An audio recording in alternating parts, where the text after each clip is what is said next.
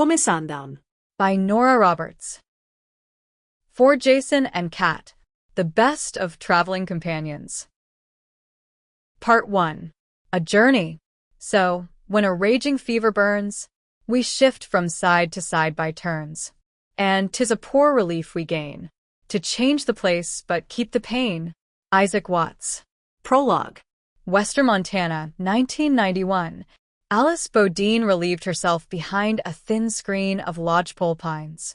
She'd had to trudge through knee-high snow for the screen, and her bare ass, with the dragonfly tattoo she'd had inked in Portland, shivered in the wind that soughed like the surf.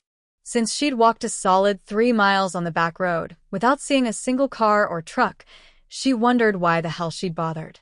Some habits, she supposed as she hitched her jeans up again, just didn't break. God knows she'd tried. Tried to break habits, rules, conventions, and expectations.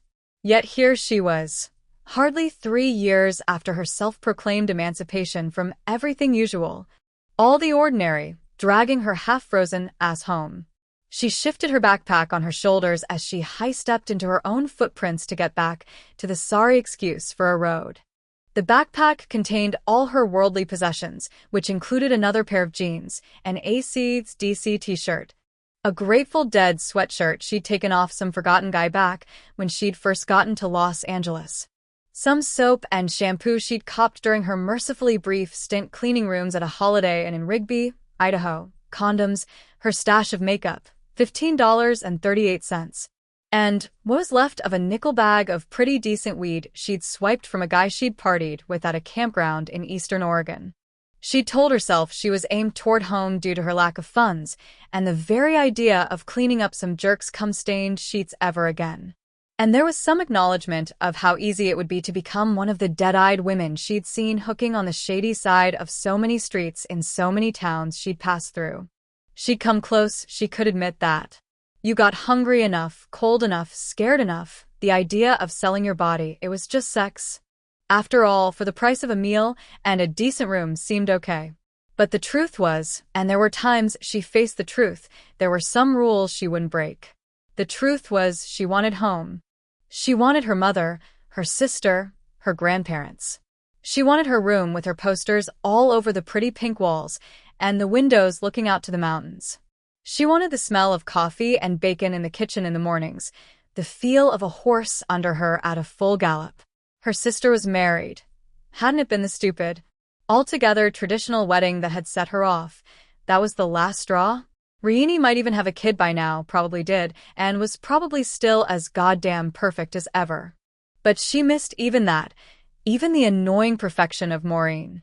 So she walked on another mile, with the worn fleece jacket she'd bought at Goodwill barely holding off the cold, and the boots she'd had for more than 10 years slapping the snowpack on the skinny shoulder. Should have called home from Missoula, she thought now. Should have just swallowed her pride and called. Her grandpa would have come to get her, and he never lectured. But she'd envisioned herself striding up the road to the ranch, maybe even swaggering up that road. How everything would stop, just stop. The ranch hands, the horses, even the cattle in the fields. The old hound, Blue, would lope out to greet her. And her mother would step out on the porch. The prodigal returns. Alice's sigh puffed out a stream of warm breath, whisked away in the stiff, cold wind. She knew better, had known better, but snagging a ride in Missoula seemed like a sign. And it took her within 12 miles of home. She might not make it by nightfall, and that worried her. She had a flashlight in her pack, but the batteries were iffy. She had a lighter, but the thought of making a camp without tent or blanket, with no food, with the last of her water gone 2 miles back had her pushing on, harder. She tried to imagine what they'd say to her. They'd be happy to see her, had to be. Maybe they'd be pissed at her for taking off the way she did, with no more than a snotty note. But she'd been 18, and old enough to do what she wanted, and she hadn't wanted college, or the prison of marriage, or working some pissant job on the ranch. She'd wanted freedom, and she'd taken it. Now she was 21, and making the choice to go home. Maybe she wouldn't mind working on the ranch so much.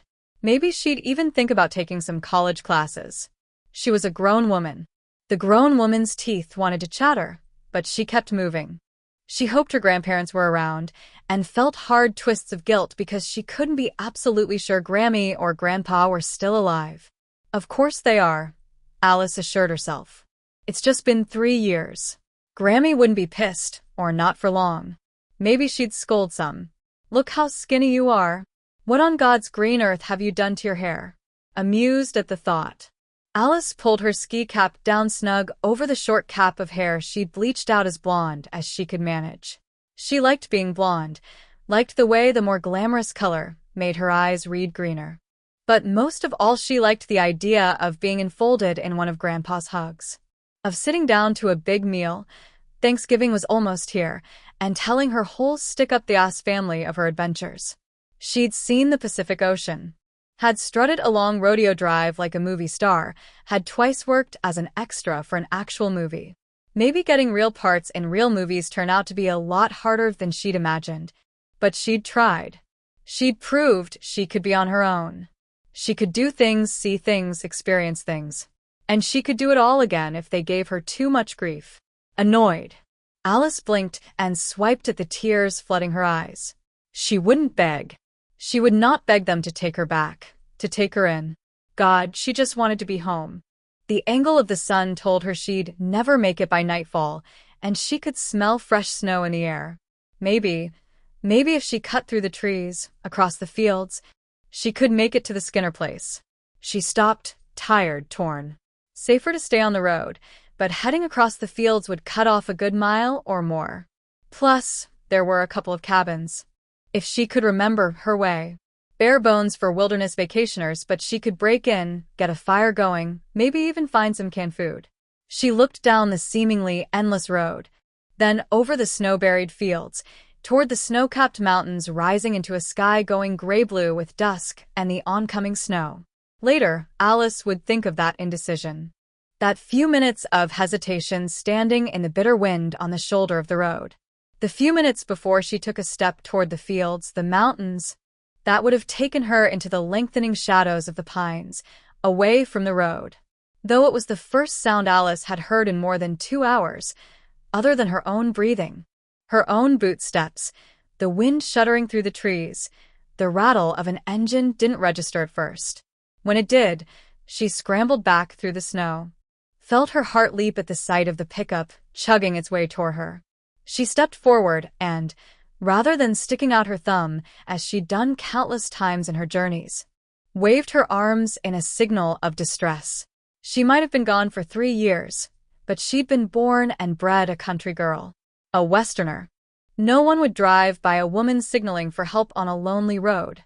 As it eased to a stop, Alice thought she'd never seen anything more beautiful than that rusted-out blue Ford with its gun rack, tarp-covered bed, and a true Patriot sticker on the windshield. When the driver leaned over, rolled down the window, she had to fight off tears. "Looks like you need some help. I could sure use a ride." She gave him a quick smile, sizing him up. She needed that ride, but she wasn't stupid. He wore a sheepskin coat that had some years on it, and a cutter-style brown hat over short, dark hair. Good-looking, Alice thought, which always helped. Older had to be at least 40. His eyes, dark, too, looked friendly enough. She could hear the line dance beat of country music from the radio. "How far are you going?" he asked in that Western Montana drawl that sounded like music, too. "To the Bodine Ranch." "It's just..." "Sure. I know the Bodine place. Going right by it. Hop on in." Thanks. I really appreciate it." She swung her backpack off, hauled it in after her as she climbed in the cab. "You have a breakdown?" "I didn't see anything on the road." "No." She settled the backpack at her feet, nearly speechless with relief at the warmth pumping out of the truck's heater. "I was heading in from Missoula. Hitched a ride, but they had to turn off about 6 miles back." "You been walking 6 miles?" In bliss, she closed her eyes as the ice cubes that were her toes began to thaw. "You're the first truck I've seen in about 2 hours. I never figured on walking all the way. I'm really glad I don't have to now. Long walk, and for a little thing like you on her own. It's coming on dark soon." "I know it. I'm lucky you came along." "You're lucky," he repeated. She didn't see the fist coming. It was so fast, so shocking. Her face seemed to explode from the blow. Even as her eyes rolled back, she slapped out. She didn't feel the second blow. Moving quickly, thrilled the opportunity had simply fallen into his hands, he hauled her out of the truck cab, rolled her limp body into the bed of the truck under the tarp. He bound her hands, her feet, gagged her, then tossed an old blanket over her. He didn't want her to freeze to death before he got her home. They had more than a few miles to travel. Chapter 1. Present day. Dawn bloomed, pink as a rose, tinting the snow-drenched mountains with delicate color. Elk bugled as they swam through mists on their morning pilgrimage, and the rooster crowed his insistent alarm. Savoring the last of her coffee, Bodine Longbow stood at the kitchen door to look and listen to what she considered the perfect start of a November day. The only thing that could make it better was one additional hour. Since childhood, she'd wished for a 25-hour day, had even written down all she could accomplish with just 60 minutes more. Since Earth's rotation didn't accommodate her, she made up for it, rarely sleeping beyond 5:30. When dawn broke, she had already completed her morning workout, a precise 60 minutes, showered, groomed, dressed for the day, checked emails and texts, eaten a breakfast of yogurt, which she was trying to convince herself to like with granola that she didn't like any better than yogurt, while she checked her schedule on her tablet. Since her schedule already lived in her head, the check wasn't necessary. But Bodine believed in being thorough. Now, with the pre-dawn portion of the day in the bag, she could take a few moments to enjoy her morning latte, double espresso, whole milk, and a squirt of the caramel she promised her inner critic she'd wean herself off of eventually. The rest of the household would pile in soon, her father and brothers from checking on the stock, getting the ranch hands going. Since it was Clementine's day off, Bodine knew her mother would sail into the kitchen, cheerfully and perfectly produce a Montana ranch breakfast. After feeding 3 men, Maureen would put the kitchen to rights before sailing off to the Bodine Resort, where she served as the head of sales. Maureen Bodine Longbow was a constant wonder to her daughter. Not only was Bodine dead sure her mother didn't actively wish for that extra hour a day, she obviously didn't need it to get everything done, to maintain a solid marriage, help run 2 complex businesses, the ranch and the resort, while continuing to enjoy life to the fullest. Even as she thought it, Maureen breezed in. Her short, roasted chestnut hair crowned a face pretty as a rosebud. Lively green eyes smiled at Bodine. "Morning, my baby." Morning. "You look great." Maureen skimmed a hand down a narrow hip and the trim, forest green dress. "I've got meetings on top of meetings today. Gotta make an impression." She slid open the old barn door that led to the pantry, took a white butcher's apron from the hook. Not that a pop of bacon grease would dare to land on that dress, Bodine thought. "Make me one of those lattes, would you?" Maureen asked as she fastened the apron. "Nobody makes them as good as you." Sure. "I've got a meeting straight off this morning with Jessie," Bodine said, referring to the resort's events manager of 3 months, Jessica Bozov, about Linda Sue Jackson's wedding. "Linda Sue's coming in at 10.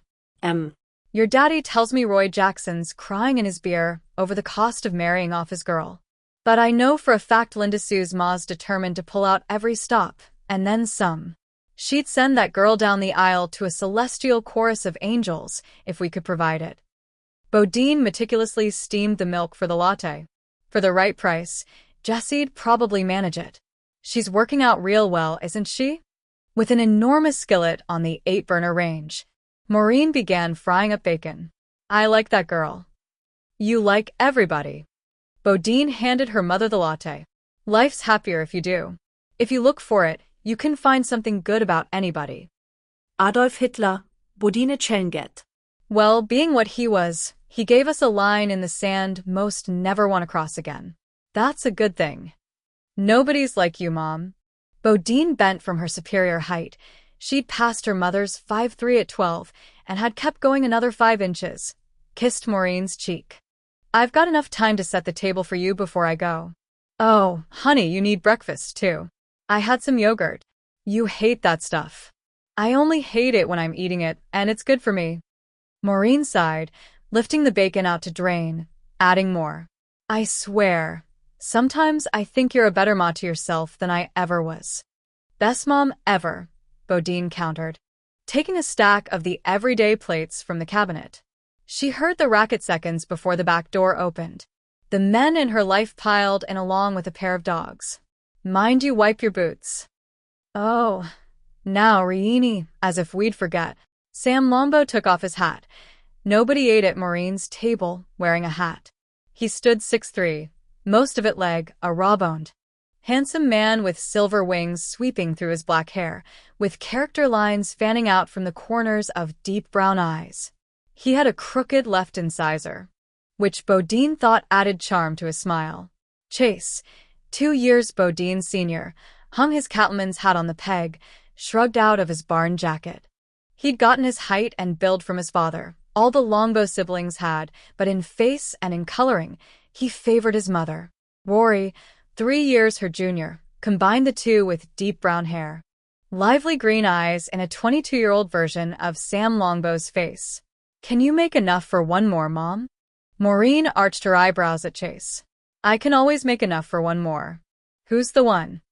I asked Cal to breakfast. Well, set another plate, Maureen ordered. It's been too long since Callan Skinner's been at our table. He's back. Chase nodded at Bodine. Headed to the coffee machine. Got here last night. He's settling into the shack, like we talked about. A hot breakfast'll help that along.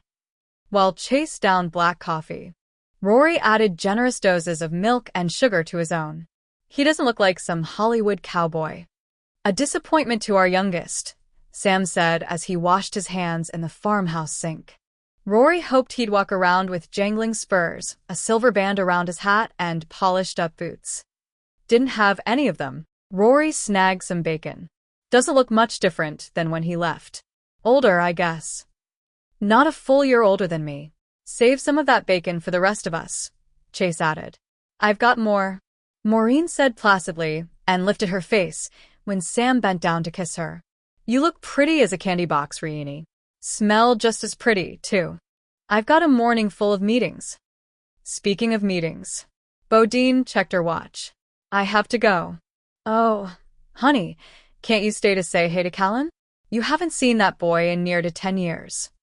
8 years, Bodine thought, and had to admit she was curious to see him again.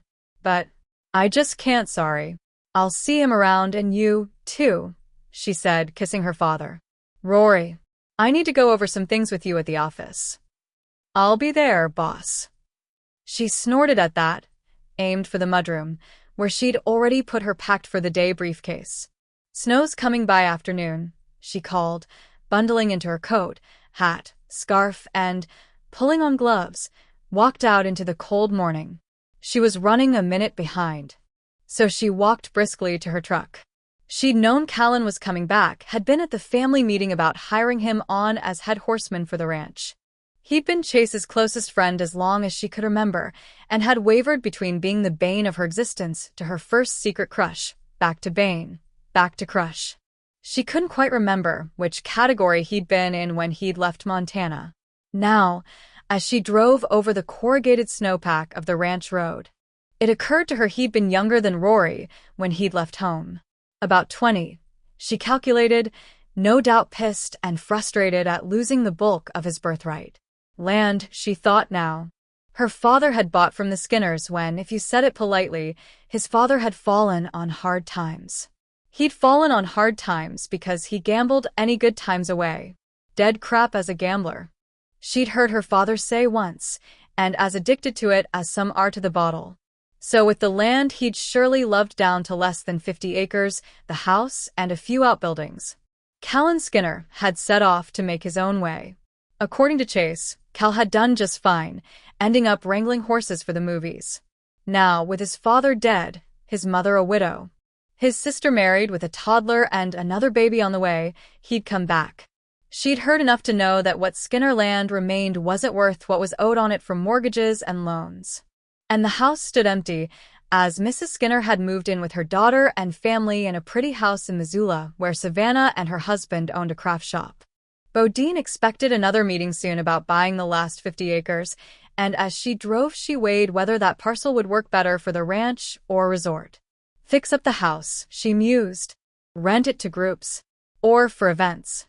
Smaller weddings, corporate parties, family reunions. Or save that time and expense, tear it down, build from there. She entertained herself with possibilities as she drove under the arching Bodine Resort sign with its shamrock logo. She circled around, noting the lights on in the trading post as whoever caught the first shift prepared to open for the day. They had a trunk show this week with leather goods and crafts, and that would lure in some of the late fall guests. Or with Rory's team's marketing blast, draw in non-guests who'd stay for lunch at the feed bag. She pulled up in front of the long, low building with its wide front porch that housed reception. It always made her proud. The resort was born before she was at a gathering with her mother, her grandmother, and her great-grandmother, with her grandmother, Cora Riley Bodine, driving the train. What had started as a bare-bones dude ranch had grown into a luxury resort that offered 5-star cuisine, personalized service, adventure, pampering, events, entertainment, and more, all spread over more than 30,000 acres, including the working ranch. And all, she thought as she got out of the truck, with the priceless beauty of western Montana. She hurried inside, where a couple of guests were enjoying coffee in front of the massive, roaring fire. She caught the fall scents of pumpkin and cloves, approved as she waved a hand toward the desk, intent on reaching her office and getting organized. Detoured to the desk when Sal, the perky redhead Bodine had known since grade school, signaled her. Wanted you to know, Linda Sue, just called to say she'd be a little late. She always is. Yeah. But this time she's saying it instead of just being it. She's going by to pick up her mother. The solid foundation of Bodine's day suffered its first crack. Her mother's coming to the meeting? Sorry. Sal offered a sorrowful smile. That's mostly Jesse's problem, but thanks for the heads up. Jesse's not in yet. That's all right. I'm early for the meeting. You always are. Sal called out as Bodine veered off, taking the turn that led back to the resort manager's office. Her office. She liked the size of it. Big enough to hold meetings with staff or managers. Small enough to keep those meetings intimate and personal. She had a double window looking out on stone paths, a portion of the building that held the feed bag and the more exclusive dining hall, and fields rolling toward the mountains. She had deliberately arranged her grandmother's old desk with her back to that window, avoiding distractions. She had 2 high-backed leather chairs that had once graced the office in the ranch house, and a small sofa, once her mother's and now reupholstered with a sturdy weave in a strong summer blue. She hung her coat, hat, and scarf on the coat rack in the corner, smoothed a hand over her hair, black as her father's, worn in a long, straight tail down her back. She had the look of her grandfather, so his widow always said. Bodine had seen photographs and acknowledged her resemblance to the young, doomed Rory Bodine, who died in Vietnam before his 23rd birthday. He'd had bold green eyes and a wide, top-heavy mouth. His black hair had had a wave to it while hers ran ruler straight. But she had his high cheekbones, his small, pugnacious nose, and the white Irish skin that required oceans of sunscreen. But she liked to think she'd inherited her grandmother's canny business sense. She went to the counter that held the pod machine that made tolerable coffee, took a mug to her desk to go over her notes for her first 2 meetings of the day. As she finished up a phone call and an email simultaneously, Jessica came in. Like Maureen, Jessie wore a dress, a sharp red in this case, paired with a short leather jacket the color of top cream. The short, high-heeled boots wouldn't last 5 minutes in the snow, but they matched the red dress as if they'd been dyed in the same batch. Bodine had to admire the slick, unassailable style. Jessica wore her streaked blonde hair pulled back in a sleek coil, as she often did on workdays. Like the boots, her lips matched the dress perfectly and suited her slashing cheekbones, her slim, straight nose, and her eyes of clear, glacier blue. She sat as Bodine finished the call, taking her own phone out of her jacket pocket and scrolling through something. Bodine hung up, sat back. The coordinator for the Western Writers Association's going to contact you about a 3-day retreat and farewell banquet. Do they have dates? Numbers? Projected number 98. Dates are January 9 arrival, Departure on January 12. This January? Bodine smiled. Their other venue fell through, so they're scrambling. I checked, and we can work this. We slow down right after the holidays. We'll hold the mill for them, for the meeting rooms and banquet, and the number of cabins she requested for 48 hours.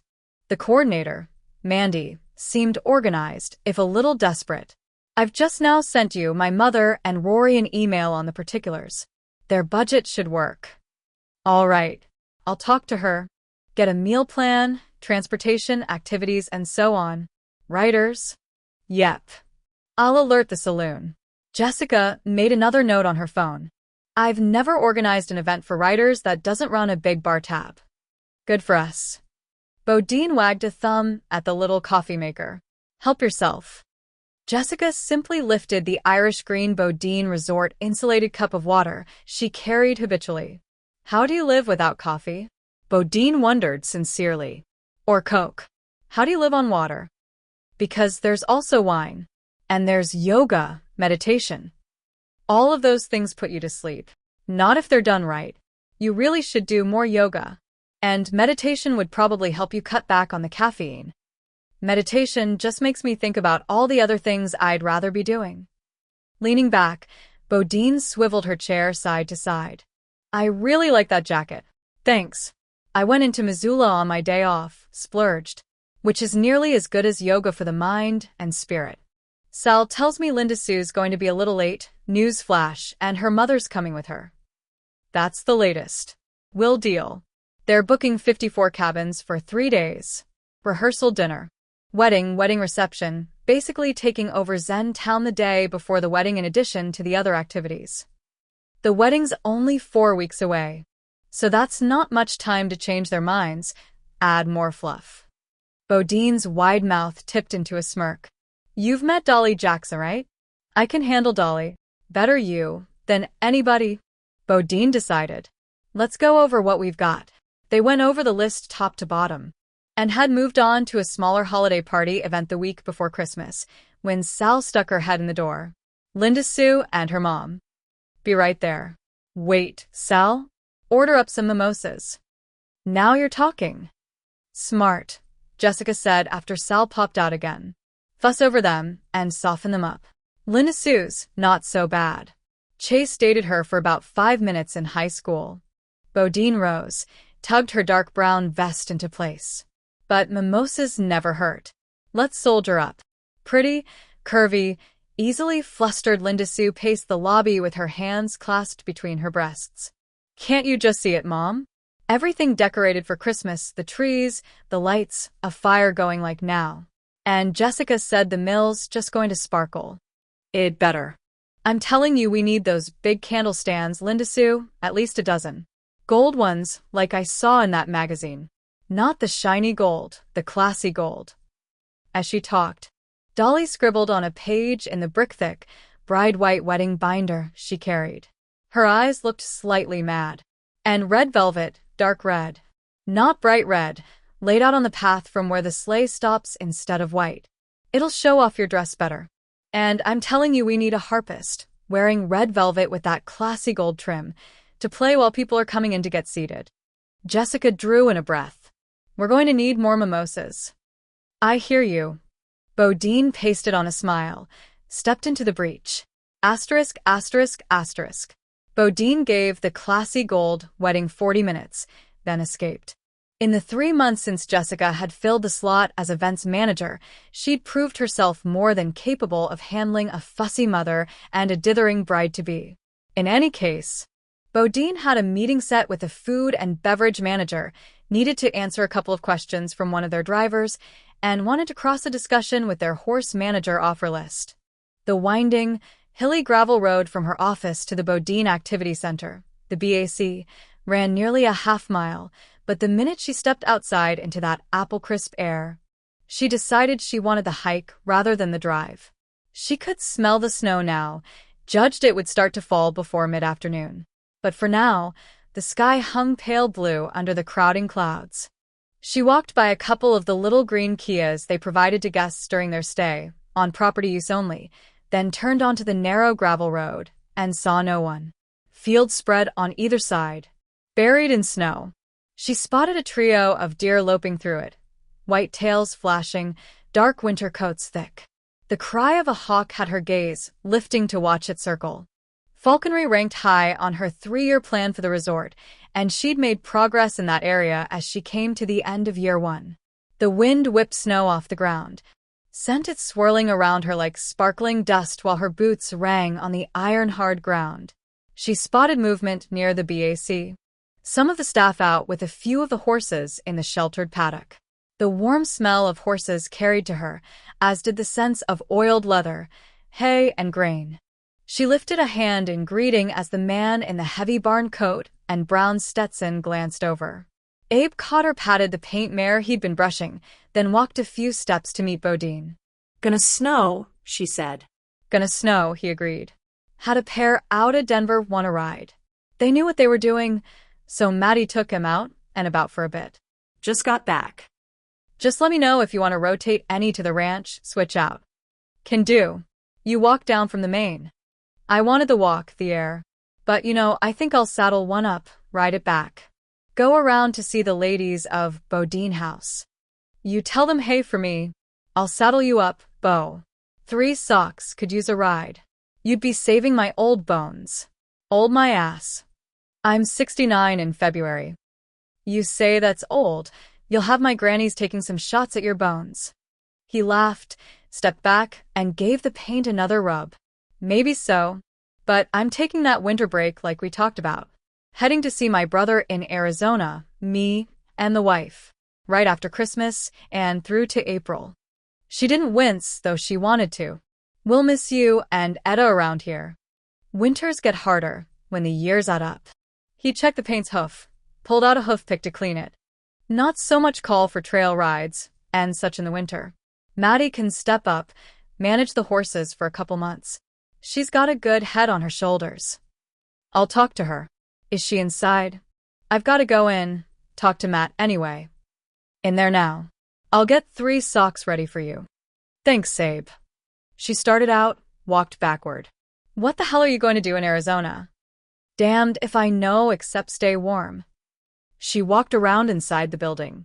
Starting in spring right through till October, the big, barn-like space would hold groups gearing up for whitewater rafting, ATV jaunts, trail rides, cattle drives, and guided hikes. Once the snow got serious, things tended to slow down.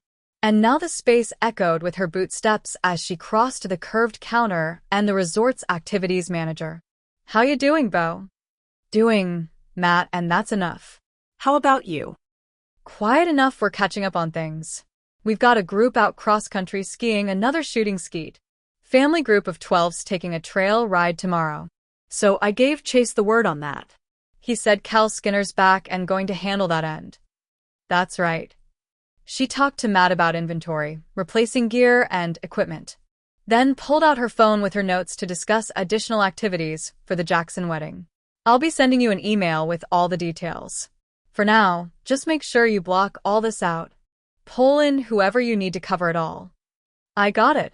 Abe said Maddie was in here. She's in the ladies. Okay. She glanced at the time on her phone before pocketing it. She wanted that ride to see the grannies, then really had to get back to the office. I'll wait a few. She wandered to the vending machine. Jessica was right. She should drink more water. She didn't want water. She wanted something sweet and fizzy. She wanted a damn Coke.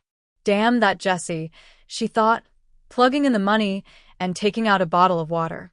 She took the first annoyed swig as Maddie stepped out of the restroom. Hey, Maddie. Bodine headed over to the horsewoman.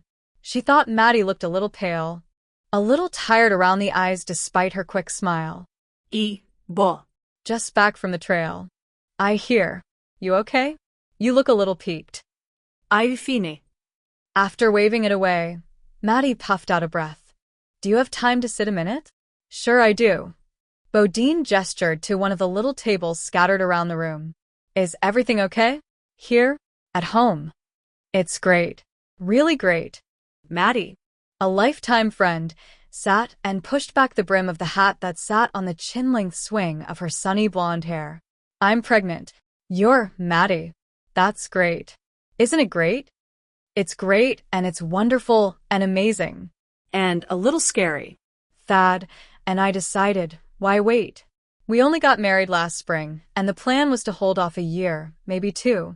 Then we said, why do that? So we dived right in. She laughed, then tapped Bodine's water. Can I have a sip of that? Take it all. I'm so happy for you, Maddie. Are you feeling all right? I puked 3 times a day the first couple months. First thing in the morning, lunchtime, and dinner time. I get tired quicker, but the doctor says that's how it goes. And the puking should let up altogether pretty soon, I hope to God. I guess it has a little. Just now I was queasy, but I didn't barf, so that's something. Thad must be doing backflips over the moon. He is. How far along are you? 12 weeks come Saturday. Bo opened her mouth, closed it again, then took the water back for another gulp. 12. After sighing out a breath, Maddie bit her bottom lip. I almost told you straight off, but everything says how you should wait to get through the first 3 months, the first trimester. We haven't told anybody but our parents, you just have to tell them, and even then we waited until I had 4 weeks in. You sure don't look pregnant. I'm gonna. And truth is, my jeans are so tight in the waist already, I've got them hooked up with a carabiner. You do not. Ido. To prove it, Maddie lifted up her shirt, showed Bo the little silver clip. And look at this. Maddie lifted her cap, bending her head to show a good inch of brown roots bisecting the blonde. They don't want you dyeing your hair. I'm not going to take off my hat until this baby comes, I swear. I haven't seen my natural-born color since I was 13, and you helped me color it with that box of Nice and Easy. And we used some to put a blonde streak in my hair that ended up looking like a slice of neon pumpkin. I thought it looked so cool. I'm a blonde in my heart, Bo. But I'm going to be a pregnant brunette. A fat, waddling around, peeing every 5 minutes brunette. On a laugh, Bodine passed the water back. As she drank, Maddie stroked a hand over her as yet invisible baby bump. I feel different, I really do, and it's a kind of wonder. Bodine, I'm going to be a mother. You're going to be a terrific mother. I've got my mind set on that. But, well, there's another thing I'm not supposed to be doing. Writing. With a nod, Maddie drank again. I've been dragging my feet there, I know. Geez. I've been writing since I was a baby myself, but the doctor's firm on it. So am I. You went out on the trail today, Maddie. I know it. I should have told Abe, but I thought I should tell you first. Then he's talking about how I can take over for him while he's gone this winter. I didn't want to say because he really wants this trip, and I could just see him putting it aside. He won't put it aside, and you won't be in the saddle until you get the all clear from your doctor. That's it. Biting her lip again, a sure sign of anxiety, Maddie twisted and untwisted the cap on the water bottle. There's the lessons, too. We'll cover them. She'd figure it out, Bodine thought. That's what she did. There's more to the horses than riding, Maddie. I know it. I already do some of the paperwork. I can groom and feed and drive the horse trailer, drive the guests to the equestrian center. I can. What you can do is get me a list from your doctor of the dos and the don'ts. What's on the do side, you do. What's on the don't side, you don't. The thing is, the doctor's awful cautious. And so am I, Bodine interrupted. I get the list and you stick to it, or I let you go. Slumping back, Maddie sulked. Dad said you'd say just that. You didn't marry an idiot. And he loves you. So do I. Now you're going home for the rest of the day. Oh, I don't need to go home. You're going home, Bo repeated. Taking a nap. After the nap, you're calling your baby doctor, telling him. It's a her. Whatever.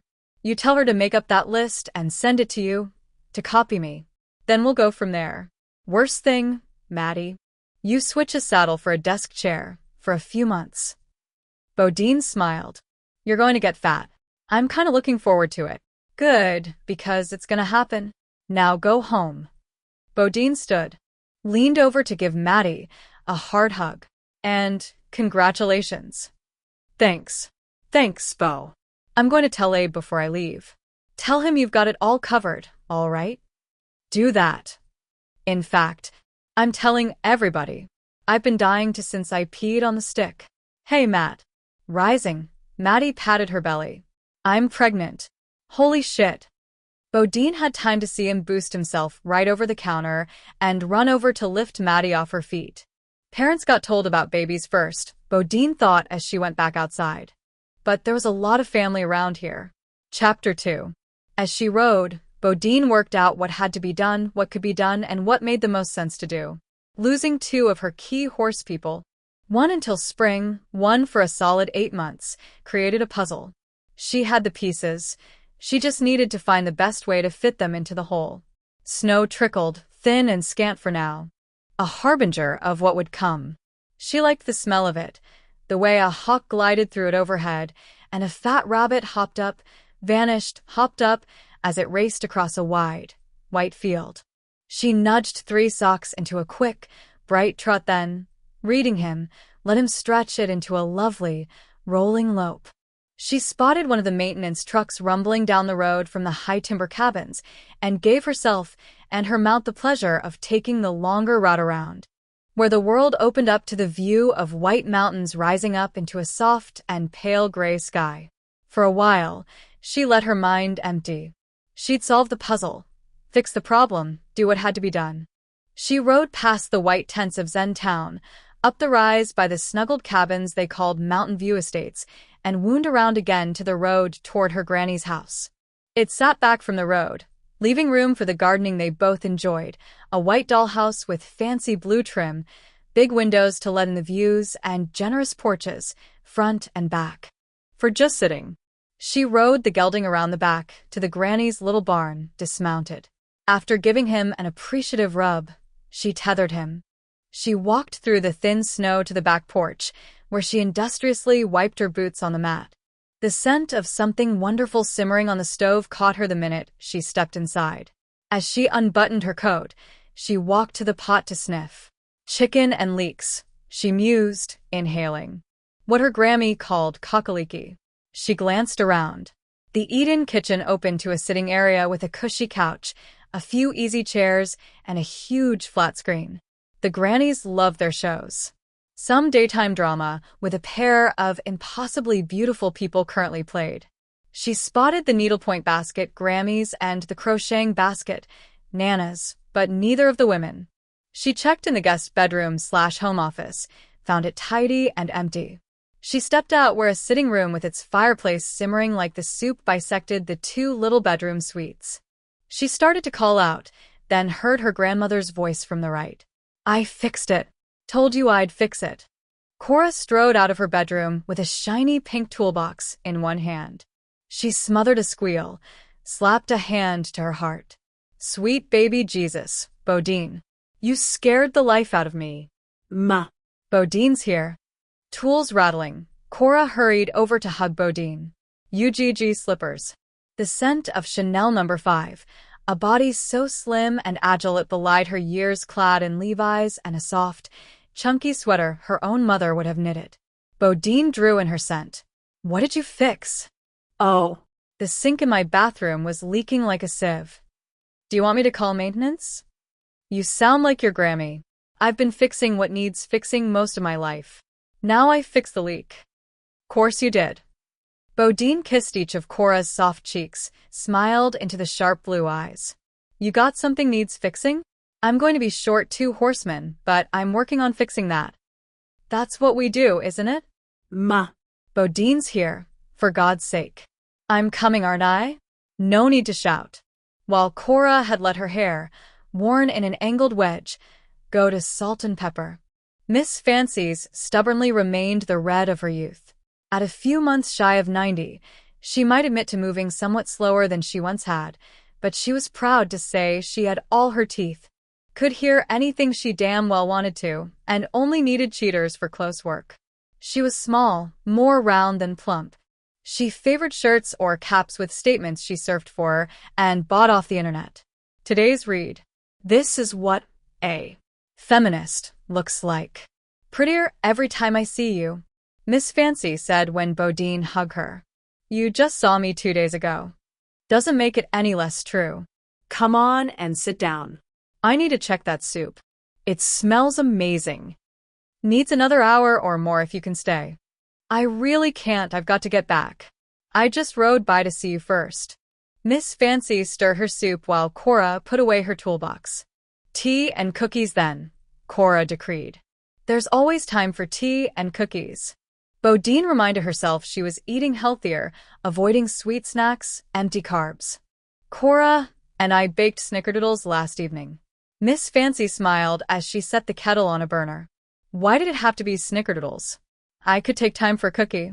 You sit down, Grammy. I'll make the tea. She got the pot, the cups, the leaf strainers, as neither woman would lower themselves to having a tea bag in the house. Y'all are missing your show, Bodine pointed out. Oh, we've got it recording, Miss Fancy told her, brushed it away. It's more fun to watch in the evenings and zip right through the commercials. I've tried explaining to her the show doesn't have to be on and running to record, but she won't believe it. It doesn't make a lick of sense, Miss Fancy told her daughter. And I'm not taking chances. I heard that Skinner boy's come back from Hollywood and working on the ranch. You heard right. I always liked that boy. Cora set a plate of cookies on the table. Good looking as they come. Miss Fancy took a cookie. With just enough troublemaker in him to make him interesting. Chase, and his serious ways, was the better for it. And you were sweet on him, Cora said to Bodine. No, I wasn't. The grannies exchanged almost identical smirking looks. I was 12. And how do you know? Had the pining eyes. Miss Fancy patted a hand over her heart. Hell, I'd even been sweet on him myself if I'd been younger or him older. What would Grandpa have had to say? Bodine wondered. That married and dead aren't the same. We were married 67 years before he passed, and the both of us were free to look all we wanted. Touching now? That's when married and dead are the same. On a laugh. Bodine brought the tea to the table. Tell that boy to come by and see us, Cora demanded. A good-looking man perks the day up. I will.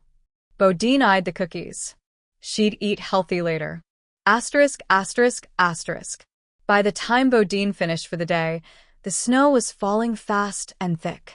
She found herself more than grateful for the cookies in the afternoon, as she'd missed any excuse for lunch and now ran very late for dinner. By the time she parked the truck back at the ranch, she was ready to eat whatever was at hand, after a glass of wine.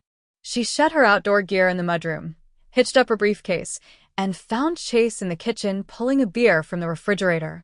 Beef stew on the stove, he told her. Mom said to keep it on warm till you got here. Red meat, she thought. She was trying to cut back on red meat. Oh, well. Where is everybody? Rory had a date. Mom said she was going to soak the rest of her life in the tub, and Dad's probably in there with her. Instantly, Bodine tapped the heel of her hand on her temple. Why do you put that in my head? The look in his eye put it in mine. I believe in sharing. He waggled the bottle he held. Want a beer? I'm having wine. A glass of red wine. Every day's good for you. You can look it up. She insisted when he smirked at her. Maybe she poured with a very generous hand, but it was still one glass. So, Maddie's pregnant. How the hell do you know? Annoyed. She drank wine with one hand and scooped stew into a bowl with the other. Maddie texted that how she told you, and just about everybody else within shouting distance, so he told me. And just about everybody else within shouting distance. I was waiting for it anyway. Waiting for it? Why? It's a look in the eyes, Bodine. It's in the eyes, and a couple comments here, and they're about fatherhood and such. If you suspected as much, why didn't you pin him on it? Annoyed, she gave Chase a hard poke in the side. If I'd known a few weeks back, I could have hung on to one of the seasonal horsemen. And look who I'm talking to, she said, grabbing a spoon from the drawer. Never ask a question, Charles Samuel Longbow. The answer comes around anyway. I'm taking my beer in the other room, by the fire. Sticking the spoon in the stew, Bodine followed him. Like her brother, she sat on the big couch, putting her feet up on the table. I called every seasonal I knew could handle being in charge. I need more than a writer. The handful I tried all have winter work already. She ate stew, mulled on it. I've got a few weeks before Abe's gone to the damn desert, but I don't like putting somebody up front I don't know. I haven't had a good chance to train. I've got Ben and Carol, but as good as they are, they're not managers. Use Cal. Cal? Yeah, he can switch back and forth easy enough. He's as good as it gets with horses, and he's a manager. You get too squeezed, Dad. And I can fill some holes. Rory too, or Mom. Hell, Nana can take trail rides. Rides pretty much every day anyway. I went by to see her and Grammy today. Rode 3 socks. When Nana found out, she wanted to ride him back to the BAC for me. Got a little put out when I wouldn't let her, because of the snow. She shouldn't be taking trail rides in the winter. In his deliberate way, Chase nodded, drank more beer. She could do lessons. Yeah, I've thought of that. She'd like it. Well, if I can pull from the ranch on this, at least while Abe's gone, it would save me from finding somebody else. You're not completely useless, Chase. Me? he swigged some beer. I've got untapped uses. I don't suppose those uses run to where we come up with about 10 miles of red velvet, a dozen gold candle stands, 5 feet high, and a female harpist in a red velvet dress. For now, those remain untapped. Linda Suesse wedding. Her mother came with her today and added or changed or complained about every damn thing. A waste of mimosas, Bodine muttered. You wanted to manage the place. Yeah, and I love it, even on days like this. Besides, the velvet and the harpist and the gold? They're Jessica's problem. The fact she didn't tell Dolly Jackson to shut the hell up proves I was smart to hire her. Never figured she'd last this long. Happy with his feet up, he studied the snow falling free outside the window. And she hasn't gotten through a Montana winter yet. She'll last. Why wouldn't she? City girl. East City. And the best events manager we've had since Martha retired 5 years ago. I don't have to check and recheck everything she does. You do anyway. Not as much as I did.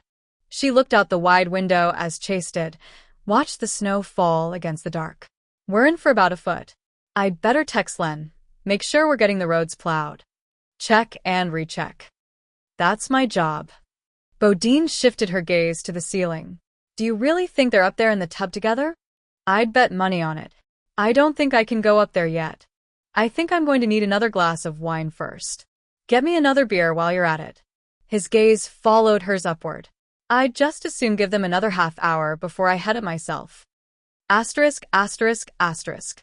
Bodine spent most of the next day checking the roads that wound through the resort, approving proposals, putting others on the back burner, and fast-tracking a request for new linens for cabins. She just settled in to review the winter promotions, brochures, mailers, website, Facebook, and Twitter when Rory strolled in. He dropped into one of her chairs, sprawled out as if he planned to stay there a while. I'm just taking a last pass at the winter promotions, Bodine began. Good. Because we've got a new one to plug in. A new what? Idea. He glanced back with a smile when Jessica came in. Here she is, my partner in crime. Mom's tied up, but she'll swing in if she gets loose. What's this about? The brochures are scheduled for printing tomorrow, and the spread on the website's due to go live next week. A few days later isn't going to matter. Knowing that was exactly the wrong way to approach Bodine, Jessica gave Rory's arm a pat and a pinch before she sat. I think we can build on the interest we've generated in the last 2 years on the Cowboy Cookery event and the Bodine Rodeo. The Bodine Rodeo's our top-selling annual event, Rory added. But only about 25% who participate or buy tickets stay with us, eat in our restaurants, drink at our bar, use our services. I'm aware, Rory. The bulk of the rodeoers have their own campers or RVs, or they bunk in motels. A lot of the ticket sales are for locals. The June rope and ride doesn't generate the same ticket revenue, but pulls in more bookings. Some of it's just the season. Exactly. He pointed at her. Winter season, what have you got? You got snow. And more snow. People coming here from out east or California. They want a cowboy experience, the trail rides, the chuck wagon, buffalo burgers, and they want it with a thick coat of luxury. At home in a sales pitch, Rory crossed his fancy fried boots at the ankles. You got some who come wintertime, scoot around on snowmobiles, or like to snug up in a cabin and have a massage. But 3 or 4 feet of snow puts them off, so we lose that potential revenue. Why not use the snow to add revenue? Bodine had learned, though she could admit it had taken a while, not to look at Rory as her baby brother when it came to marketing. I'm listening. Snow sculpture competition. A weekend event. Broad pictures? We'll say 4 categories. Under 12, 12 to 16, adult, and family. We award prizes, get the local media to cover it. And we offer a discount on cabins to participants for a 2-day stay. You want people to build snowmen? Not snowmen, Jessica put in. Though that would be an option. Snow art, sculptures. Like they do with sand sculpture competitions in Florida. You grid off a few acres, have a section for kids, supervised by staff. You serve hot chocolate and soup. Snow cones. Snow cones. Rory shook his head at his sister. I should have thought of that. We provide tools, shovels, spades, palette knives, that sort of thing, Jessica continued. But the competitors have to come up with their own ornamentation if they want to. We hold a meet and greet Friday night, assign locations, kick it off 9 sharp Saturday morning. You're going to need activities for the younger kids, Bodine considered. Short attention spans, right? And they'd need to get out of the cold with something to do, foods, snacks. Adults, too. Not planned activities, but a lot of them might want breaks. We set up a buffet in the feed bag. Maybe some heated tents for neck and shoulder massages. I can work out activities for kids. Jessica frowned. Stick with the winter theme. We could offer sleigh rides for an additional fee. We have a party with entertainment Saturday night, announce the winners, award the prizes. I like the concept, but you're going to have to refine the details, the sales pitch, and the price points pretty quick. Get some photos. Snow sculpture extravaganza works better than competition. Damn it, it does, Rory agreed. I guess that's why you're the boss. And don't you forget it. Let me start on those details. Pocketing her phone, Jessica stood up. Rory, how about we put our heads together in about an hour and nail it all down? I can do that. He watched her go, turned back to smile at his sister. She sure smells good. Seriously? With his $1,000,000 smile beaming, Rory wiggled his eyebrows. Seriously good. She's too old for you, and too classy. Age is just a state of mind, and I got plenty of class when I need it. Not that I'm looking to go there, he added. Just saying what is. He pushed to his feet. You know, I can market the hell out of this. He could, she thought. And he would. See that it pays for itself, she warned him. Bean counter. Daydreamer. Get. I've got work. More of it now, she thought, looking back at her computer screen and the current layout of the brochure. They'd need to change the layout with this addition to their promotions and events, and do all of that with enough lead time to draw solid bookings. She picked up the phone to contact the designer. Rory and Jessica, with an assist from Maureen, were as good as their word. By 5 o'clock, Bodine had a fleshed-out proposal on her desk and a mock-up of a design, the language, the price points. Tweaking it, approving it.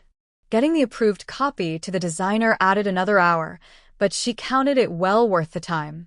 As she left for the day, she looked toward the dining hall, scanned the cars and trucks in the lot.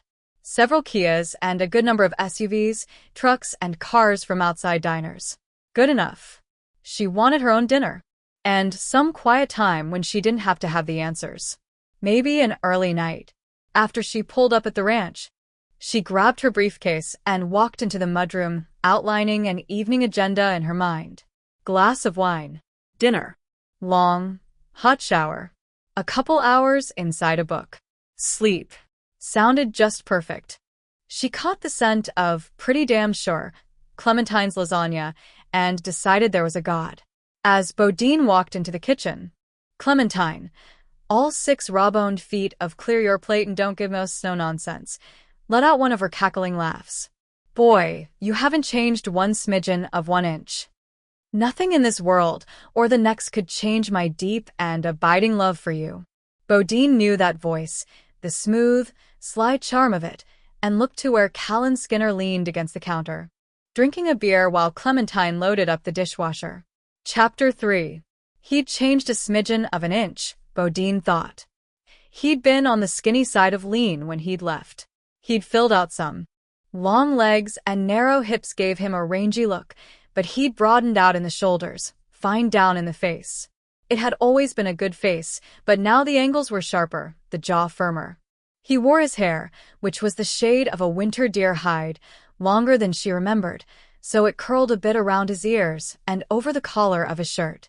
She wondered if his hair still took on streaks from the sun when he left his hat off more than 10 minutes.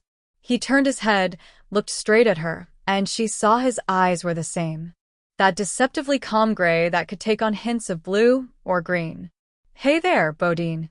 Clementine swung around, stuck her fists on her bony hips. "About damn time. You think I'm running a cafeteria? You're lucky there's a scrap left for you to eat. Blame Rory. He's the one that dumped work on me at the end of the day. Hey there, Callan.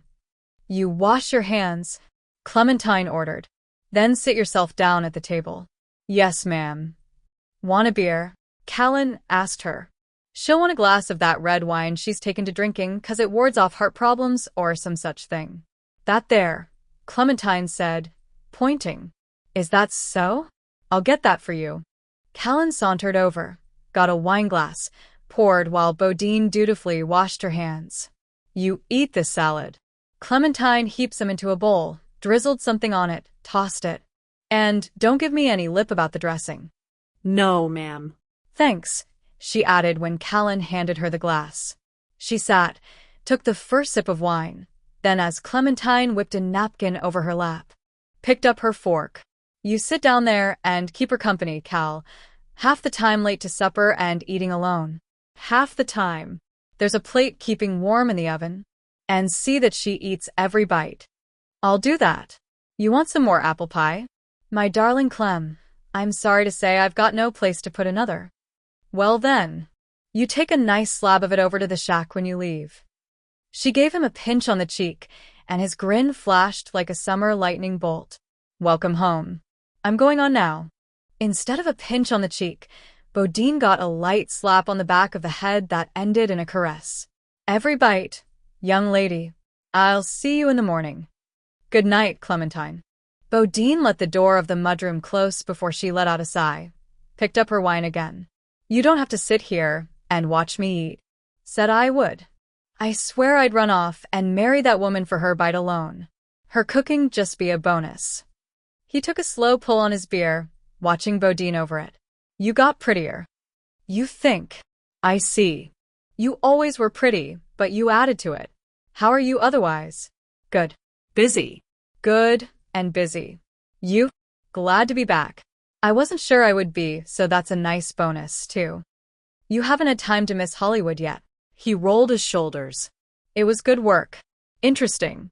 Harder than you think. Harder than I thought when I jumped into it." To her mind, the best and most satisfying work usually was. "Did you get what you needed from it?" His eyes met hers again. Yeah. "I know it's been a couple years, but I want to say I'm sorry about your father. And sorry I wasn't at the funeral. Appreciate it. I recall you were sick, flu or something. Or something. 3 days of it. Sickest I've ever been. And I don't look to repeat it. Well, we're the sorries. I'm sorry about your grandpa, great-grandpa. He was a good man." About the best. "How's your ma, Callan?" "Doing good. Better off where she is, with a grandbaby to spoil, another coming. We're selling off the rest of the old place to your daddy." Bodine picked at the salad. "I don't know if I should say I'm sorry." "No need. It doesn't mean anything to me. Hasn't for a long time."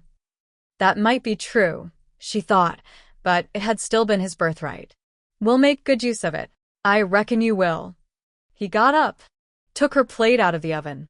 "And look at you, Bodine," he said as he set the plate in front of her. "Running the whole damn resort." Since Clementine wasn't there to give her the beady eye, Bodine added a few good grinds from the pepper mill. She liked the heat. "I don't do it by myself. From what I hear, you all but could. I did some work for you today," he added.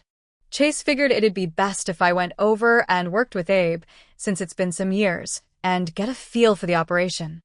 She'd known. Only, because Chase had thought to text her after the fact.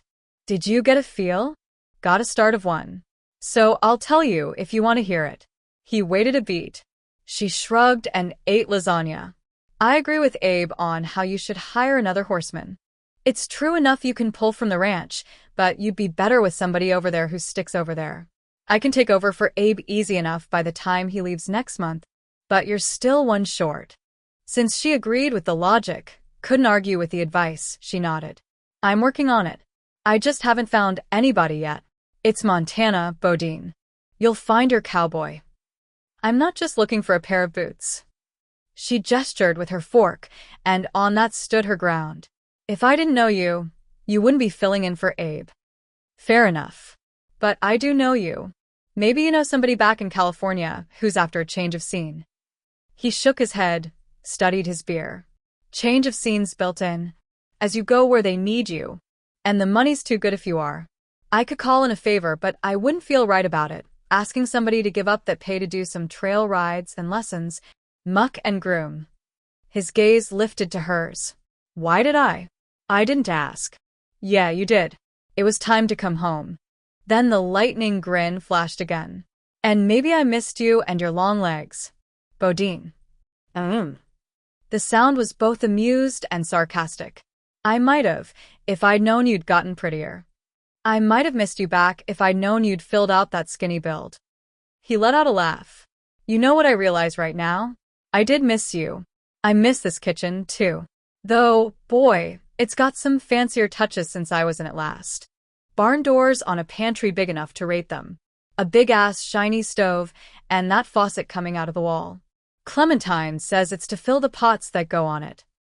The granny's got Mom hooked on those home improvement shows. She all but drove Dad crazy until she talked him into redoing it. There's more I missed. I'd like to go by and see Nana and Miss Fancy. They'd like that. You got all you need in the shack. More than. It's fancier, too. Then it was back when Chase and I would sneak in there to plot our adventures. And locked me out. Still just a little bitter about that, she realized. Well, you were female. She laughed at that, at his cleverly horrified tone. Maybe she'd missed him a little, too. I could ride as well as both of you. You could. It annoyed the hell right out of me. Chase said you lost Wonder a couple winters back. Bodine had ridden, loved, and groomed the sweet-going mare since they'd both been two. Just about broke my heart. 6 months before I could pick another for mine. You picked well. Your Leo's got brains and spirit. Want another glass of that wine? She considered. Half. What's the point in half of anything? It's more than none. Sounds like settling. But he rose, got the bottle, set it on the table. Looks like you've about cleared your plate, so I've done my duty by Clementine. I should get on. You want that pie? No. If I took it, it'd be sitting there, trying to seduce me into eating it, and I'd never get any sleep. It's good seeing you, Beau. You, too. When he left, she sat a moment, taking stock, absently rubbing the penknife she carried in her front pocket. Always. The one he'd given her for her 12th birthday. Maybe, just maybe, she still felt a little of that crush. Just a light flicker of it. Nothing she needed to worry about. Nothing she wanted to act on. Just a little flicker at seeing the man he had become from the boy for whom she'd had teenage heart flutters. It was good to know it, acknowledge it, and set it neatly aside. She picked up the wine bottle, poured precisely half a glass. It was more than none. 1991. He ordered her to call him sir. Alice memorized every line of his face, the exact timbre of his voice. When she escaped, she'd tell the police he was about 40, white, around 5'9", maybe 150 pounds. Sort of sinewy and very strong. He had brown eyes, brown hair. He had a puckered scar on his left hip, about 1 inch long, and a splotchy brown birthmark on his right outer thigh. He often smelled of leather, beer, and gun oil. She'd work with a police artist. She'd had more than a month to curse herself for not paying more attention to the pickup. Even the color didn't stick in her memory, though she thought, mostly thought, faded, rusty blue. She couldn't give them his license plate, and maybe he'd stolen the truck anyway. But she could describe him from his cattleman's hat right down to his scarred Durango boots. if she didn't manage to kill him first. She dreamed about that, about somehow getting her hands on a knife or a gun or a rope, using it to kill him the next time she heard that cellar door open. The next time she heard those boots come heavy down the steps to her prison. She had no idea where she was, whether she was still in Montana, or if he'd driven her to Idaho or Wyoming. He could have flown her to the moon for all she knew. Her prison had a concrete floor, walls covered in cheap paneling. It had no window, and only the single door up a shaky flight of open steps. She had a toilet, a wall-hung sink, a skinny shower with a handheld sprayer. Like the air in the room, the water in the shower never approached warm, as if to provide her privacy. He tacked up a ratty curtain to separate the toilet area from the rest. The rest was 10 paces square, she knew because she'd paced it off countless times. Straining against the shackle clamped to her right leg that prevented her from climbing more than the bottom 2 steps. It held a cot, a table bolted to the floor, a lamp bolted to the table. A bear climbing up a tree formed the base for her light and the 40-watt bulb. Though he'd taken her backpack, he'd left her a toothbrush, toothpaste, soap, shampoo, and orders to use them, as cleanliness was next to godliness. He'd provided a single scratchy towel and a washcloth and 2 thankfully warm blankets. A copy of the Bible sat on the table. For food, an old wooden kindling box held a box of Cheerios, a partial loaf of white bread, small jars of peanut butter and grape jelly, a couple of apples, as Sir claimed they kept the doctor away. She had a single plastic bowl, a single plastic spoon. He brought her dinner. It was the only certain way she knew another day had passed. Usually some sort of stew, but occasionally a greasy burger. She'd refused to eat the first time, screamed and raged at him instead. So he'd beaten her senseless, taken her blankets. The next 24 hours, a nightmare of pain and chills, convinced her to eat, to keep her strength up so she could escape. The bastard rewarded her with a chocolate bar. She tried begging, bribing, her family would give him money if he let her go. He told her she was his property now. Though she'd clearly been a whore before he'd saved her on the side of the road, she was his responsibility now, and his to do with as he pleased. He suggested she read the Bible, as it was written a woman was to be under a man's dominance, how God had created woman from Adam's rib to serve as his helpmate and to bear his children. When she called him a crazy son of a bitch, a fucking coward, he set aside his own bowl of stew. His coiled fist broke her nose before he left her weeping in her own blood. The first time he raped her, she fought like a mad thing. Though he beat and choked the fight out of her, she fought, screamed, begged against every rape. Day after day until the days blurred together. One of those days, he brought her a slice of fried ham cut up into bite-sized pieces, a heap of mashed potatoes with red gravy, a scoop of mushy peas, and a biscuit. He even provided a red checkered napkin folded into a triangle, shocking her speechless. "It's our Christmas dinner," he told her as he settled to eat his own meal on the steps. "I want to see you eat with appreciation what I went to some trouble to make. Christmas." Everything inside her flooded and trembled. "It's Christmas? I don't hold with all that gift-giving nonsense or the fancy trees and whatnot. It's a day to celebrate Jesus' birth. So, a good meal's enough for that. You eat. It's Christmas. Please, please. God, please let me go. I want to go home. I want my ma. I want." "You shut your mouth on your wants." He snapped it out, and her head jerked back as if from a blow. "I get up from here before I finish this meal. You'll be sorry. You mind me and eat what I give you." She used her spoon, managing to shovel up some ham and chew it even though her jaw still ached from the beating he'd given her a few days before. "I'm so much trouble to you." Over a month, she thought. She'd been in this hole in the ground with this maniac over a month. Wouldn't you rather have someone, a helpmate like the Bible says, who could take care of you, cook for you? "You'll learn," he said, eating with a deceptive calm and patience she'd already learned to fear. "But I can cook. I'm a pretty good cook. If you let me go upstairs, I could cook for you." "Something wrong with that meal you're eating?" "Oh, no."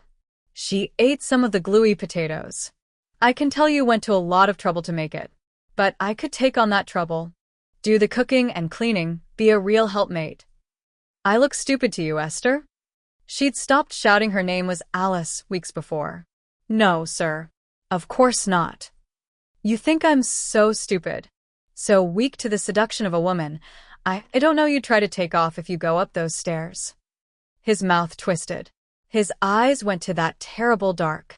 Maybe you try shoving a kitchen knife in my gullet first. I'd never. Shut your lying mouth. I'm not going to punish you as you deserve for saying I'm stupid, because it's the birth of baby Jesus. Don't try my patience on that.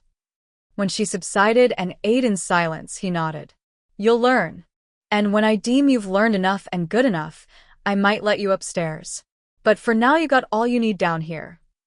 Could I ask you for something, please? You can ask. Don't mean you'll get.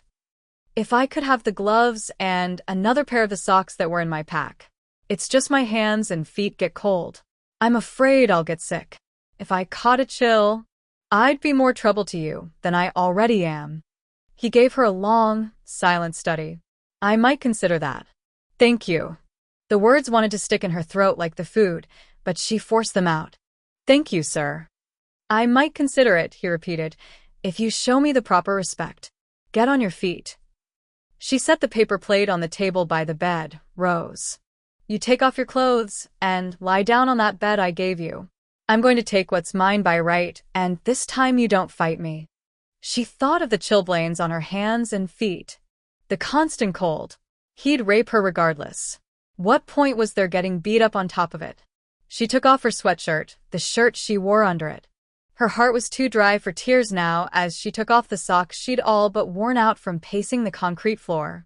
She tugged her jeans down, stepped out of the left leg, shoved the rest down to where the shackle clamped her ankle. She lay down on the cot, waited for him to strip, waited for him to lay his weight on her, to shove himself inside her, to pant and grunt, grunt and pant. She thought that was the moment that broke her, when she submitted to rape for a pair of socks. But when she thought back on that night, after she knew the year had turned, as she bent over the toilet sick and dizzy every morning for a full week, she knew it hadn't been that moment. Her breaking point was the moment she knew she carried his child. She feared telling him, feared not telling him. She thought of suicide. For surely that was the most humane choice for herself and what he'd planted in her. But she lacked the spine and the means. Maybe he'd do it for her, Alice thought as she huddled on the cot. When he found out she was pregnant, he'd just beat her to death. And it would be over. She thought of her mother, her sister, her grandparents, her uncles and aunts and cousins. She thought of the ranch, how it would look like a postcard in the January snow. They wouldn't look for her, she reminded herself. She'd locked that door herself, burned that bridge, cut that line. Get your lazy ass out of that bed and eat.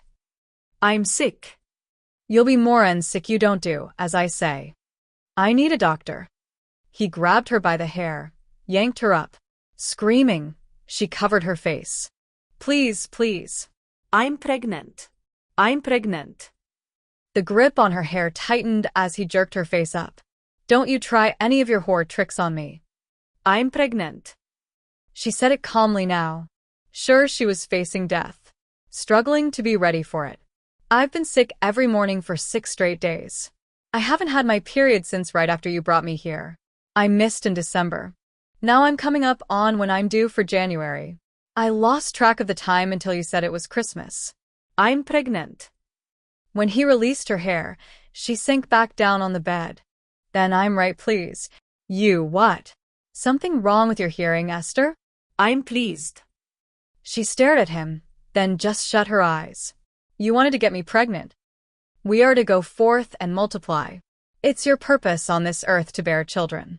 She lay still, pushed resignation aside, let a splinter of hope through. I have to see a doctor, sir. Your body is made for this purpose.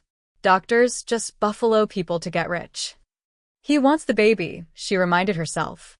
We want the baby to be healthy. I need prenatal vitamins and good care. If I get sick, the baby inside me gets sick. That heat, that mad heat flashed into his eyes. You think some cheating doctor knows better than me? No. I just want what's best for the baby. I'll tell you what's best. You get up and eat what I brought you. We'll dispense with relations till we're sure it's well planted in you. Asterisk, asterisk, asterisk. He brought her a little portable heater and an easy chair. He added a small cooler to the room, where he stocked milk, raw fruits, and vegetables. He fed her more meat than before, and made her take a daily vitamin. When he felt she was healthy enough, the rapes continued, but with less frequency. When he hit her, he kept it to open hand smacks on her face. As her belly grew, he brought her big, billowy dresses she hated and a pair of slippers she shed grateful tears over. He tacked a calendar to the wall, marking off the days himself, so she watched the days of her life crawl by. Surely, he'd let her upstairs once the baby came. He wanted the baby, so he'd let her and the baby come upstairs. And then, she'd need to take time, Alice calculated as she sat in the easy chair near the stingy heater while the baby kicked and stirred inside her. She'd need to make him think she'd stay. She'd be obedient, that she was broken. And when she got a good lay of the land, when she could plan the best way to get out, she'd run. Kill him if she got the chance, but run. She lived on it. The baby coming, the baby opening the door to escape. A means to an end, and nothing else to her. This thing he'd forced inside her. When she was upstairs, when she had regained her strength, when she knew where she was, when Sir's defenses were down enough, she'd get away. This Christmas she'd be home, safe, and the bastard would be dead or in prison. The baby, she couldn't think of that. Wouldn't. Asterisk, asterisk, asterisk. At the end of September, in her 11th month of captivity, her labor started as a nagging ache in her back. She paced to try to ease it, sat in the easy chair, curled up on the bed, but it didn't ease. It spread, rounding to her belly, coming harder. When her water broke, she began to scream. She screamed as she hadn't since the first weeks in the cellar. And like those weeks, no one came. Terrified, she crawled onto the cot while the pains came harder, closer together. Her throat cried for water, driving her up between contractions to draw some from the sink into one of the Dixie cups he'd stocked for her. 10 hours after the first pain struck, the door up the stairs opened. "Help me. Please, please help me." He came down fast, stood frowning before he shoved his hat back on his head. "Please, it hurts. It hurts so much. I need a doctor. Oh my God, I need help. A woman brings forth children in blood and pain. You ain't no different. It's a good day. A fine day. My son's coming into this world. Don't go." She sobbed it out as he started up the steps. "Oh God, don't leave me." Then the pain robbed her of anything but a wailing shriek. He came back again with a stack of old towels more suited for a rag heap, a galvanized bucket of water, and a knife in a sheath on his belt. "Please call a doctor. I think something's wrong." "Ain't nothing wrong. It's Eve's punishment is all." He tossed her dress up, stuck his fingers into her so fresh pain erupted. "Looks like you're about ready. You go ahead and scream all you want. Nobody's going to hear you. I'm going to deliver my son into the world. Deliver him with my own hands, on my own land. I know what I'm doing here. Helped birth plenty of calves in my time. And it's about the same." It would rip her in two, this monster he put in her. Mad with pain, she struck out at him, tried to roll away, then simply wept, exhausted, when he left her again. She fought again, screaming herself hoarse when he came back with a rope, tied her down to the cot. "For your own good," he told her. "Now you start pushing my son out. You push, you hear? Or I'll cut him out of you." Drenched in sweat, buried in exhaustion, Alice pushed. She could never have resisted the urgent need to even with the pain tearing at her. "Got his head. Look at that fine head. Already got some hair, too. You push." She gathered all she had left, screamed through the last, unspeakable pain. When she went limp with exhaustion, she heard a mewling cry. "Is it out? Is it out? You birthed a female." She felt drugged, out of her own body, saw through the glaze of tears and sweat he held a wriggling baby, a baby slick with blood and goo. A girl. His eyes when they met Alice's were flat and cold and struck her with fresh fear. A man needs a son. He put the baby on her, dragged some twine out of his pocket, put her on the breast. He ordered as he tied off the cord. I can't. My arms are tied down. His face a cold mask, he yanked the knife out of his belt. Instinctively Alice arched, struggling against the rope, desperate to wrap arms around the baby to shield it. But he sliced the cord, then the rope. You need to pass the afterbirth. He fetched another bucket while the baby's cries grew in volume. And Alice tucked hands around the infant. The new pain caught her off guard, but it wasn't as bad as before. He dumped the placenta in the bucket. Shut up her caterwauling. Clean her up. And yourself, too. He started up the stairs, took one last look back. A man needs and deserves a son. After he slammed the door, Alice lay in the soiled bed, the baby crying and wriggling against her. She didn't want to nurse the baby, didn't know how anyway. She didn't want to be alone with it, didn't want to look at it. But she did look. Looked and saw how helplessly it lay against her, this thing that had grown inside her. This child. This daughter. It's okay. It'll be okay. She shifted, wincing as she sat up, as she cradled the baby and guided its mouth to her breast. It rooted a moment, its long eyes staring blindly. Then she felt the tug and pull as the baby suckled. See there, yes, see there. It's going to be all right. She stroked the tiny head, crooned, and felt impossible love. You're mine, not his. Just mine. You're Cora. That's your grandmother's name. You're my Cora now. And I'll look out for you. He left her for 3 days, and she feared he wouldn't come back. With her legs shackled, she couldn't get to the door, couldn't find a way out. If she'd had something sharp, she might have tried cutting off her own foot. Meager supplies began to dwindle, but she had towels for the baby. The washcloth she rinsed and soaped again and again to keep little Cora clean. She sat in the easy chair, the baby in her arms, singing songs, soothing whenever Cora went fussy. She walked the baby, kissed her downy head, marveled at her pretty fingers and toes. The door opened again. Alice held the baby tighter as he came down, carrying a sack of supplies. Got what you need. He turned, looked at the baby in her arms. Let's see her. Even if she could rip out his throat with her teeth, she couldn't break the shackle. She needed to calm and charm him, so she smiled. Your daughter's pretty and perfect, sir. And she's such a good baby. Hardly cries at all, and only if she's hungry or messy. We could sure use some diapers and some. I said, let me see her. She's just now fallen asleep. I think she has your eyes and your chin, too. No, she didn't, but a lie could calm and charm.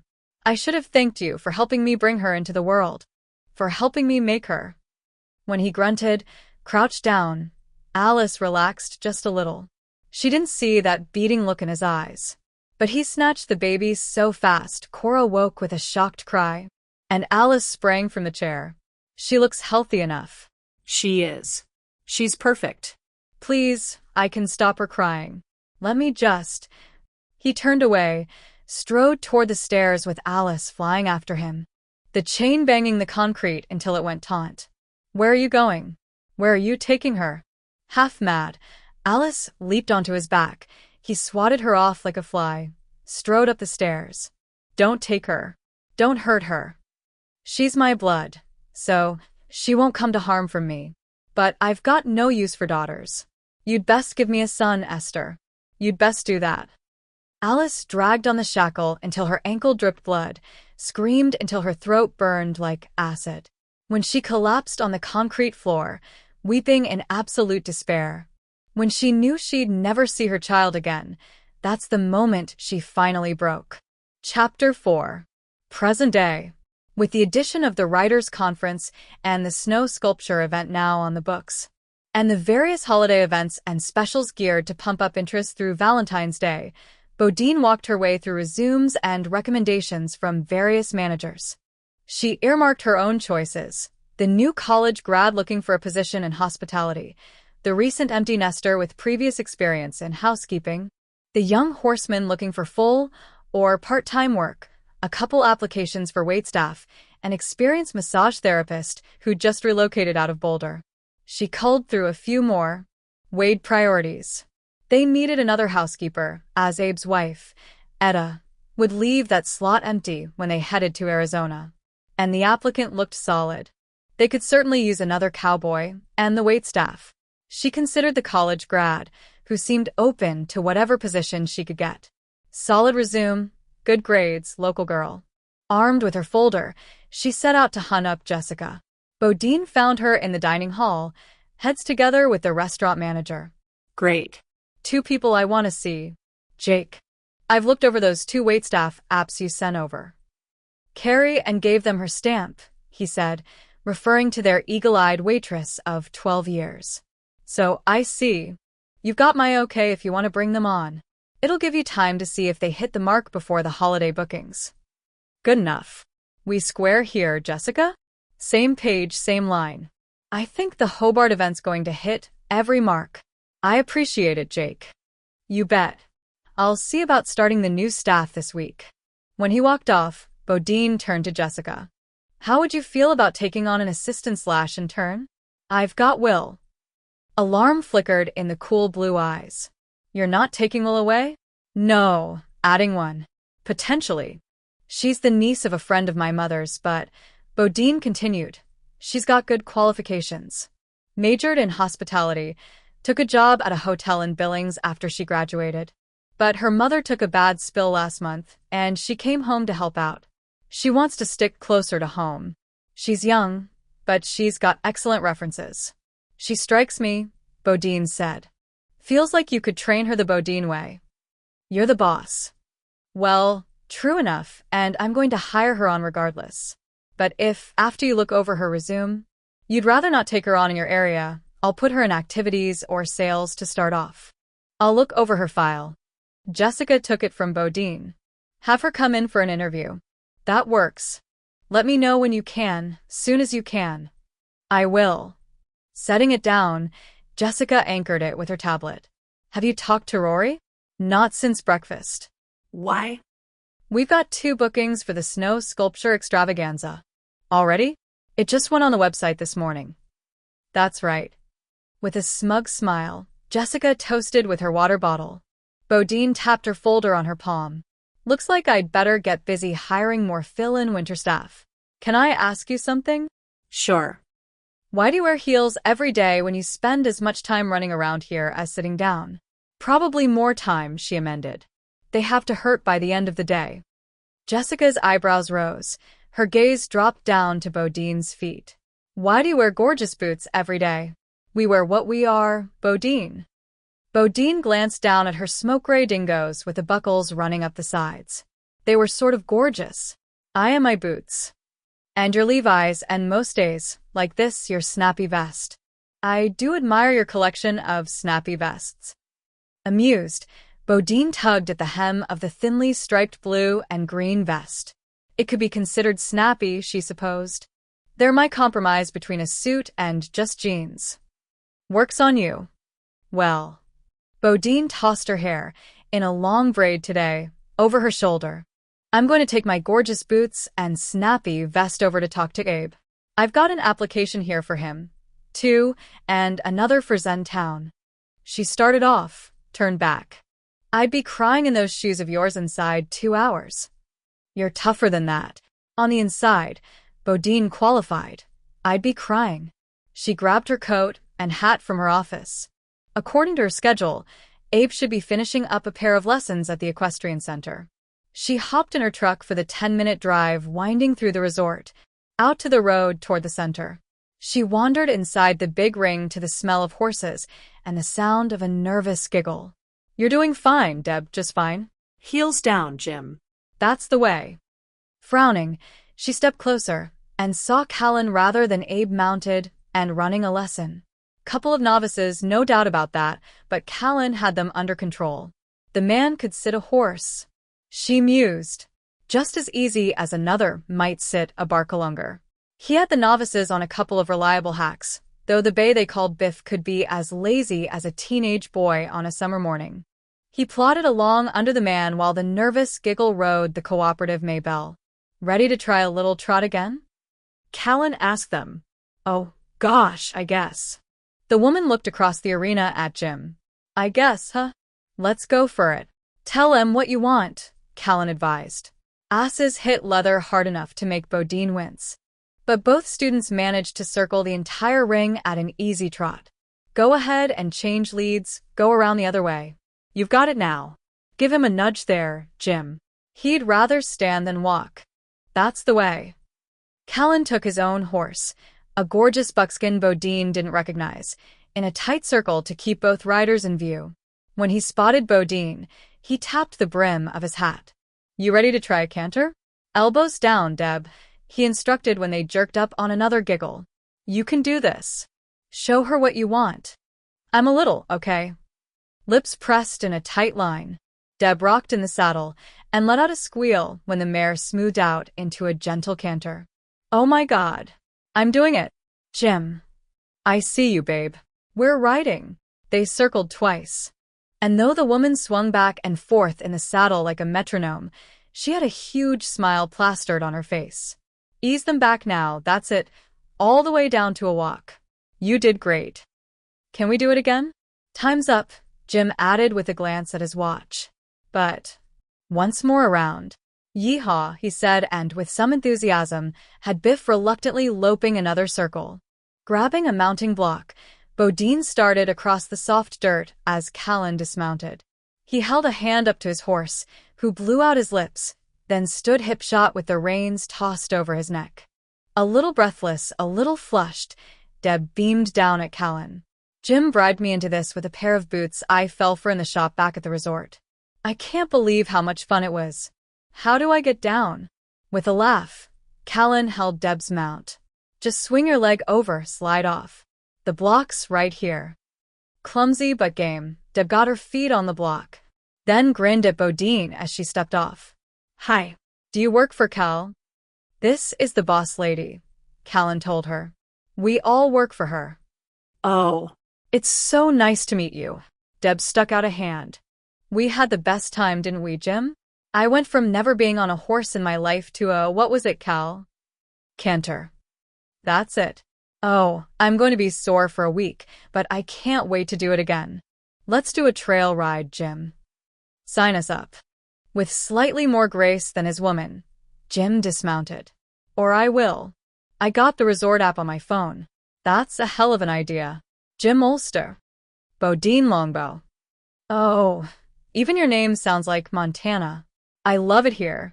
We just got here yesterday, and I love it. Would you take a picture? Would you mind? Deb pulled out her phone. Of me and Jim and Cal, and the horses. I love your hat. Now I have to have a hat too. I like that flat brim style. We're going shopping, Jim, and celebrating in the saloon. I rode a horse. Bodine took pictures, ending with one of Deb pressing her cheek to the mare's. As they left, Deb still chattering, Bodine walked the mare to the rail to uncinch the saddle. I'd say there's a pair of satisfied customers. Then some. She must have really wanted those boots. Her hands were shaking when they came in. We carry some really nice boots. Where's Abe? He's on the schedule for the Ulster booking. Kist. Callan hefted a saddle from horse to rail. You didn't hear yet. His wife had some chest pains, so... Etta? Chest pains? What happened? Where is she? Even as she peppered out the questions, Bodine yanked out her phone. Slow down. I got a text from him about halfway through the lesson. It looks like she had a little heart attack. Bodine nearly had one herself. A little? Mild's what I got. They're keeping her in the hospital for now, but she's stable. I was here when he got the call. She was out, her day off, right? With a couple of lady friends, and started having chest pains. I told him to go. I'd cover for him. I appreciate that, I do, but somebody should have called me. Abe was a little distracted. Out of here in a flash. I was a little busy making sure the customer didn't faint on me. Right, you're right. To calm herself, she pulled off her hat, swatted it against her thigh as she paced back and forth. I need the details. She's stable? You're sure? Abe said, Here's a quote. She's squawking about going home. But they're keeping her overnight, doing some tests. What kind of tests? Why would you know? She said before he could answer. I'll look it up. I'll look up what they do, and I'll call him. Calmer, with a plan somewhat in place, she put on her hat again. What else is on Abe's schedule?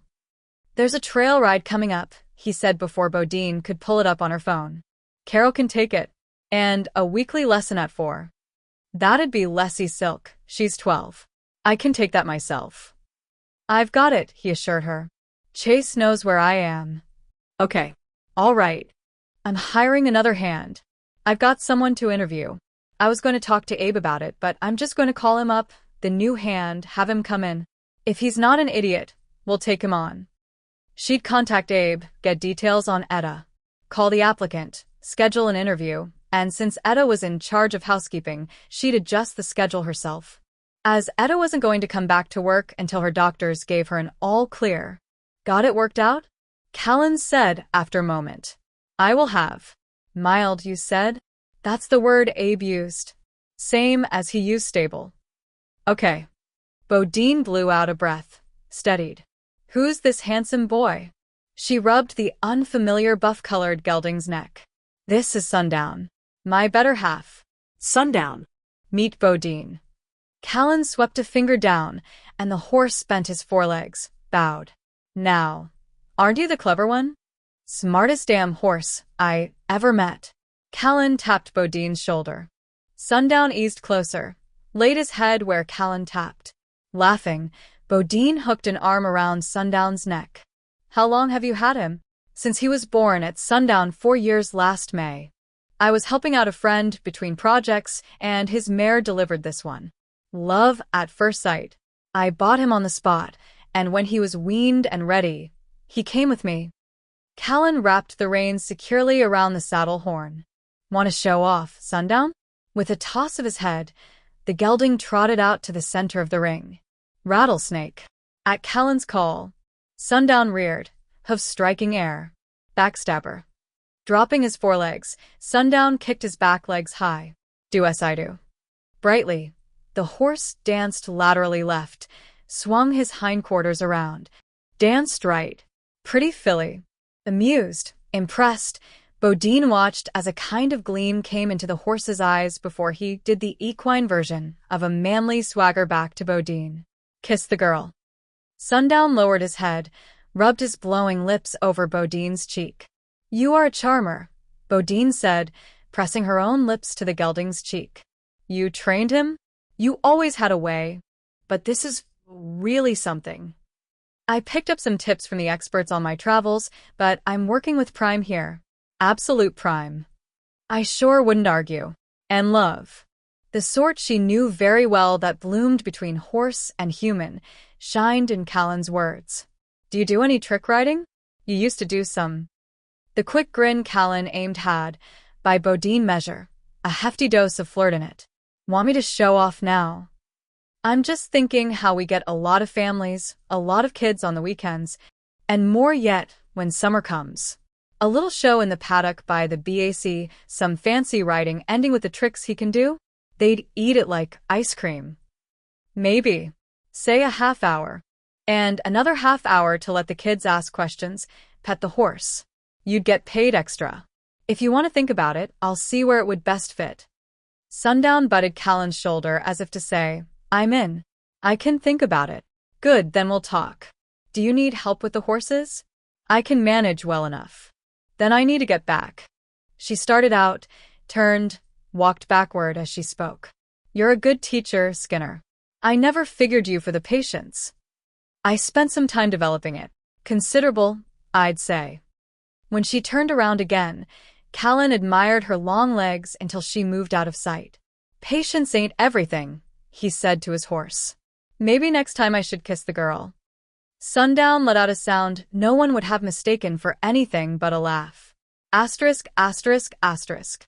Bodine squeezed all she could into the rest of the day and the morning after. She made her calls, her appointments. With a rare move of closing her office door, she assured herself of enough uninterrupted time to adjust the schedule to compensate for having Etta and Abe off the roll. at least for a few days. It pleased and relieved her that not a single soul she shifted around complained. After begging a container of chicken soup from the dining hall kitchen, she made the trip out to see Abe and Etta. Heated the soup herself to make sure they ate, while Etta insisted she was fine. Once Bodine got home, missing dinner yet again, she snagged the pork chop meal out of the warmer, settled down with it and her laptop to run a last check on the people she hoped to hire. She ate with one hand, worked the keyboard with the other, and looked up with her mouth full when her mother came into the kitchen. Bodine said, I thought I heard you come in. You oughtn't to work so late all the time, my baby. Bodine swallowed. Everything went to hell. I'm fixing it. You always do. I just got off the phone with Etta. She sounds a little tired, a little sheepish about it. I think I'm going to have some of that wine, too. She told me you went over there with soup, warmed it up for them. On her way to get a glass, Maureen paused to kiss the top of Bodine's head. You're a good girl. Scared me. She always seems so sturdy. She's not going to need surgery, but she's got to take medication. And make some lifestyle changes. Diet, exercise. We'll see she takes better care of herself. After sitting, Maureen poured her wine, added a little more to Bodine's glass. That goes for you, too. More sleep, regular meals. Ma and I and your dad didn't start up the Bodine resort to see you work all day and half the night. Special circumstances. Aren't there always? Maureen said in her placid way. No, really. But I'm working right here to smooth it out. I've got 5 people coming in tomorrow. I work fast for interviews. And 1 more coming in the day after. 6? Jessie told me she was talking to Chelsea tomorrow. I have something to say there, Maureen added. I know she's Jane Lee Puckett's niece, and I know you and Mrs. Puckett go back. More than that, though that has weight. Jane Lee's been a sister to me since my own took off the day after my wedding and broke our mother's heart. Maureen took a deep sip of wine. Then a deep breath. She's family. I won't remind you she changed her diapers and Chase's and Rory's come to that. The same as I changed her children's. That's family, and that matters. I know that, Mom. Maureen simply aimed a look, the one that could, and did, shoot down any protest, explanation, or excuse. That's not all I have to say about it. Chelsea's smart and bright and well-mannered. She gave up a good job to come back home when her family needed her. That's quality. So, it seems to me you'd be foolish not to hire her. She held up a hand before Bodine could speak. It's your decision to make. We put you in charge because you're smart and bright and fairly well-mannered yourself. And you not only wanted it, you worked for it. But that's what I have to say about it. I think it's important that Jessica interview her and have some serious say in anyone we hire to work with her. That's why you're in charge, too. Because you're right about that. I expect Jessie's no fool and won't disprove that with Chelsea. 5 more. Waitstaff, housekeeping, a horseman, and a masseuse. We don't necessarily need the extra at Sundown right now, but it would give her time to learn how we do things. And I liked her application. The others are necessary. Most especially the housekeeping and horses. In fact, I could use another qualified instructor for the ring, as Abe's taking some time now to tend to Etta, and that's just what he should do. I could ask Maddie to come in once or twice a week, just for lessons, but I worry she'd overdo something. Try her once a week, and make it clear you'll boot her if she overdoes anything or gets on a horse. That's a good compromise. One she'd have come up with if her brain hadn't been on overload all day. Callan took Abe's lessons again today. I walked in at the tail end of one yesterday and was surprised at how good he was at it. I never thought of him as a teacher. Hidden depths. Maureen smiled. He was never as wild as some wanted to think, and Cal was one of the some. Maybe. I was more impressed with his horse, a young buckskin gelding. He does tricks. I heard about that, but I'd like to see for myself. I asked him to think about doing some performances at the BAC paddock. Adults would love it, and kids would go crazy for it. You're always thinking, Beau. It's why I'm the boss. Asterisk, asterisk, asterisk. The next morning, Bodine met with the housekeeper applicant at 9 sharp. She liked what she saw, what she heard. So she called one of the housekeeping staff in to give the applicant a tour of an empty cabin. Beth will bring you back when you're done. Come see me after, Yvonne. Tell me what you think. Bodine shifted from her office to the dining hall, where her manager was interviewing a hopeful waiter. The applicant looked younger than his 21 years. He wore a white dress shirt with a string tied tight around his nervously bobbing Adam's apple. Their longest-running waitress sat across from him, arms folded, gaze narrowed. We do things a certain way around here, and that way is work. Don't have a table to serve. You bus another. Things are slow. You do set up, fill condiments. What you don't do is lollygag. I'm a hard worker, ma'am. Maybe you are, maybe you aren't. I show lollygaggers the door right quick. Why do you want to work here? I need a good job, ma'am. To save up to go back to school. Get my college degree. Why do you have to go back? Why aren't you still there? He flushed a little, face turning pink under his straw-colored hair. My folks helped out as much as they could, and I worked at the Bigsby Cafe, like it says in my resume. But it's costly and I need to work, save up to go back and finish. The Bodine Resort's a fine place to work, and it's closer to home than Missoula. Bodine saw Carrie and soften, but doubted the poor boy did.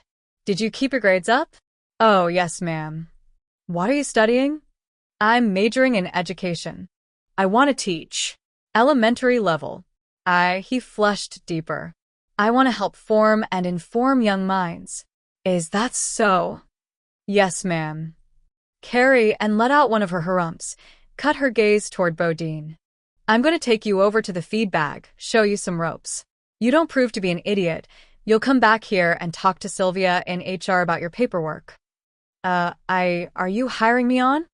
Unless you prove to be an idiot. Get your coat on. It's cold out. She rose, walked over to Bodine. He'll do. I'll tell Sylvia to be ready for him. When she started off to do just that, she ran into Jessica coming out. Bo, perfect. I want you to meet Chelsea. We've met, Chelsea said. Bodine studied the pretty, doe-eyed brunette.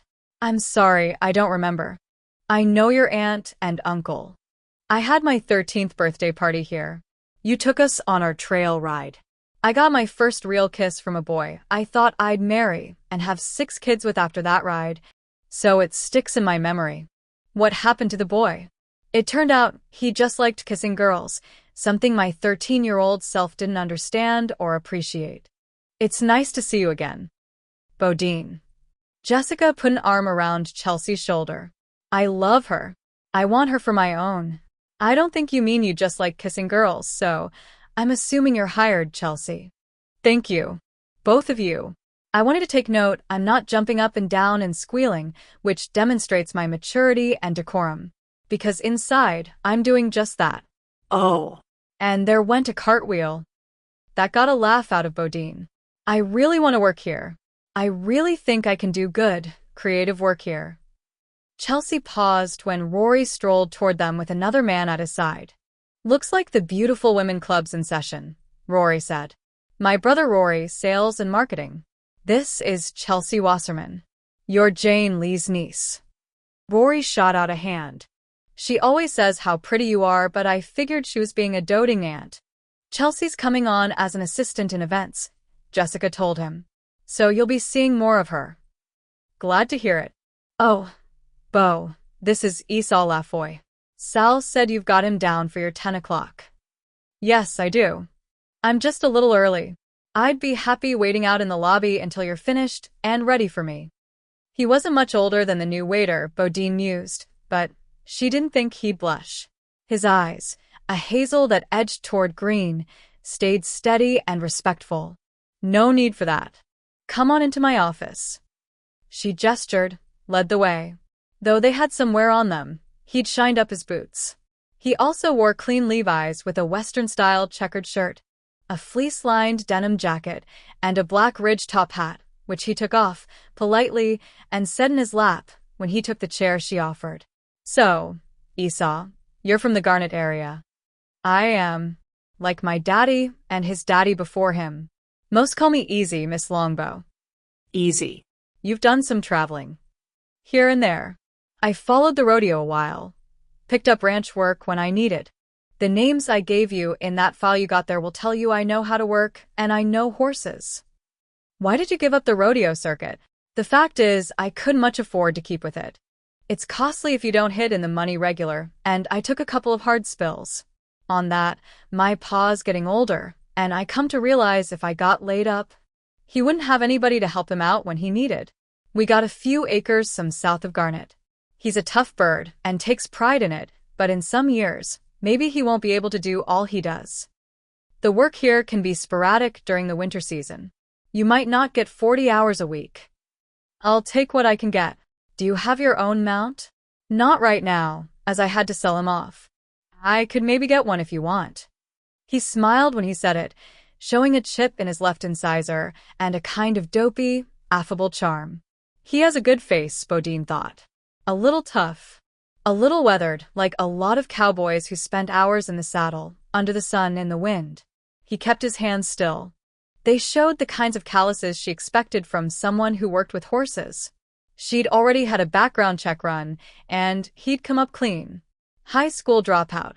But as he'd said, and those in his file confirmed, he knew horses.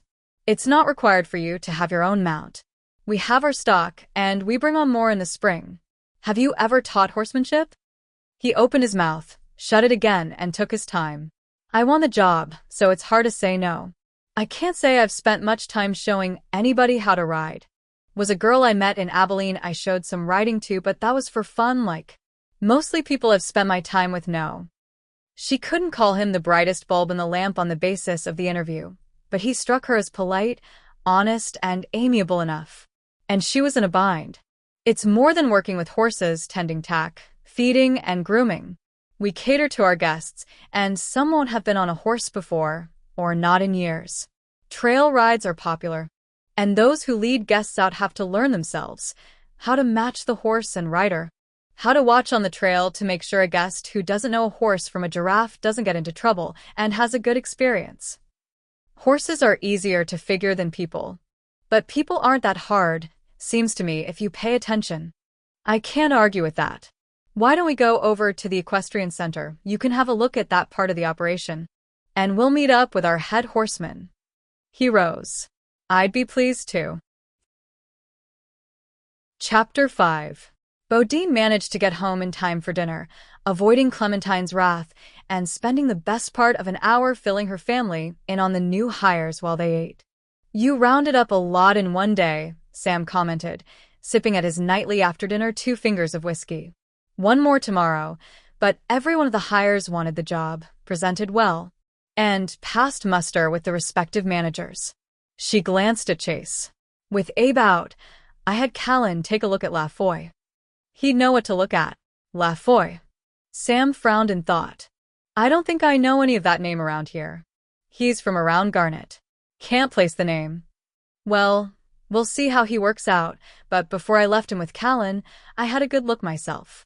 How he handled himself, handled the horses, interacted with Callan and Ben, who was working at the time. Before I left them, I told Callan to let me know if he had any reservations. Since he didn't, I hired Lafoy. And I took your advice, Mom, and talked to Maddie about doing a weekly lesson. I think that's going to work out fine. And I'm happy you like Chelsea. She's going to be an asset. You mark my words. I did like her. Jessie, on the other hand, loved her. And I liked that she stayed on for a couple hours, getting her feet wet. Shows initiative. You told us, Mrs. Puckett's niece was smart, Rory put in. You didn't tell us she was hot. Really hot. Down, boy, Bodine muttered even as Maureen wagged a finger. You keep your hands and your charming self to yourself, Rory Carter Longbow. But my charm, it just can't be contained. I've got plenty of rope in the barn to hog-tie it if we need to. Chase finished the meal as he'd started the day, with black coffee. I ought to let you know I talked with Abe this evening. How's Etta? Bodine asked. She's doing all right. But this whole business scared him. He's thinking of taking Etta to visit with her son and his family for a week or so over Thanksgiving. And he's thinking about spending a couple weeks with their daughter for Christmas. He didn't say anything like that to me, Bodine began. Well, let me finish it out. It seems their kids are pushing for it, And more yet, it came clear to him that once he comes back to work, she's going to do the same. He says he doesn't see a way to stop her. He wants her to have a good stretch of time first, and this and the trip to Arizona would do that. I can understand that, but he came to me before you. Chase went on in his quiet steamroller style, because he wanted to know if I was clear with you putting Cal on his place, since we hired Cal for the ranch, and it wouldn't just be here and there, or filling a hole now and then, but full-time managing until spring. Yes, but Chase just lifted a finger, which had Bodine rolling her eyes. What I said was this: Cal's an asset here. But the way things are, he'd be a bigger asset to the resort, so, and Dad agrees, we're fine with letting you have him through the winter, if that's what works. On the condition that that's what Cal wants, too, as it's not what he was hired on for. Bodine waited, exaggerating the pause. That it? Yeah. Do I have any say in it? Chase shrugged. Your say comes in after, seems to me. If we said no, we're keeping Cal here, that would be that. If Cal says no thanks, you hired me for this, not that, same thing. So your say comes in after that's settled one way or the other. Bodine drummed her fingers on the table. And what did Cal have to say about it? Haven't gotten to that. As I talked to Abe, then got called into dinner. I figured to run it by him in the morning. I'll do the running by. Thanks all the same. Fine with me. Don't know why you'd get your back up about it. In answer, Bodine put on her sweetest and scariest smile. I'll explain it then. Abe should have come to me, as I'm being asked to hold 2 key positions open from November until April. That's one. He should have come to me to discuss whether I approved taking Callan Skinner as my full-time horse manager from now till April, which is just what you should have told him. Then I decide on all that before. If I decide yes, I come to you and Dad and ask if you can let me have Cal for this length of time. Given that's yes, I ask Callan if he'd agree to that. Chase shrugged again. Looks to me like we got to the same point, and maybe a little quicker. Quicker's not the point. Frustrated and a little insulted, Bodine threw up her hands. The ranch and the resort are separate entities. That was the smart and practical decision made back when Nana decided to expand the Dude Ranch. There's paperwork involved, a salary to negotiate, a job description, a contract. You'd have all that either way, Chase pointed out. Bo's just steamed up because Abe came to you instead of her. Maureen aimed a cool look at her younger son. She's right to be. The men may outnumber the women at this table, but that doesn't give you more weight. And right is right. Abe should have gone to his boss, and that's Bo. I'm going to attribute that mistake to his stress and worry over Etta. I hope you'll do the same, Bodine, and give him some understanding on it. Anger deflated a little. I do. But the ranch and the resort are like you say. Sam continued to sip his whiskey. They're separate. Your grandmother was smart enough to see, all those years back, that your uncles weren't going to be able to put in all the time and work needed to run a ranch of this size, and none of their boys or girls, he added with a glance at his wife, showed any interest. So she worked up the Dude Ranch, saw how she could draw on that, and keep the working ranch. He took his time, sipped his whiskey. Not a person sitting at the table would have thought to interrupt. Then after I came into it, she put her head together with her mother and yours, and came up with big plans. No question we've got smart, forward-thinking women in this family. And we have 2 business enterprises that provide us with the life we want to live, in the place we want to live it. And they both honor your granddaddy's memory. But they're not just business enterprises, and we're never going to forget that. No, sir, Bodine said. I don't forget that. I know you don't, though there are times I miss seeing you around. In the paddocks, in the stable, in the barn. A man can miss his girl. Daddy. He can miss her and be proud at the same time. What we can't forget, and don't, is what we have. What we've made, starting with your grandmother, is a community and a family. Abe's worried about his wife, and doing everything he can to take care of her, whether or not she wants it. And knowing Etta, she's put up some fight over it. I don't think he meant any disrespect to you by talking it out with Chase first. He probably didn't. But Bodine still aimed to stare at Chase. I just talked to the man, and now I've told you what's what. You just let me know what you decide. I'll do that. She rose. I'm going to take a walk, figure out how to handle all this. Rory waited until Bodine was safely out of earshot. Geez, what's the big deal? Mucho sensitivo. It's just. He broke off and withered under his mother's stare. Until you work in a man's world without a penis, you can hush about it. You can think about that while you help Clementine clear and wash up. Yes, ma'am. Within 5 minutes, Chase sat alone with his father at the table. I just talked to the man, Chase said again, and I'm offering to let her have, if he's agreeable, our best horseman, one we just acquired, for a solid 4 months. It's a balancing act, son. Women, business, family. It's all a balancing act. How about you and me go out on the front porch, smoke a couple of cigars, and complain about women? Doing that now and again helps the balance. I'll get my coat. Asterisk, asterisk, asterisk.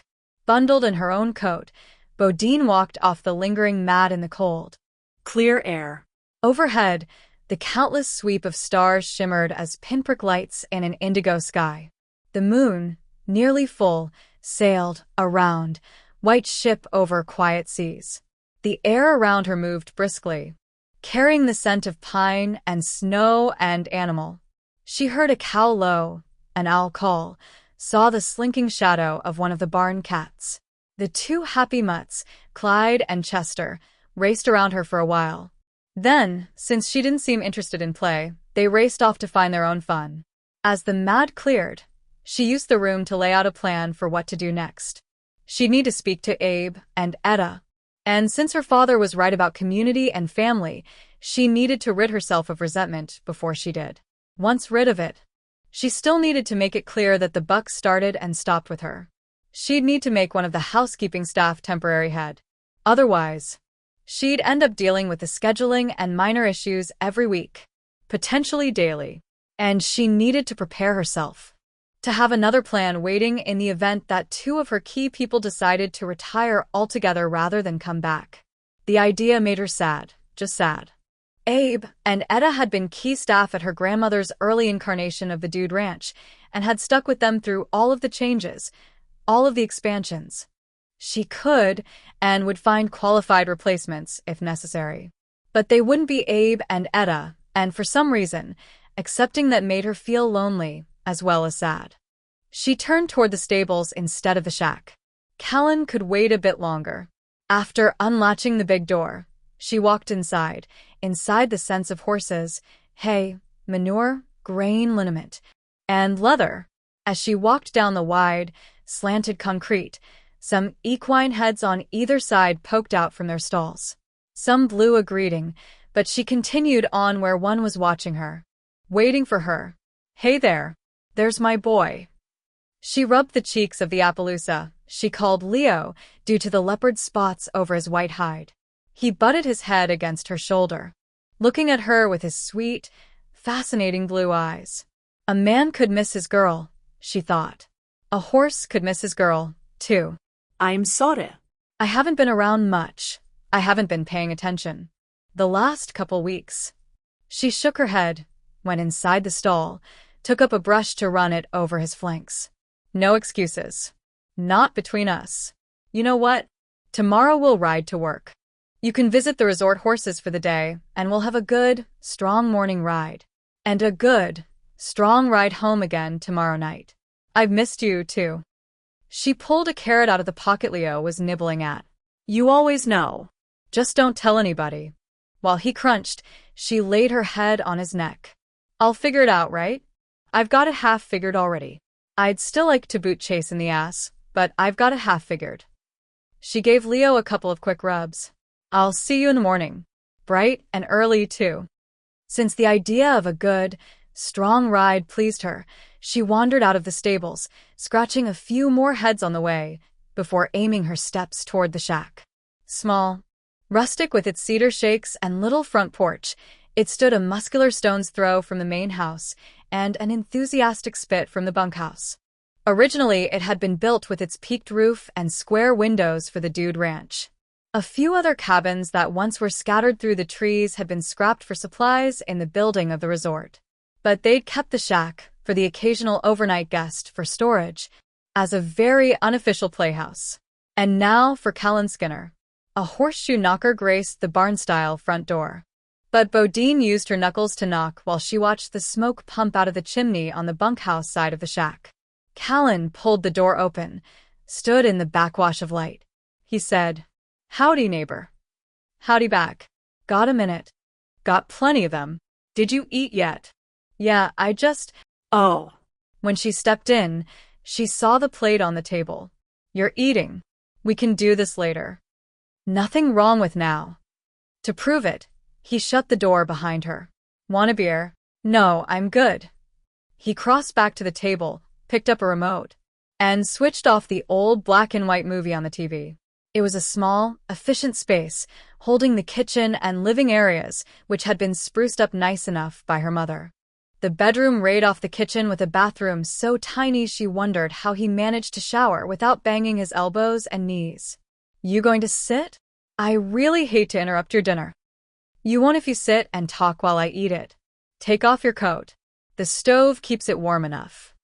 The little potbelly in the corner did its job, Bodine thought, tossing her coat on the back of the living room chair. She sat across from him at the square two-seater table. "You cook." He cut a bite from a fried-up ribeye. "Enough to get by. I could have had dinner in the bunkhouse, but I had some things I wanted to get done." A folder sat beside him, closed now. "Just in the neighborhood?" he asked her. "As it happens. I like this neighborhood." "Me, too. You didn't get in touch to tell me LaFoy was no damn good, so I hired him." "You said to get in touch if he was no damn good, and he didn't strike me that way. He's good with the horses, knows his way around, appears to listen when you talk to him, and got on fine with everybody else when we toured around.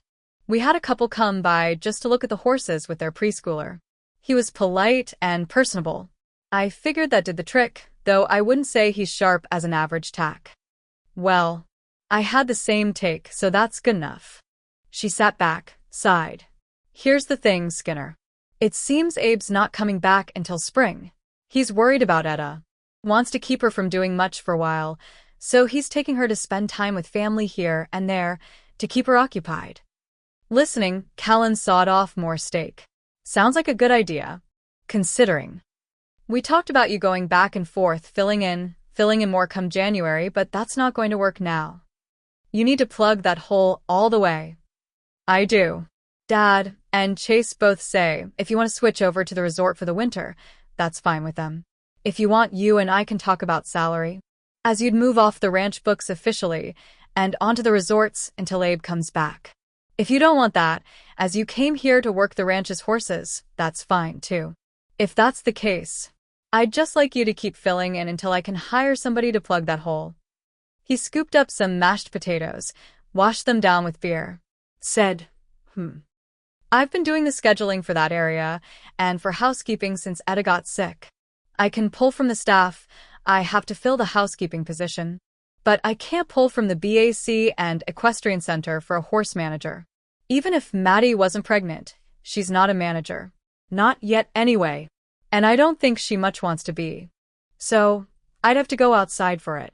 I can do that if you don't want to take it on." He ate some, thought some. "Can you lay out the details?" "Salary, yeah, but duties, responsibilities.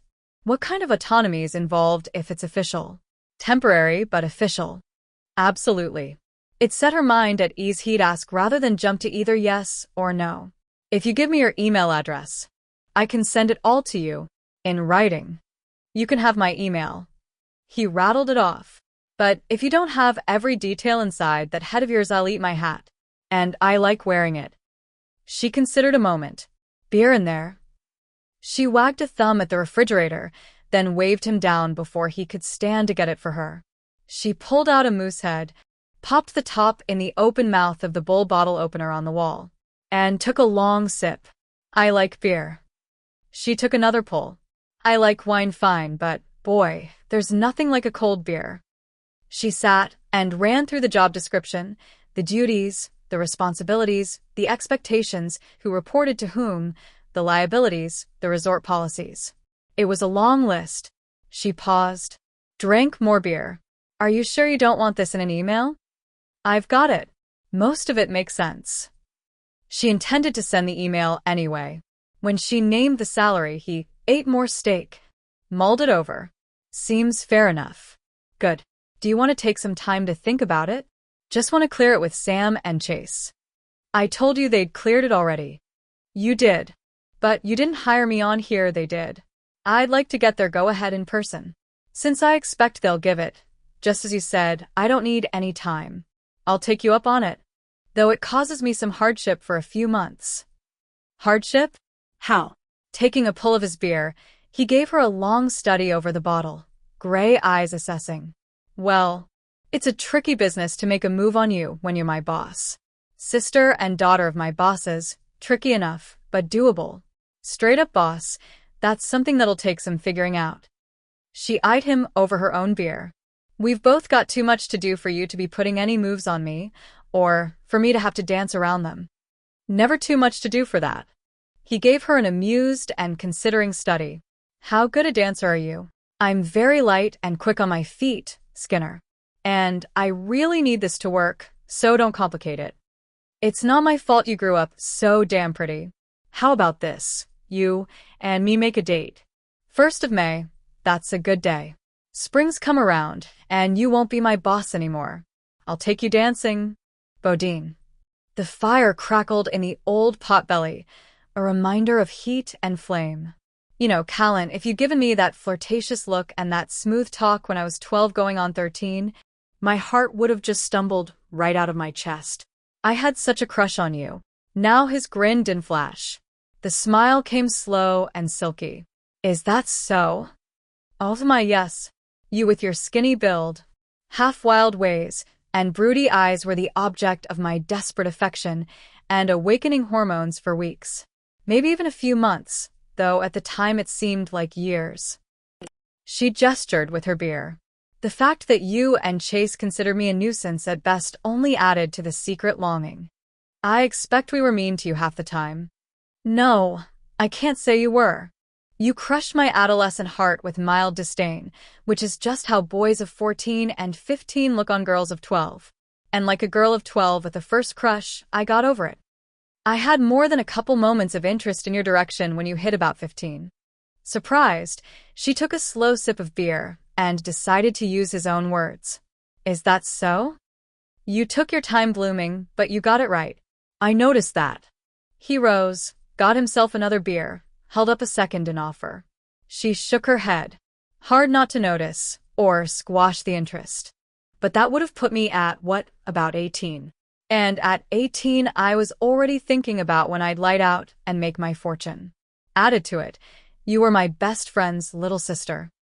That's never going to change. But you're not so little anymore. And that 3 years or so difference between us, that doesn't matter once you grow up. Plus, I'm back. Did you make your fortune, Callan? I did well enough. More, I did what I needed to do. I learned what I needed to learn. Now I'm back, and for good. When her eyebrow winged up, he shook his head. I'm done lighting out, done needing to. This is my land. It's not about the owning of it, but waking up in the morning knowing you're where you want to be. Having good work to do and good people around you. His words struck a chord with her. You lost most of the broody.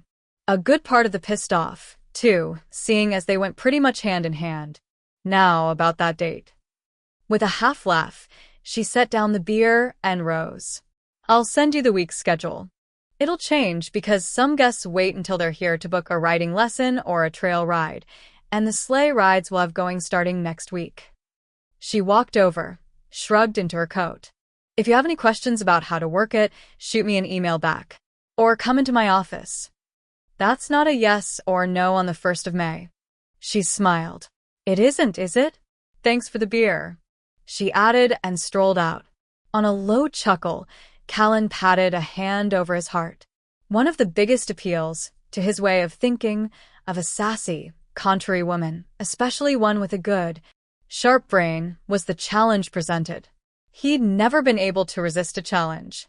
Asterisk, asterisk, asterisk.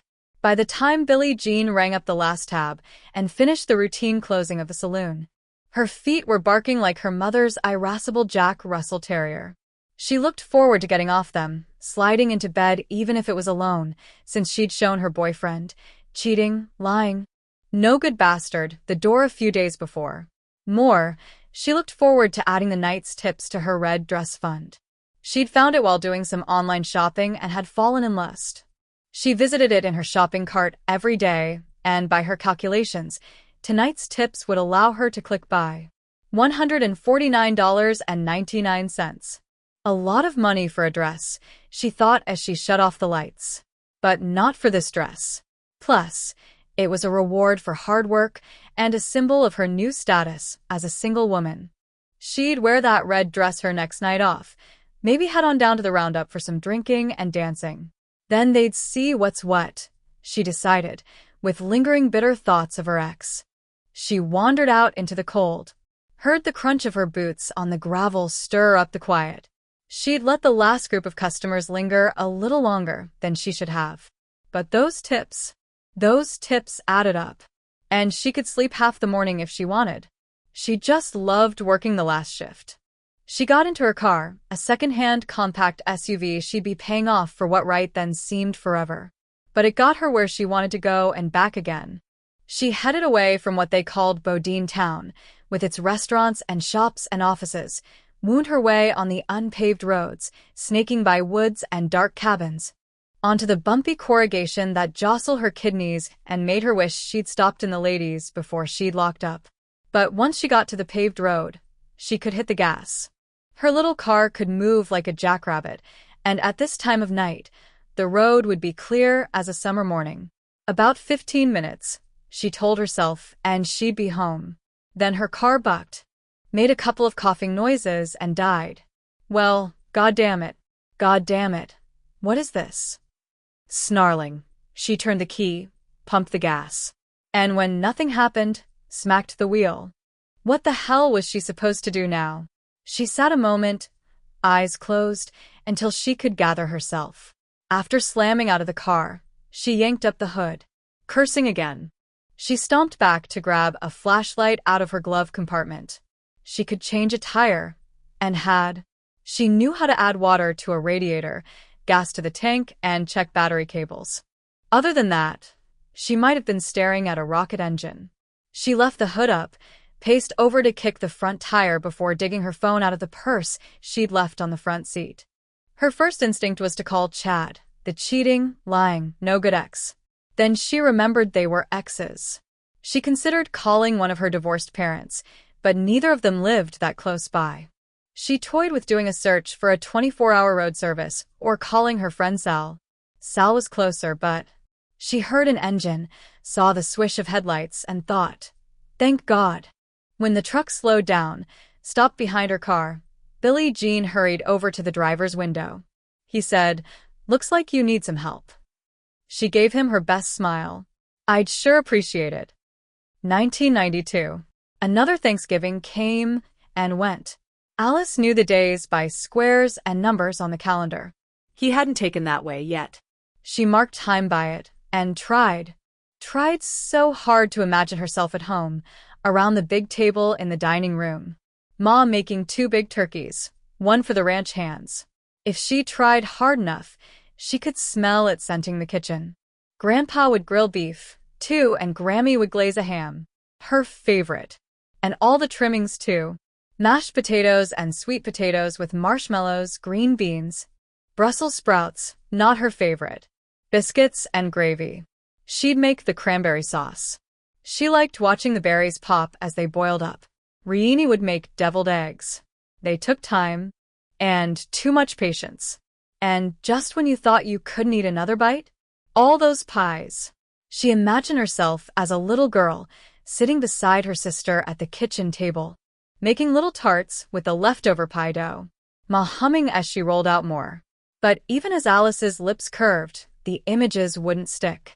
They flickered and faded away until she was lying on the cot in that terrible room, the irons heavy on her leg, and her arms empty.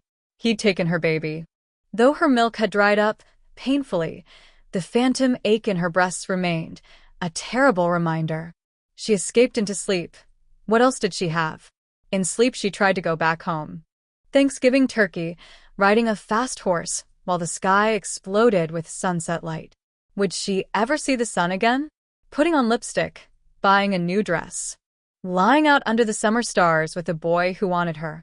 Would anyone ever touch her with care and sweetness again? She willed herself into her bedroom. Pink walls and movie star posters. The windows bringing the sky and mountains to her. But when she opened her eyes, her reality weighed like lead on her soul. For dull walls, a concrete floor, and a locked door at the top of a set of steep steps. No, she'd never see the sun again, its rise or its fall. Her world had no window to bring it to her. No one would ever touch her with care or sweetness. Because only Sir existed.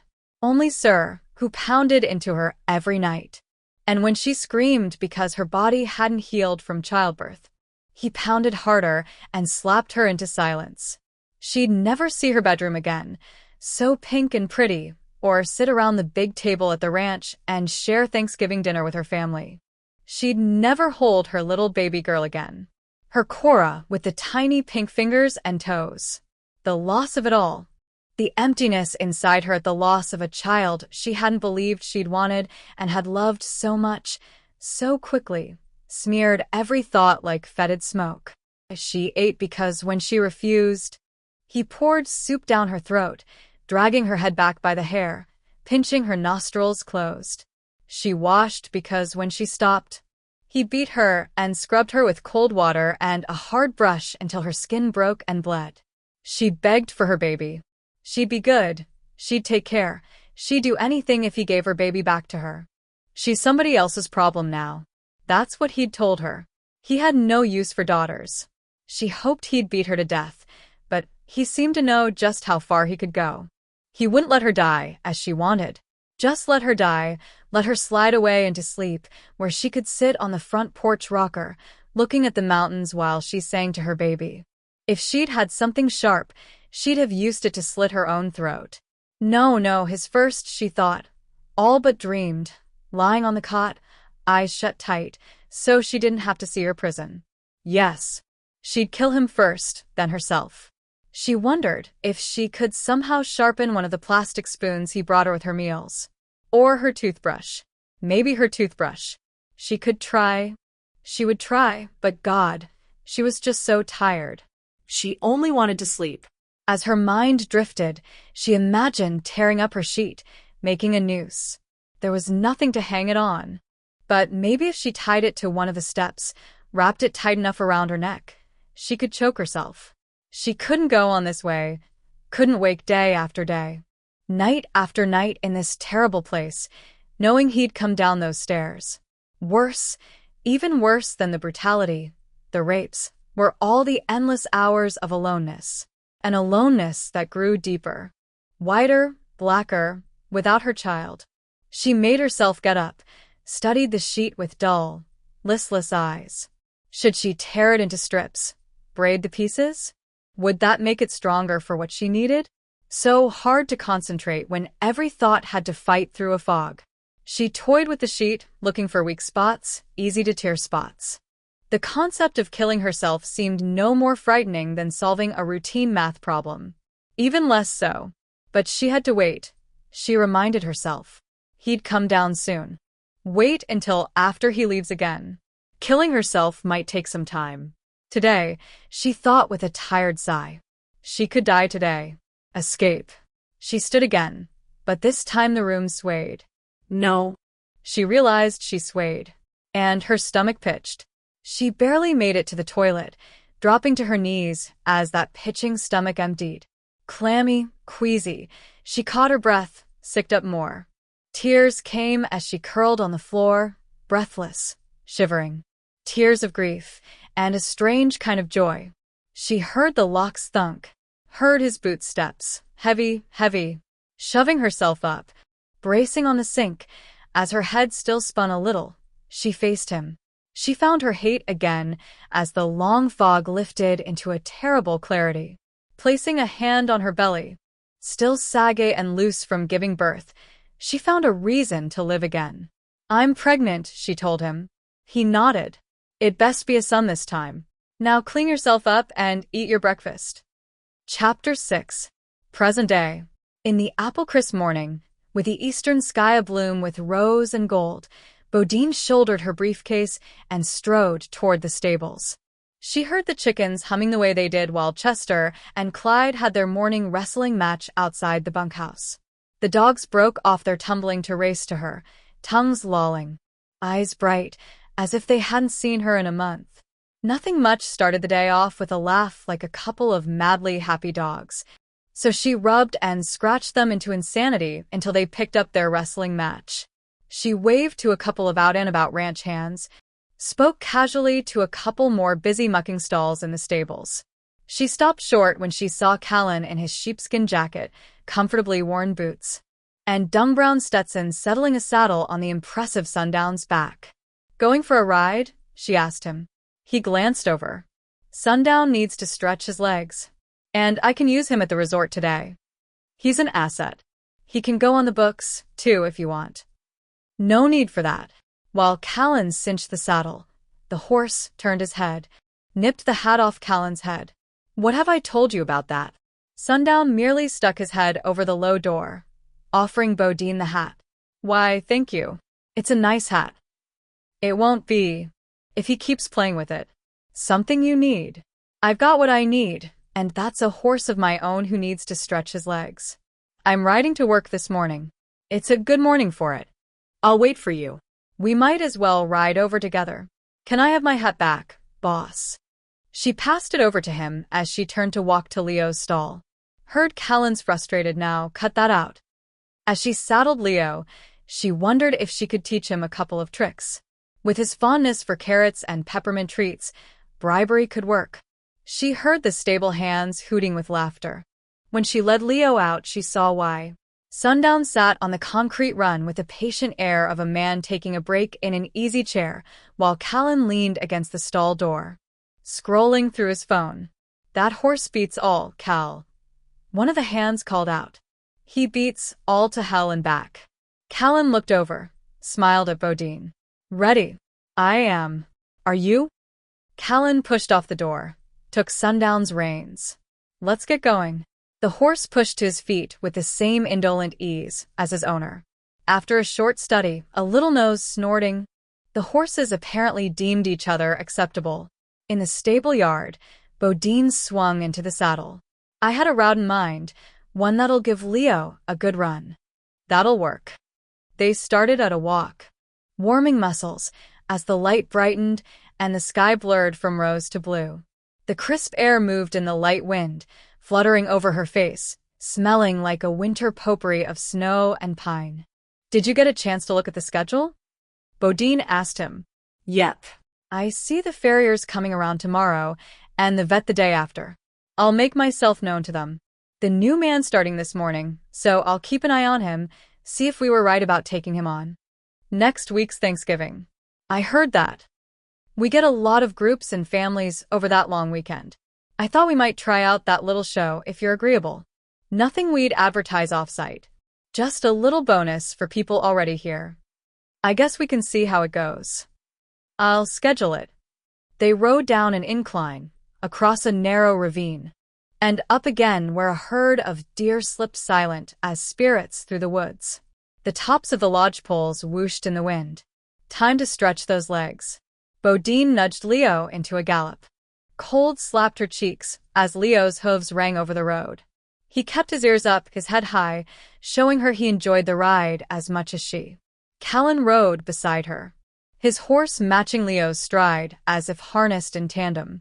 When the road forked, Bodine turned right, slowing to a canter, then an easy trot, reveling in the ride, the air, the morning. She tossed her long braid over her shoulder and decided she wanted more. "We can take the trail up and around." She gestured to the track through the trees marked by the Bodine Shamrock brand. "It's a pretty winter ride, and it'll take us to another good stretch before we split off. Lead the way." "Chase and I rode these trails now and then as boys, when your father cut him loose for a couple hours. I remember when you added those cabins we just passed. It's quiet enough you can forget they're there." They wound up where the snow was piled thick and clung like white fur to branches. Off the trail, she spotted signs of deer and fox and prints and scat. You can just smell the smoke, she added, from the cabins where guests are up and have a fire going. But mostly, it's just air. Why'd you take the office instead of the horses? I'm good at it. She turned in her saddle, looking back at him. I'm good at horses, but there are plenty who are good with horses. I like managing all the moving parts, making sure they run smooth day after day. Or making it seem like they do even if we're scrambling where the guests don't see. Also, I guess I like never knowing exactly what I might be dealing with on any given day, but making an agenda, clicking off the boxes, so I know most of what's coming and can figure out the rest. She turned back again as the track began its descent. I do miss the horses, that everyday and anytime connection. I'm going to start riding to work more than I have been. She gave Leo a pat on the neck. Guests will get a kick out of seeing that, the general manager riding around. Sets a tone. Always thinking. Oh, I am. Laughing, she swiveled around again as the horses stepped back onto the road. My mind's a busy place, Skinner. I like riding and letting it empty out for a time. Are you up for another gallop? Sugar, I'm always up for a gallop. I just bet you are. She shouted, "Cha," and sent Leo racing. Once again, Callan had his horse matching her speed and rhythm. She was glad she'd taken the long way, the roundabout way. It meant some doubling back, but she had the time. On impulse, she took the turn away from Bodine town. Just a few minutes more before she aimed for the office, for the workday, for the agenda. Even as she told herself it was time to stop, time to turn back. She spotted a car stopped on the side of the road. She thought little of it, nearly didn't stop. She dropped to a trot. We need to. Wait a minute. That looks like Billie Jean's car. She walked her horse up to it. It is her car. Who's Billie Jean? She works at the saloon. Bartender, server. Bodine dismounted. She must have been working last night. I'd have to check. It looks like she had a breakdown. Frowning, Bodine looked through the window and felt a stab of real alarm. Her purse is on the seat. She wouldn't just leave her purse on the seat. Hold on. Callan dismounted, handed Bodine the reins of both horses, and walked around the car. Bodine yanked her phone out of her jacket, scrolled through for Billie Jean's number. Bull. Wait. I'm calling her. Maybe she just... She trailed off as she heard the opening riff from Michael Jackson's hit. Billie Jean's signature song. That's her ring. That's her ring. What? The phone's on the ground over here. And it looks like somebody's trampled through the snow into the trees. She wouldn't do that. Though Bodine could see as clearly as Callan the disturbed snow and brush. Then she saw more. Her gaze landed on the shape, the dark blue jacket barely an instant before Callan's did the same. But Bodine leaped and ran before he could grab her. Bo, damn it. Wait. She's hurt. She's hurt. He caught her, dragged her back. With snow up to their knees, they struggled until she got an arm loose enough to punch. Let go of me, you stupid son of a bitch. She's hurt. With no choice, he clamped his arms around her. She's past hurt, Bo, stop it. Stop it now. You can't help her. Fury and fear spewed through her like a sickness. Get your hands off me. I swear I'll kill you. He only tightened his hold. You can't touch her. Do you hear me? It won't do any good and might do some harm. She's gone, Bo. She's gone. Desperate, she fought him another few seconds, then stopped. Just stopped, with her breath tearing out, smoking away, her body quivering. I need to see. I won't touch her if. I need to see. Let me go. He eased his hold, shifted so he was no longer blocking the body from her. I'm sorry, Bo. She's gone. Callan's words echoed in her head, and the awful truth of them struck her heart, her guts. She hit her head on that rock. She hit her head. There's a lot of blood. Let go. I'm all right. Let go. When he released her, she kept her gaze on Billie Jean's face, took her phone out again. Will you call 911, Callan? Maybe her voice came out raw, but it came out steady. You do that and I'm going to get our security to block off the road here. to block it off, so nobody comes near. Let's go back to the road and do that. I'm not leaving her. She had to think, to take steps, to do what came next. While it was too early, thank God, for guest check-ins or check-outs. Many employees used this road to get to work if they lived off property. She ordered security to block the road, both sides for half a mile, to everyone but law enforcement. Called for a staff member to bring the keys to the closest unoccupied cabin. I don't think I should tell them why. Still knee-deep in the snow, Bodine stared at her phone. I don't think I should do that yet. I should call my parents. They need to know, but Billie Jean's parents, they live near Helena. No. She had to press the heel of her hand to her forehead, somehow shove the information out of her brain. Her mother lives near Helena. They're divorced. Her father, I can't remember.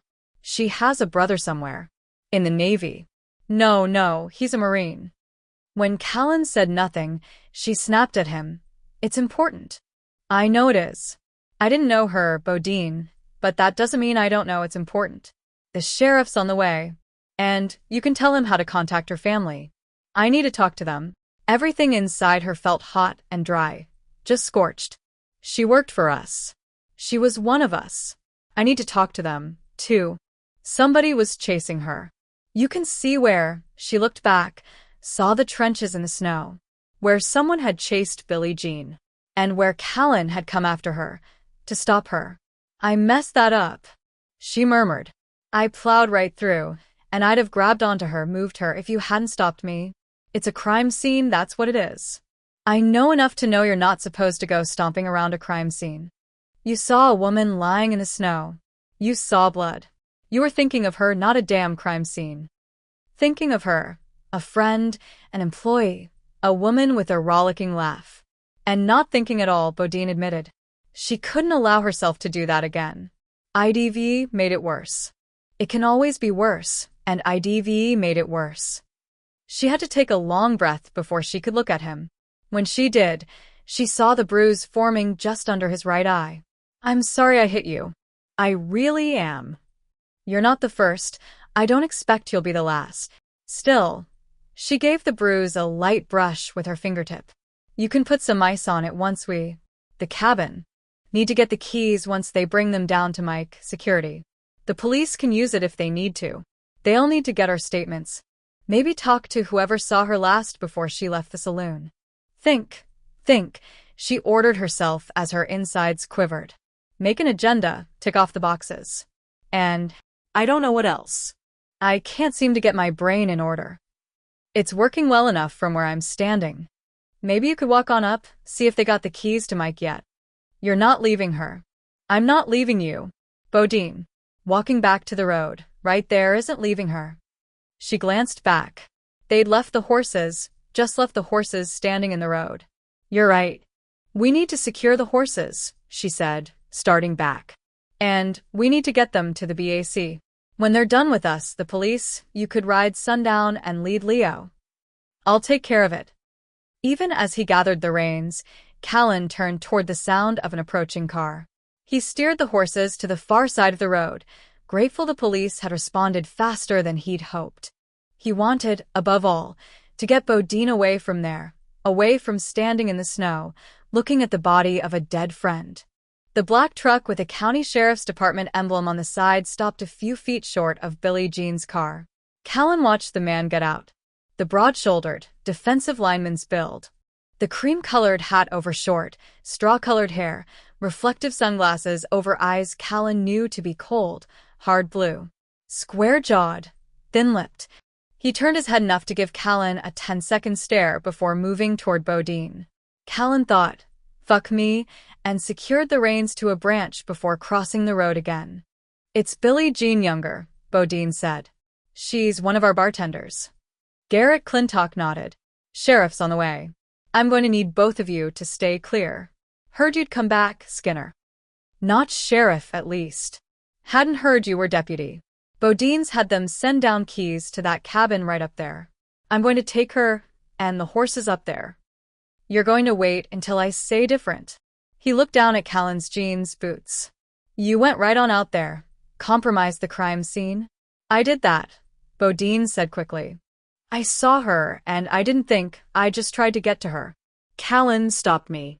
I'm sorry, Garrett. I just reacted. Understandable enough. Did you touch her? Callan stopped me before I got to her. Anybody could see she was gone, but I just reacted. Her phone's on the ground, the other side of her car, Callan added. We didn't touch that either. Deputy. I really would like to get inside, just sit down. Maybe have some water. Bodine shifted, just a little, just enough to put herself between the men and the ugly vibrations in the air. I'm feeling a little shaky. Do you think Callan could go down to where I have Mike blocking the road, get the keys? We'd be right there. Big sky cabin. We didn't want to leave her alone. But now that you're here, you go ahead. I don't want you talking to anybody about this yet, not until we get a handle on things. Thanks. Thank you, Garrett. They crossed the road together, got the horses, began to lead them up the road. You played him like a fiddle. Bodine sighed. I don't care for playing the weak-kneed female, but I'd forgotten how the two of you butt heads. I butted back. That's different. The cold edge in his voice made her want to sigh. Maybe so, but I didn't see the sense in having a pissing match with Billie Jean lying there 20 feet away. Since I'm supposed to be weak-kneed, go on and take the horses up to Mike. Ask him to have somebody come and take them in. I'll wait on the porch in a damn rocking chair. Inside a half hour she'd made coffee. They had a fire going. And she'd paced about 2 miles circling the living area of the cabin. It didn't do her nerves much good when instead of the sheriff, Clintock walked in. I know this is a hard time for you, Bo.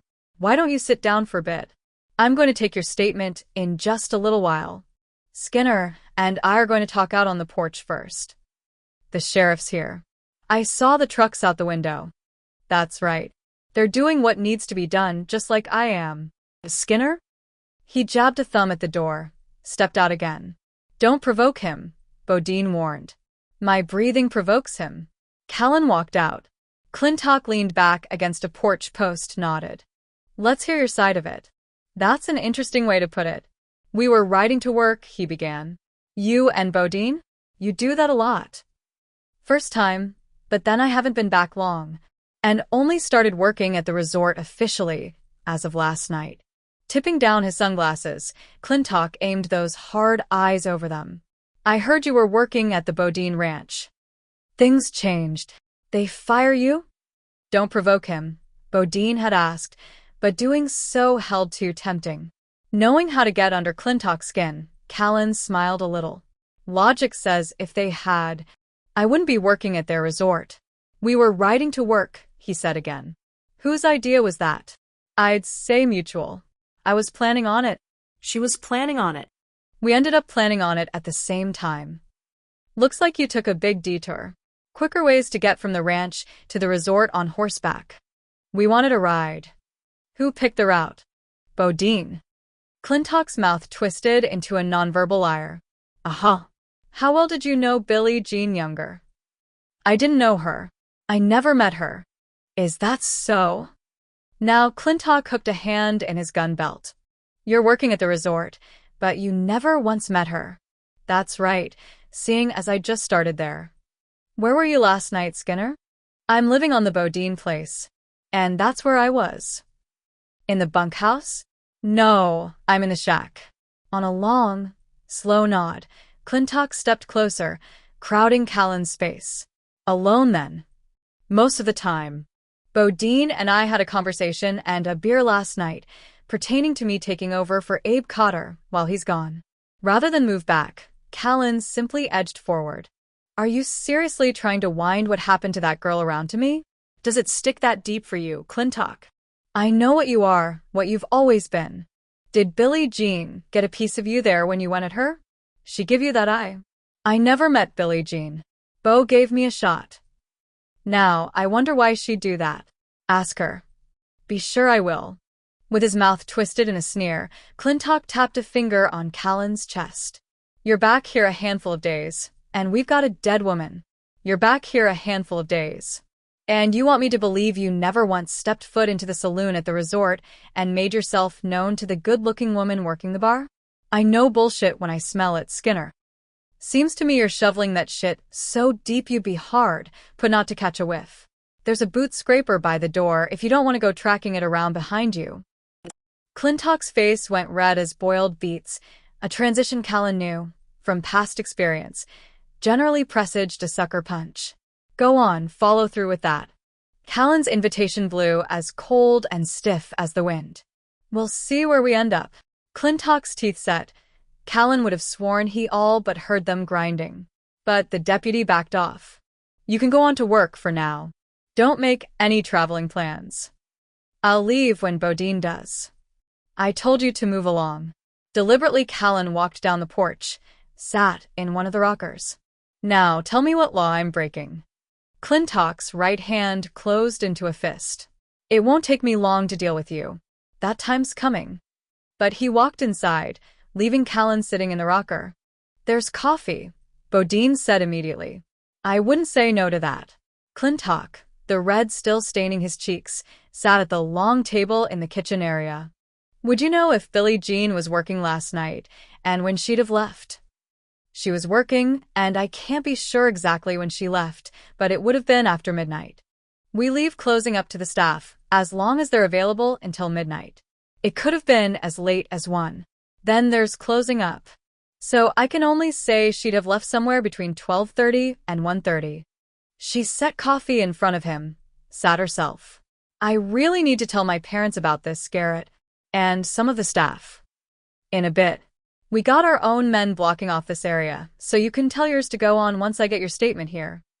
All right. Now. What were you doing riding with Skinner way over this way?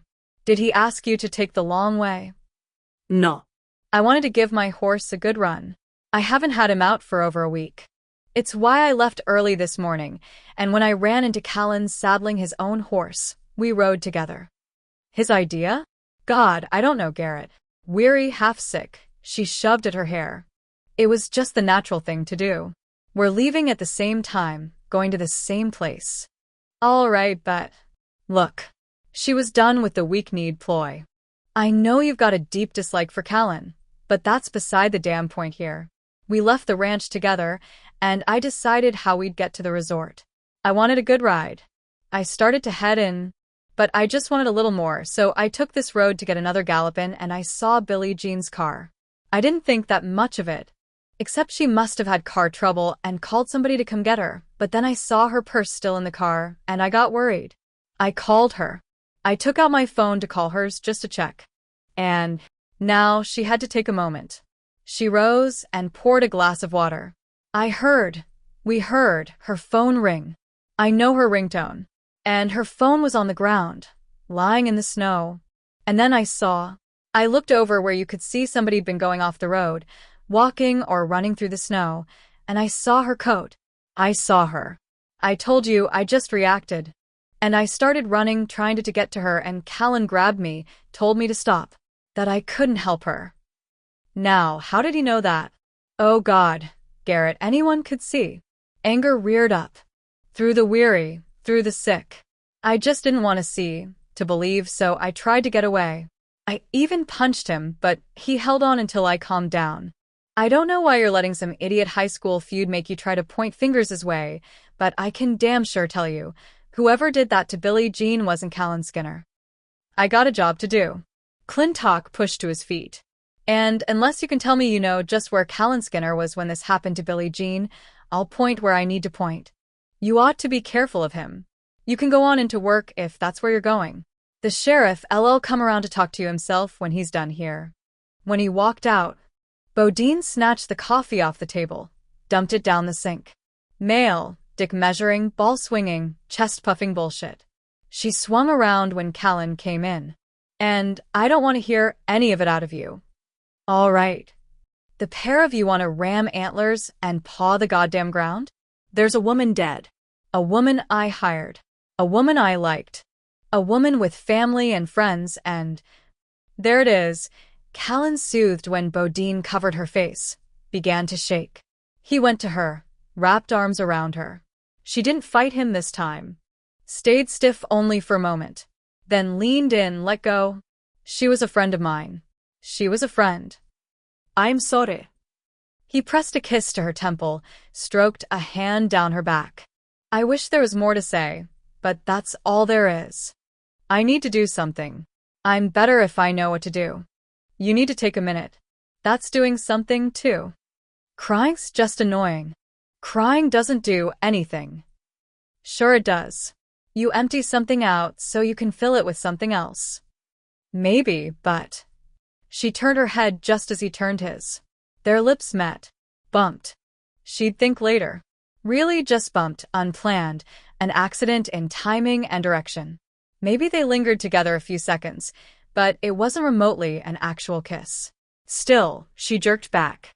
That's so disrespectful. It wasn't meant to be.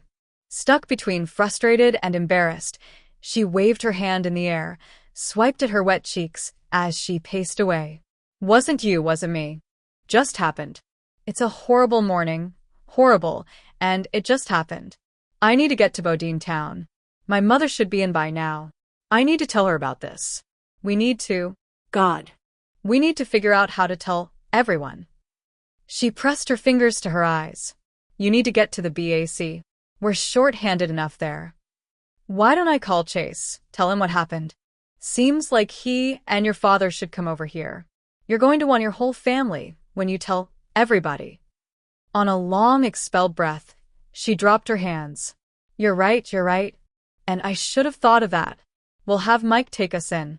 Clintock said the police are blocking things off now. She closed her eyes a moment, drew her shoulders straight again. Okay, I know what I have to do. Let's get going. Chapter 7. The family gathered at Bodine House, spread out in the pretty living room with its dozens of framed photographs and its simmering fire. After insisting her mother just sit, Maureen passed around the coffee.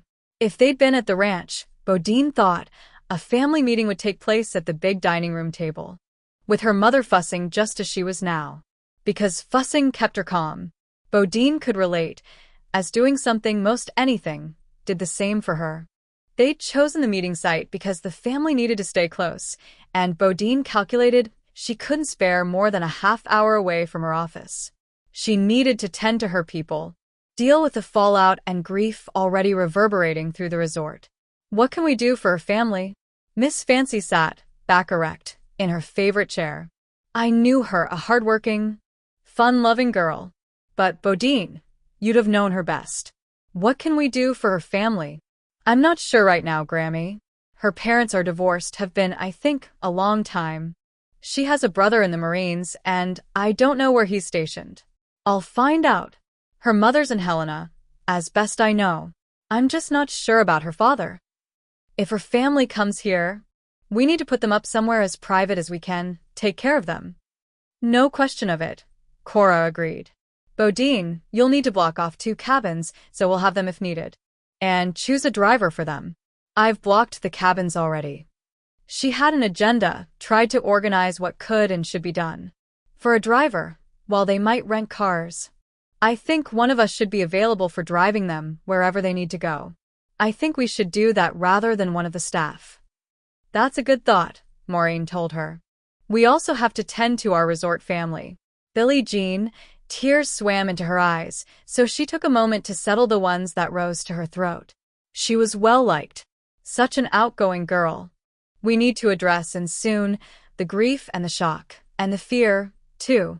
We don't know what happened yet, but people are going to be speculating and worrying on top of mourning one of our own. I think we should bring in a grief counselor. At Rory's suggestion, Chase turned his head, stared. I don't see people wanting to talk about all this with some stranger.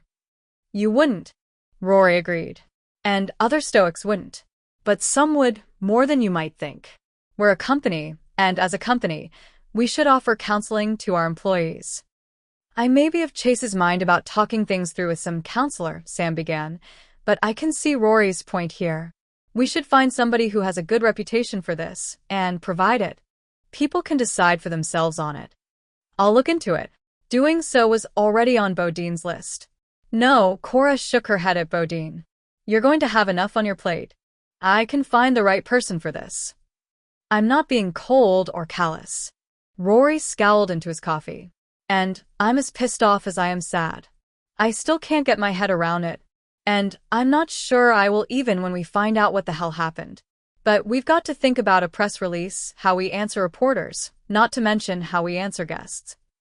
I'm working on it, Bodine assured him. Until we know what happened, it's best we say the truth first. We're all shocked and grieving over the loss of one of our own. And we're cooperating fully with the investigation. There's just not much else to say at this point. I can talk to some of the staff. Nana's right, Rory continued, about you having so much on your plate. He'd know what to say, Bodine thought. And he'd know when to just listen. Rory had such heart and the ability to read what a person needed often before that person knew themselves.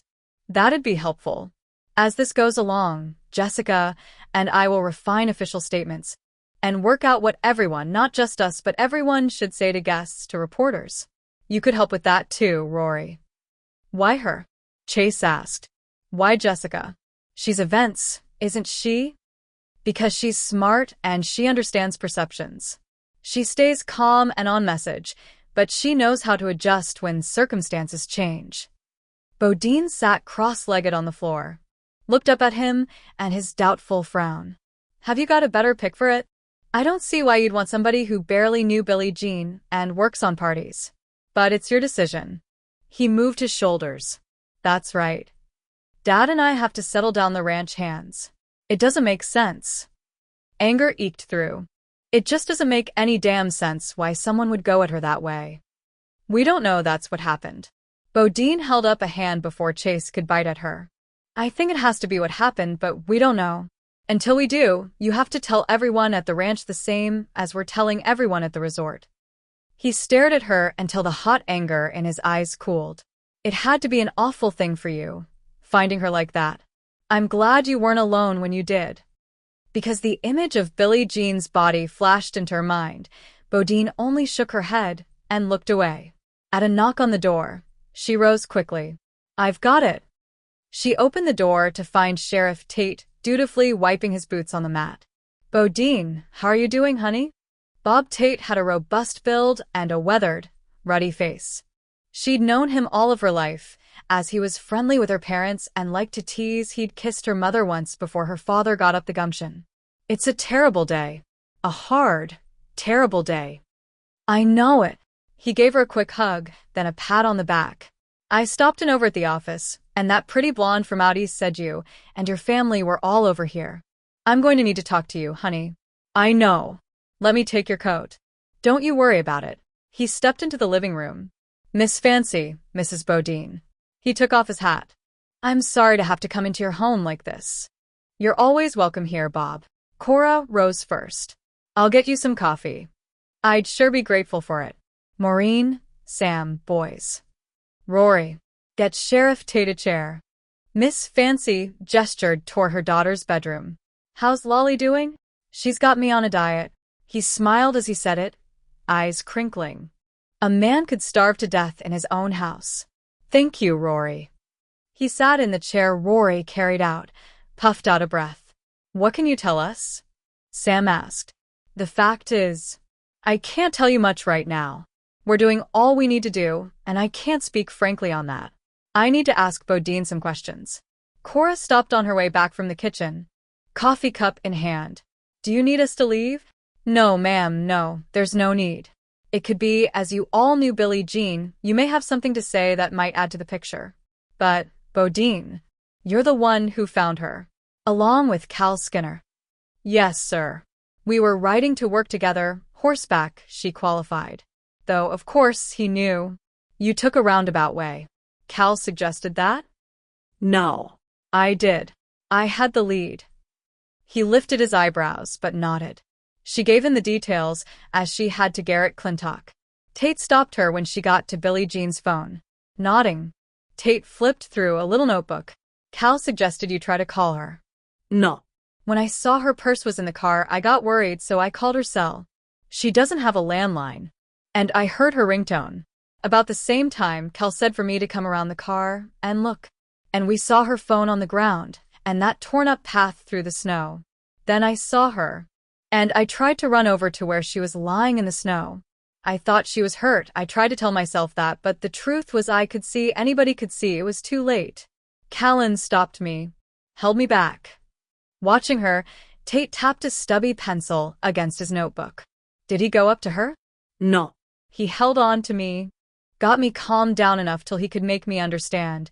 I just didn't want to understand that we weren't supposed to touch her or anything.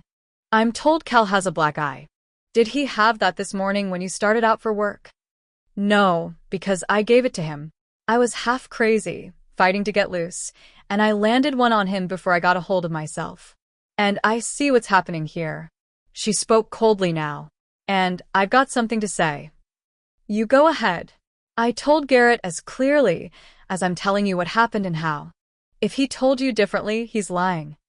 As if to tamp things down, Tate tapped a hand in the air. Well, Bo, I'm aware there's some bad blood between Cal and Garrett. Clintock poisoned it a long time ago. Chase got to his feet, slow and easy. It got poisoned when we were no more than kids, and Clintock dogged Cal, hounded him. He was goddamn relentless. Sorry, Grammy, but that's the word for it. He poisoned it when he and 3 of his asshole friends. When he paused again, Miss Fancy waved a hand. Wait until you're done to apologize for your language in the parlor. It's what they were as they jumped us when Cal and I were camping down at the river. The 3 of them holding me down so Garrett could pound on Cal. But it ended up with Cal pounding on him and getting the better of him before Wayne Rickett. You remember him? I do, Tate said. Seeing his back when I was deputy, I hauled him into a cell more than once, and as sheriff I had a part in putting him away for 5 years for aggravated assault. He jumped into it, so it was 2 against 1. But that only left 2 on me, and I had some mad worked up. We licked them. After, Clintock settled for hard words, didn't have much else. As a couple of the gut punches Cal landed had Clintock puking like a sick dog. I'm saying, if he could find a way to beat Cal down, even if it's steering you into thinking he'd kill a woman, he'd do just that. Peace said. Chase sat again. Tate sat silent a moment, studying his little book. I appreciate the information. All right then, Bo. Tate turned back to her. What happened next? Cal called you, and I called our security as I had my wits about me again so they could block off the road and keep anybody from coming along. Clintock got there first, and it was clear he wanted to push at Callan, so she blew out a breath. I said how I needed to sit, have some water, and I'd arranged for the office to send down the keys for the near cabin. I wasn't in the mood to have the 2 of them snapping at each other with Billie Jean lying over there. That was a smart way to handle it. I got some details to get yet, and I need to talk to Billie Jean's direct supervisor and whoever was working with her last night. That'd be Drew Mathers. I've talked to him and the bar staff. You'll need to do that too, but I can tell you, Billie Jean sent the others home about 12:30. She had 3 couples still in the bar. 4 of them came in as friends, and the other couple got friendly, so they stayed on. I can't tell you for sure what time she closed down and left, but I can give you the names of the people who were in the bar after 12:30. That would be mighty helpful. She had a boyfriend, didn't she? They broke up a couple of weeks ago. Chad Ammon. He's one of our drivers, doubles as Belle's staff. He's off today. Is that Stu Ammon's boy? It is. And would you know who did the breaking? She did. He cheated on her with a girl out of Missoula and a girl from Milltown before that, so she showed him the door. I want to say, and I know you'll need to talk to him, too, Chad is absolutely slippery when it comes to women, but there's not a mean bone in his body. And he was about as upset about getting the boot as he'd have been nicking himself shaving. Just something that happens. Was she seeing anyone else? She was, how'd she put it? Taking a breather from, she glanced at the grannies. A certain anatomical part. I saw her almost every day, and she'd have told me if she'd shifted her mind on that. All right then. I appreciate you laying all that out for me, Bo. After tucking his book in his pocket, Tate got to his feet. That was fine coffee, Mrs. Bodine. I'm going to leave you all alone. Are you going over now? Bodine asked him. I am.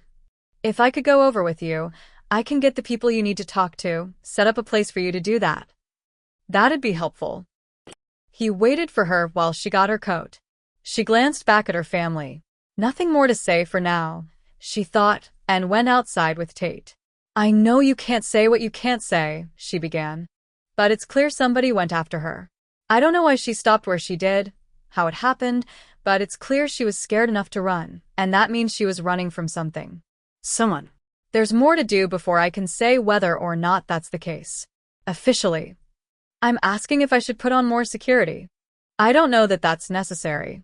But when something like this happens, people are going to be spooked until the answers come out. I think you should do whatever you feel's right. A woman she knew was dead, and on her land, Bodine thought. She wished she knew what felt right. Asterisk, asterisk, asterisk. As he loaded a docile mare into a trailer, Callan spotted the sheriff's truck heading down the road toward the BAC. He'd been expecting it. He lifted the trailer gate behind the pair of horses, stepped toward the shelter where Easy Lafoy was grooming another horse. Going to put you to work later, Easy told the gelding. So you get your lazing around and now. Easy, I'm going to need you to take these horses down to the center. We got a lesson in about an hour. Maddie's going straight there for it. I ain't finished here, boss. It's all right, I'll see to it. You get these two down there, saddle them up. Just say to Maddie that she's to remember the rules. You can take your lunch while the lesson's going on. Okay, boss. He stepped out of the shelter with Callan as Tate pulled up. I guess he's here about what happened to that girl. Awful thing to happen. Yeah, you go ahead. And Callan walked over to meet Tate. Gal. Tatanod da. How's your mom doing? She's doing fine. She likes having a grandkid right under her feet to spoil. I got one coming myself. I didn't know that. Yeah, first one due in May. My wife's half crazy already buying those onesies and teddy bears. Tate paused, watched Easy maneuver the truck and trailer. That a new hand? He is, but then so am I. Not the welcome back anybody'd want. How about you go over it for me? Can we talk while I work? We've got a 6-person trail ride coming up this afternoon. We can sure do that. He walked with Cal to the shelter and the horses, and Callan picked up where Easy had left off. As he worked, Callan relayed everything from meeting Bodine in the stables to finding the body. You rode up Whitetail Trail? Yeah. This weather, it's like riding through a movie. Picture perfect. You'd know about that. Movies. I guess. Have you had a drink in the saloon here since you've been back? Nope. I've been busy, and I've got beer back at the ranch. I never met the woman, and would never forget her. I can't prove I didn't decide to drive over this way in the middle of the night and go after some woman I'd never met, but it sure would be a change in habit for me. Despite the circumstances, Tate's lips curved a little. You got in some tussles here, and there as I recall. With boys and men, Callan agreed easily, even though he heard Clintock's influence in the line of questioning. The kind of tussling I did with girls and women? That's of a different nature, and always by mutual agreement. I've never heard otherwise. Tate gestured to Callan's eye. Looks like you've had a recent tussle. That's a decent black eye you're sporting. I've had better. Bodine. She just wanted to get to her friend. She couldn't think outside of that. And I couldn't let her. So, yeah, you could say we tussled, and she caught me. She's got an admirable right hook. This how you told it all to my deputy? I did. Tate waited a beat, another. Don't want to add to it? There's nothing to add. I've got a story to tell you. Tate dug a pack of gum out of his pocket. The wife nagged me until I quit smoking. He offered the pack. And Callan took a stick out. Anyway, I was saying. There was a poker game one night, over at the Clintock spread. The missus was visiting her sister, took the little girl along. So it was just Bud Clintock and young Garrett at home. He'd been about 12, I guess, at that time. Your dad was there. Callan's eyes stayed flat gray as he nodded. He usually was if there was a poker game. Or a horse race, or a sporting event to bet on. That's a fact, though he had his stretches where he held that devil down. But this wasn't one of those stretches. It's not speaking ill of the dead to say Jack Skinner had a weakness. But there wasn't mean in him. That night, he was having a run of luck. Raking it in. Lot of drinking going on. A lot of swearing and betting and smoking, which I dearly miss. Tate sighed, chewed his gum. Last pot, It came down to your dad and Garrett's. Now. Bud had been losing almost as much as yours had been winning that night. This was a rich pot, and Bud, he kept raising. Jack, he kept raising right back. About $500 in there when Bud ran out of money. He says he'd put something else in. Your dad, half joking, says he could put the pup in. This dog, no more than a 4-month-old pup, had taken to Jack. Jack said the pup was his lucky charm. And Bud says that's fine. And they laid the cards down. Bud, he had a heart flush. 8 through queen. And Jack, 4 deuces. Pausing, Tate shoved back his hat, shook his head. 4 deuces, and that was that. Jack took the pot, but he wouldn't take the pup. That pup belonged to the boy, and there was no meanness in Jack. He said he'd rather Bud buy him a steak dinner, and that's where they left it. Everybody went home, a little drunk and lighter in the pocket but for Jack and myself, as I broke even. And that was as good as a win under the circumstances. Tate looked away toward the mountains, then straight into Callan's eyes. I heard how somebody shot that pup dead the very next day. Now Bud, he can be a hard man, but he'd never have put a bullet in a pup. Callan could see it, had seen that mean in Clintock even back when they were 12. Why did you take him on as deputy sheriff? He served his country, and he came back home. I figured, from what I could see, Garrett had outgrown that streak of mean. I'm not saying he can't ride the line now and then, but I can't say I've had cause to complain about him, either. But him and me? We'll be having a talk because a woman's dead, and nobody who works for me is going to use that to satisfy an old grudge. I've got no issue with him. If he stays out of my way, I'll stay out of his. That's how we'll keep it. You give your mother my best when you talk to her next. I will. Alone with the horses. Callan gave some thought to bitter young boys. He'd been one, and to a father who'd never been mean, but weak enough to lose everything, including his son's respect. Asterisk, asterisk, asterisk. In her office, Bodine pushed through the steps, handling the work that couldn't be put off, but stopping everything whenever one of the resort crew came in for comfort or with questions. She worked through it with a fist in the pit of her stomach and a headache brewing behind her eyes. Jessica paused in the doorway, tapped her knuckles on the door jamb. I'm sorry to interrupt. No. It's okay.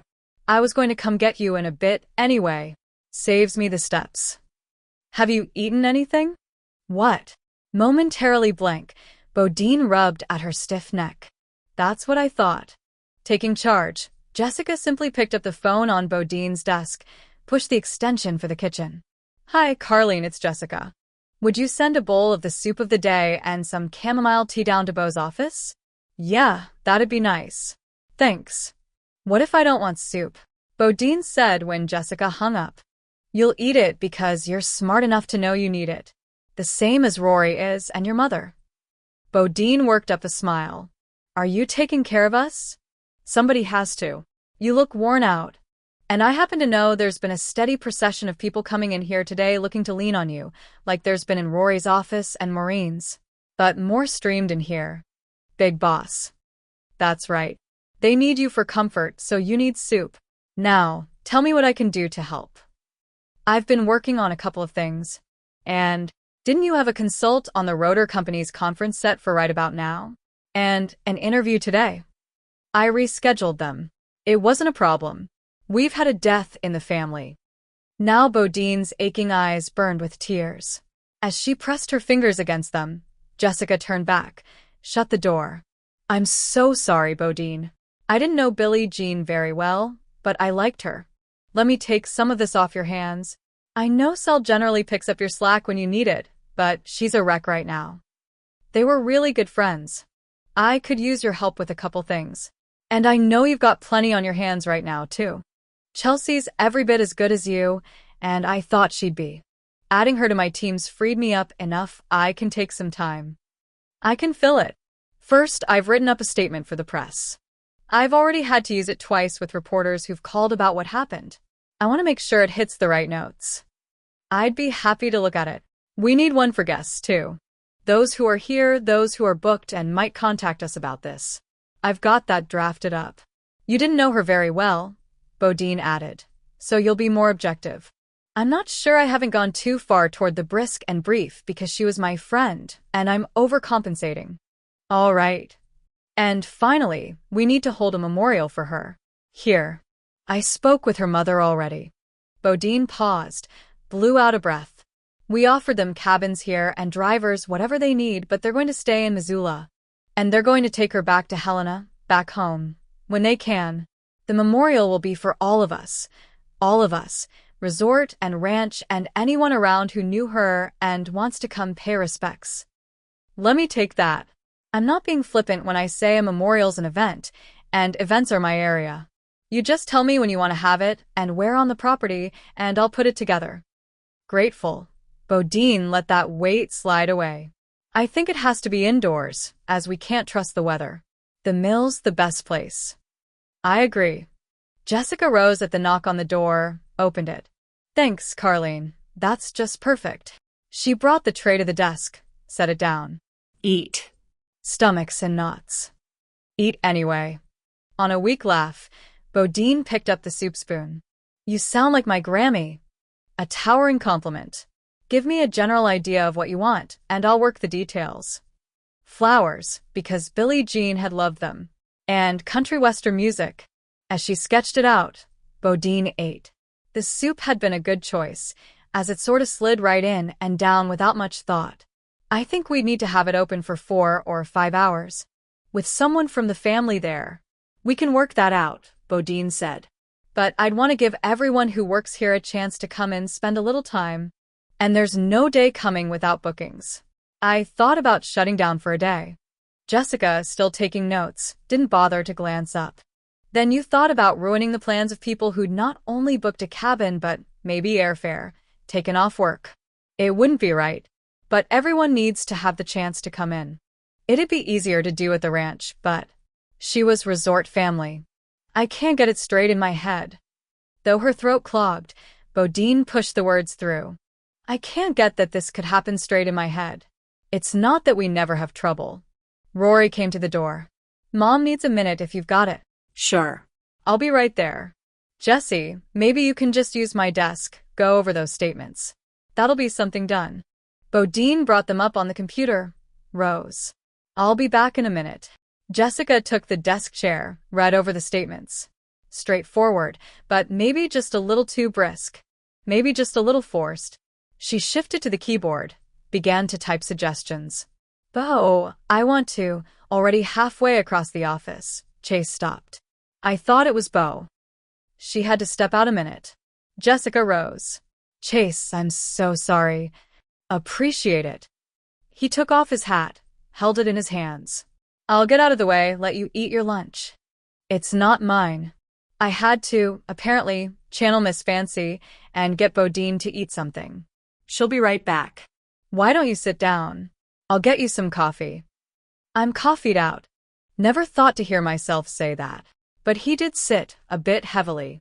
Is she holding up all right? Bodine. He looked tired, even a little pale, she thought, and realized she'd never seen him look either before. Jessica came around the desk, took the other guest chair. You look tired and don't appreciate me pointing it out. But Bodine looks exhausted. She'll need to run everything, he stated. Plan everything, talk to everybody. She will and is. Still, I think working is getting her through the first hard shock, but the fact is, everybody's leaning on her. She looks pale and worn down, and hasn't had time to grieve herself, or even come to terms. He said nothing for a moment, just stared down at his hat. More than pale and tired, she thought. He looked unspeakably sad. Have you eaten? What? Apparently, I'm pushing the soup today. I can order some for you. No. He simply stared at her for a very long beat. I'm good. I gave Bo a hard time about you. About me? When she said she was going to ask you to help out with the statements and all that. Absorbing that, Jessica pushed at a pin, though it hadn't been loose, in a smooth coil at the back of her neck. Because I'm not from here. Not from here. Haven't been here long and? Doesn't matter. I came to apologize to her. She was hurting and I could see it, but I took a little swipe anyway. Because I was mad. He scowled down at his hat again. Just mad. Still am. Is this how you look mad? Depends. He glanced up. On what I'm mad about. Both thinks you're the one to go to for this, then I've got no reason to say otherwise. Jessica nodded. Crossed her high-heeled feet at the ankles. Since you opened the door, what's your problem with me? We both know you have one. I don't know. Maybe it just takes me time to get used to people. People like me? People altogether. He hesitated a moment, then shrugged. There's a good reason I work the ranch and Rory works the resort. I go crazy dealing with people all damn day. Well, if you figure out the problem with me is more than me being human, let me know. Maybe we can work it out. I'll go let Bo know you're waiting. Chase cleared his throat as she started out of the office. Do I have to apologize to you too? She turned her head, skewered him with a look. Depends, she said, and left. Part 2. A purpose. Hold to the now, the here, through which all future plunges to the past. James Joyce. Chapter 8. 1995. Alice, her name was Alice, whatever he called her, gave birth to a son. He was her third child, and the only one Sir allowed her to keep. The second baby, another girl, had been born only 10 months after the first. A little girl she'd named Fancy because she'd come with a pretty down of red hair. When he'd taken her baby away, her second daughter away, up those stairs, she refused to eat or drink for nearly a week, even when he beat her. She tried to choke herself with the bedsheet, but had only passed out. He'd forced food into her, and feeling her own body crave it, she died a little. He gave her 3 weeks after childbirth before raping her again. Within 6, she conceived a son. The birth of the boy she named Rory for the father she'd never known changed things. Sir wept, laid a kiss on the baby's head as it squalled and wailed. He brought her flowers, the purple pasque flower that bloomed in April all around the ranch. They said home, and had the rusty knife of hope carving into her. Was she still home? He didn't come to take the baby away, instead brought her milk, fresh vegetables, even a steak. To keep her milk strong and healthy, he said. He stocked her with diapers and wipes and baby lotion, a plastic tub, and baby wash. When she asked, carefully, if she could have softer towels for the baby, he provided them and a wind-up mobile of animals and an ark that played a lullaby. For months, he didn't strike her or force himself on her. The baby was her salvation, sparing her from beatings and rapes, giving her a reason to live, emboldening her to ask for more. He came to see the baby, bring her food 3 times a day. The midday meal had been an addition after Rory was born. She'd come to gauge the time of day by his visits. Preparing for the breakfast visit, she nursed the baby, washed him, dressed him. He'd taken his first steps only the night before, and she'd wept with pride. A new hope burned in her. Sir would see his son walk the first time, would allow them to go upstairs, allow her to take the baby outside, to walk in the sun. And she would see the lay of the land. She would begin to plan how to take her child and run. Her child, her precious boy, her salvation and joy, would not grow up in a cellar. She washed herself, brushed her hair that was now nut brown, and passed her shoulders.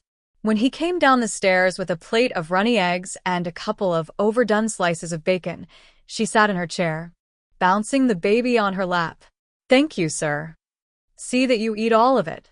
Waste not, want not. I will. I promise, but I have a surprise for you.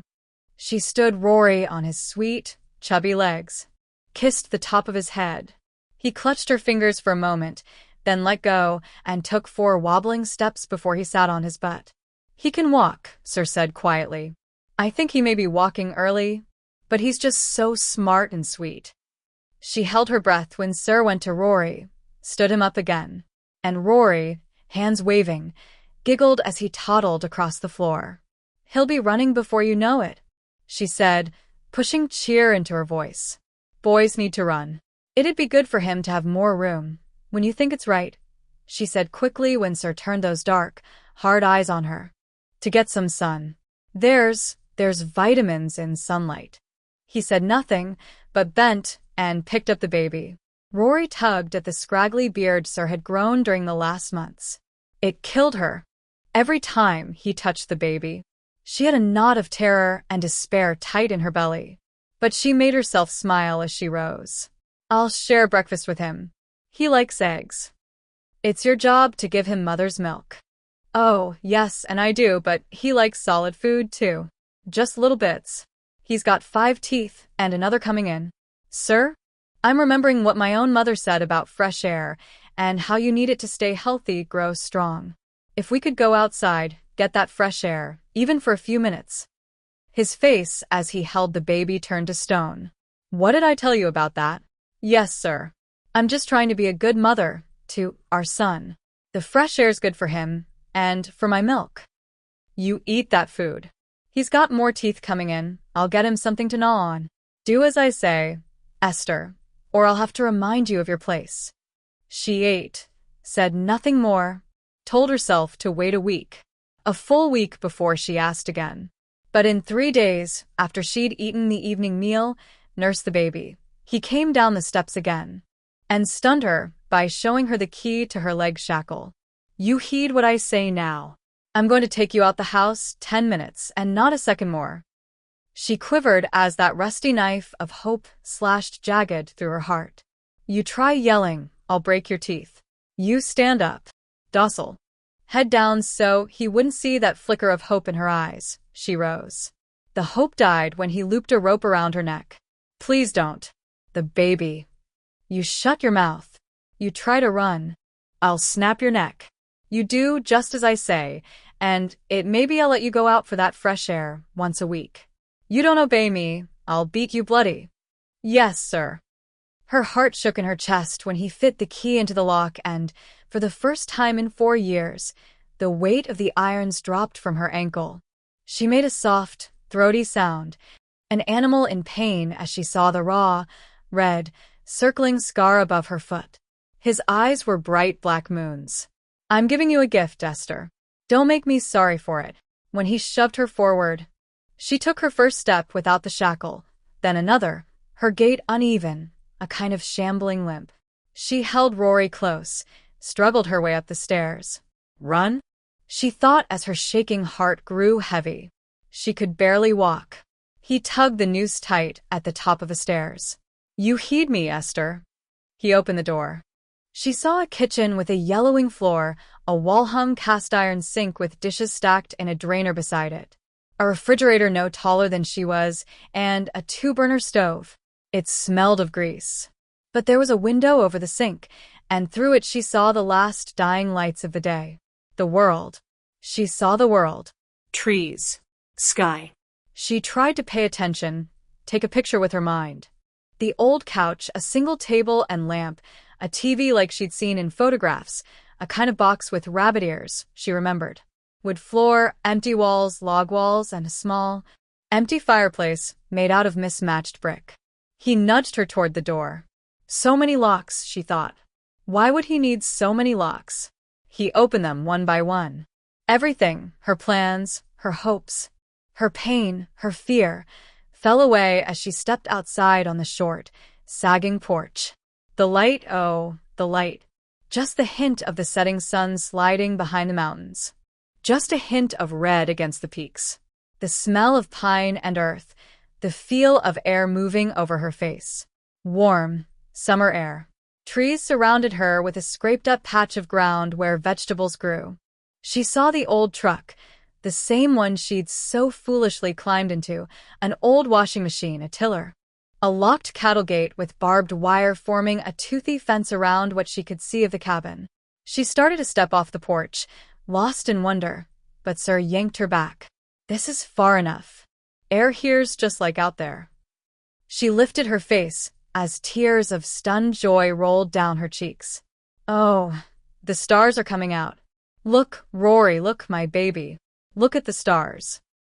She tried to tip the baby's head up with her finger, but he only grabbed onto it, tried to gnaw. It made her laugh, kissed the top of his head. Listen, listen. Do you hear the owl? Do you hear the breeze going through the trees? Isn't it beautiful?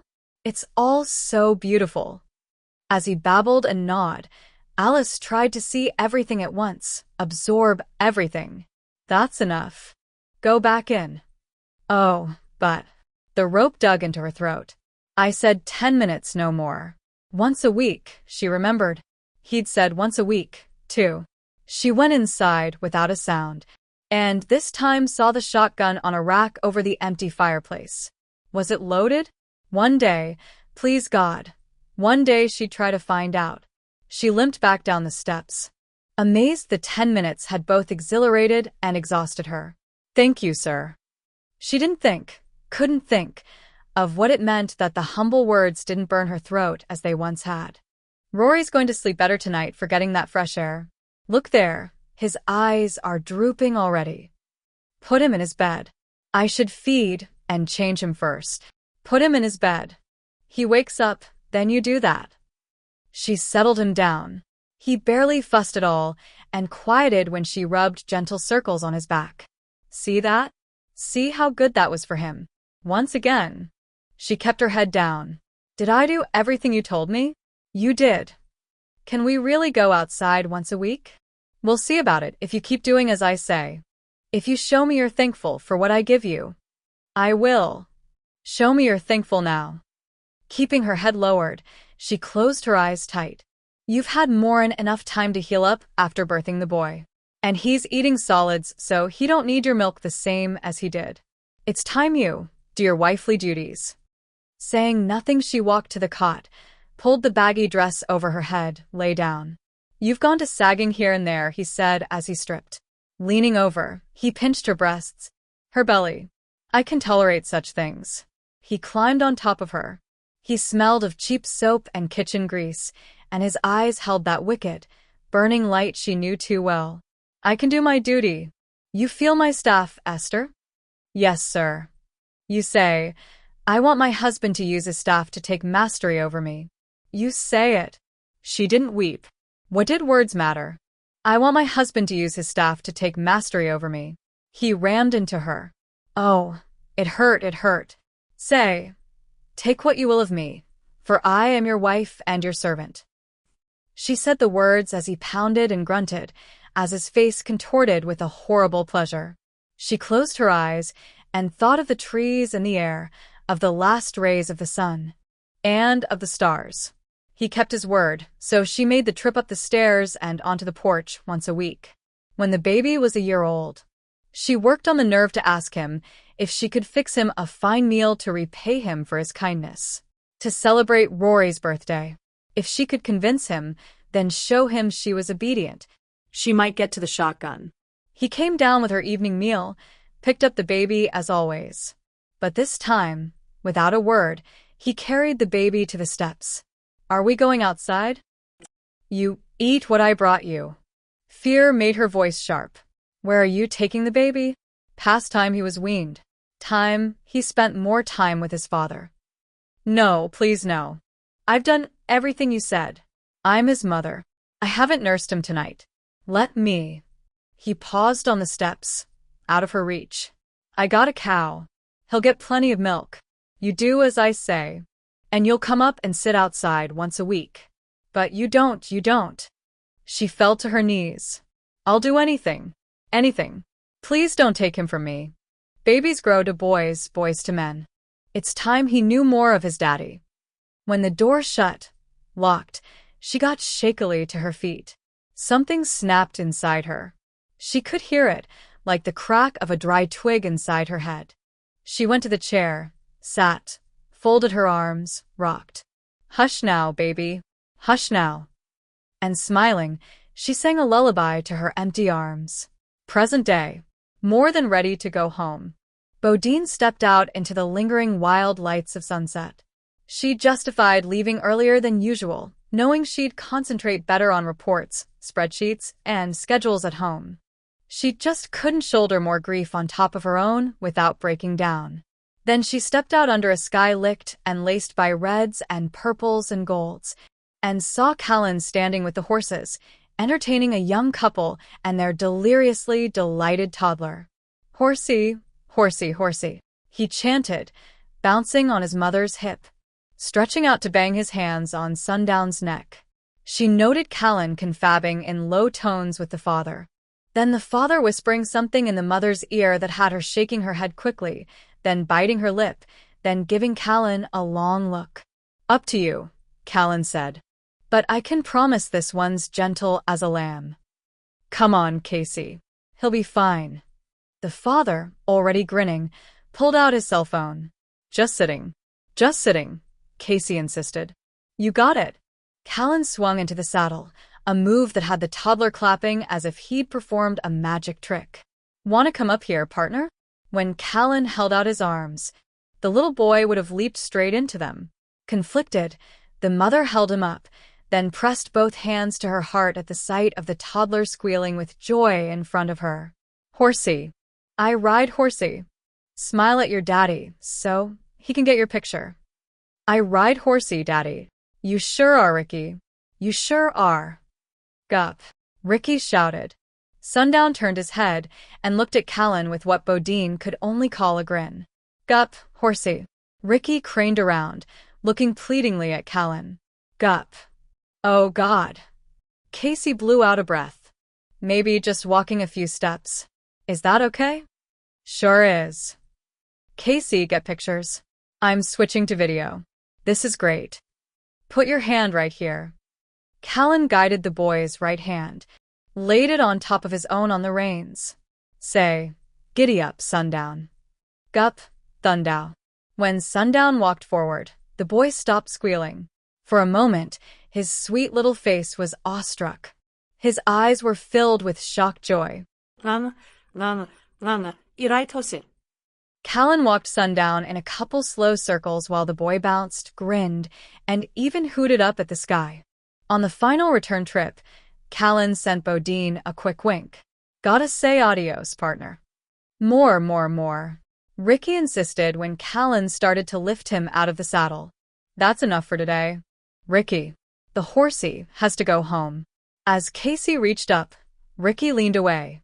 You're a real cowboy now, Ricky, Callan said. Real cowboys always listen to their mas. It's the cowboy code.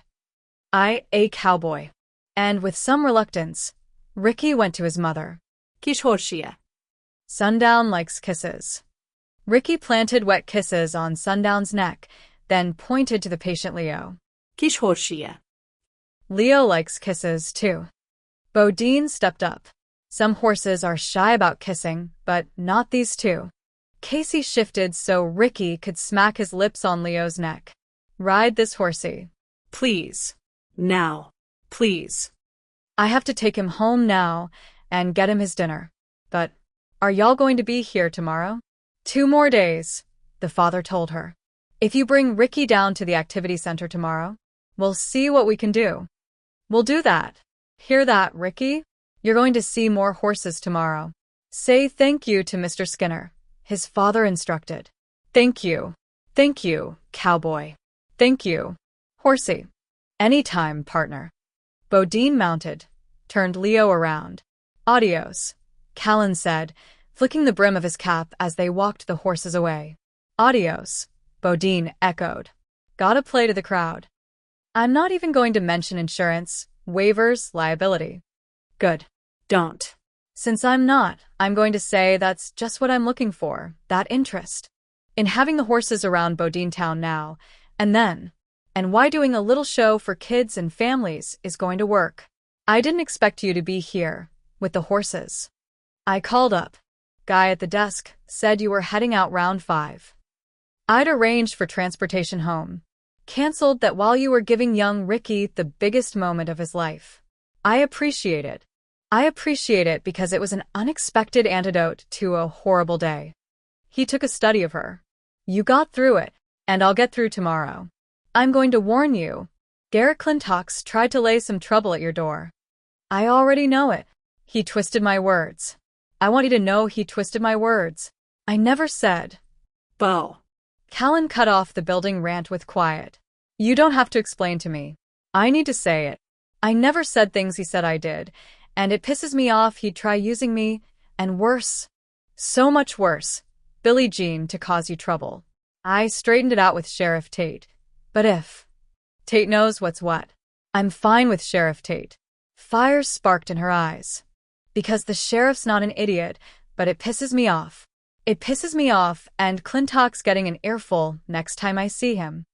Just let it go. Let it go.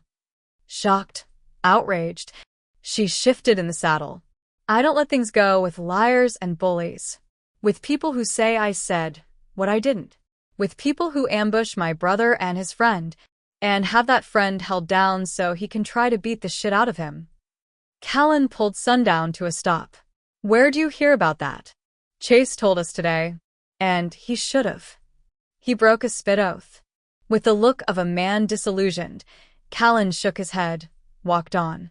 I'll say, he was riled to boiling at the time, as I know spit oaths are sacred. To 12-year-old boys. Age doesn't have a thing to do with it. An oath's an oath. And the past is the past. Men, Bodine thought. How could she have grown up surrounded by them and still have them irritate the living crap out of her? You can skin Chase for sticking up for you, for providing evidence of what a snake Garrett Clintock is if that's your stand on it. But if the past was the damn past, Clintock wouldn't still be trying to ambush you. That'd be his issue, not mine.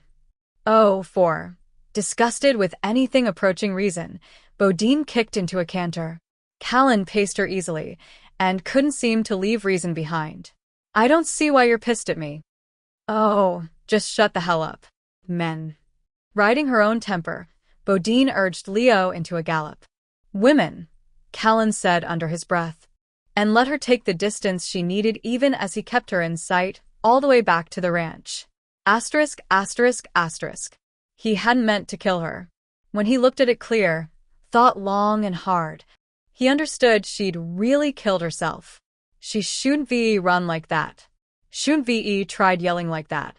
If she hadn't tried kicking at him that way, he wouldn't have had to shove at her. She wouldn't have gone down so hard, hit her head so hard. If she'd come along quiet, he'd have taken her on home, and she'd been right as rain. His mistake? Not smacking her down right off. Just smacking her down, loading her in the truck. He'd wanted a quick taste of her first, that was all. To make sure she'd do for him. He needed a wife of childbearing age. A young, good-looking woman who'd give him a good ride and strong sons. Maybe he'd decided on her too quick, but he'd sure wanted that ride. He'd done the rest right, he reminded himself. Siphoned the gas out of her tank, left her just enough to get good and away from the center of things. Followed her with his lights off, then gone to the rescue when he saw her car stop. Got her out of the car just fine, kept it all nice and easy. Then he'd gotten himself too excited. That's where he'd gone from right to mistake. Shouldn't grabbed her. Tried to get that taste of her. Should have waited on that. He'd learned his lesson there. Next time, he'd put her down, truss her up, and get her back to the cabin. Simple as that. Plenty of good-looking women around to pick from. He'd take his time on it. The bartender one had been pretty enough, but he'd seen prettier. And thinking about it, maybe she'd been older than he should look for. Not so many years in her to bear children, which was a woman's purpose in life. Younger, prettier, and it might have been that the one who killed herself had been a whore, seeing as she worked a bar. Could be she'd carried some disease. He was better off he hadn't taken that ride with her. He'd find the right one. Young, plenty pretty, and clean. Pick her out, bide his time, truss her up, and take her to the cabin. He had her room ready for her. He'd train her right, teach her what so many forgot. Women were created to serve men, to submit and obey, to bear sons. He wouldn't mind punishing her. Punishment was his responsibility as well as his right, and he'd plant his seed in her. And she would be fruitful and bear forth sons. Or he'd find one who would. That might take some patience. Some planning. But that didn't mean he couldn't find one to give him a good ride in the meantime. In the cabin, in his room, he brushed a hand over the Bible on the stand by the bed. Then, reaching under the mattress, pulled out a skin magazine. Women were mostly whores and trollops, he knew, flaunting themselves, tempting men to sin. He licked a finger, turned a page. Felt righteous as he hardened. He didn't see any good reason not to take a woman up on her flaunting until he found the right wife.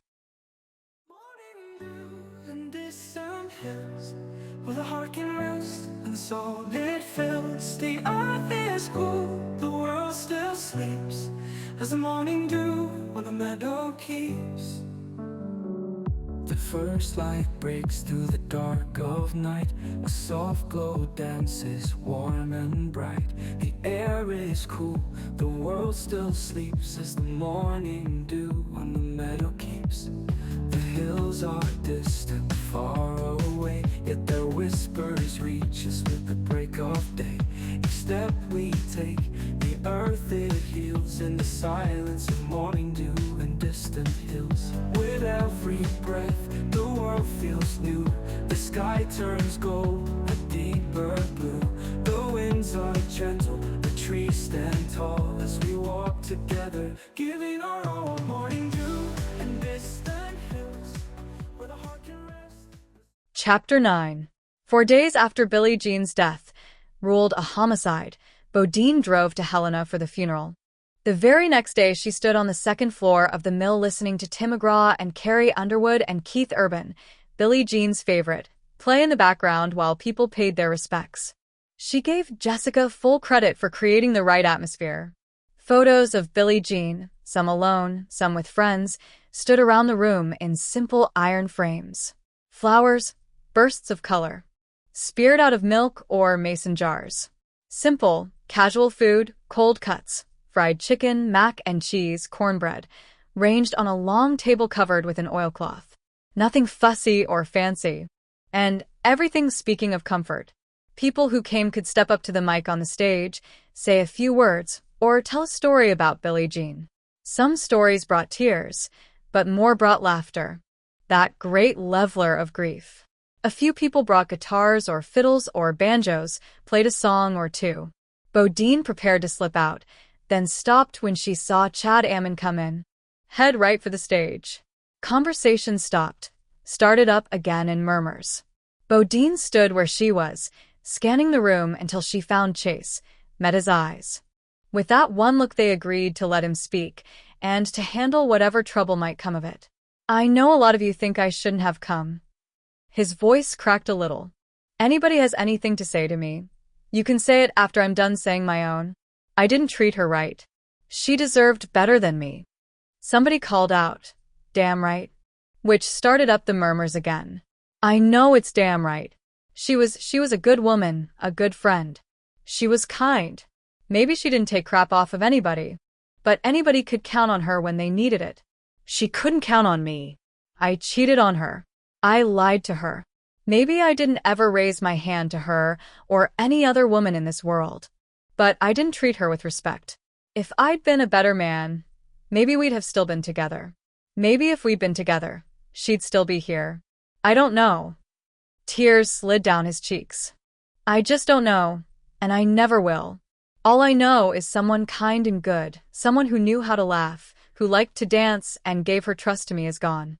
There isn't a thing anybody here can say to me worse than what I say to myself every day. But you can say it.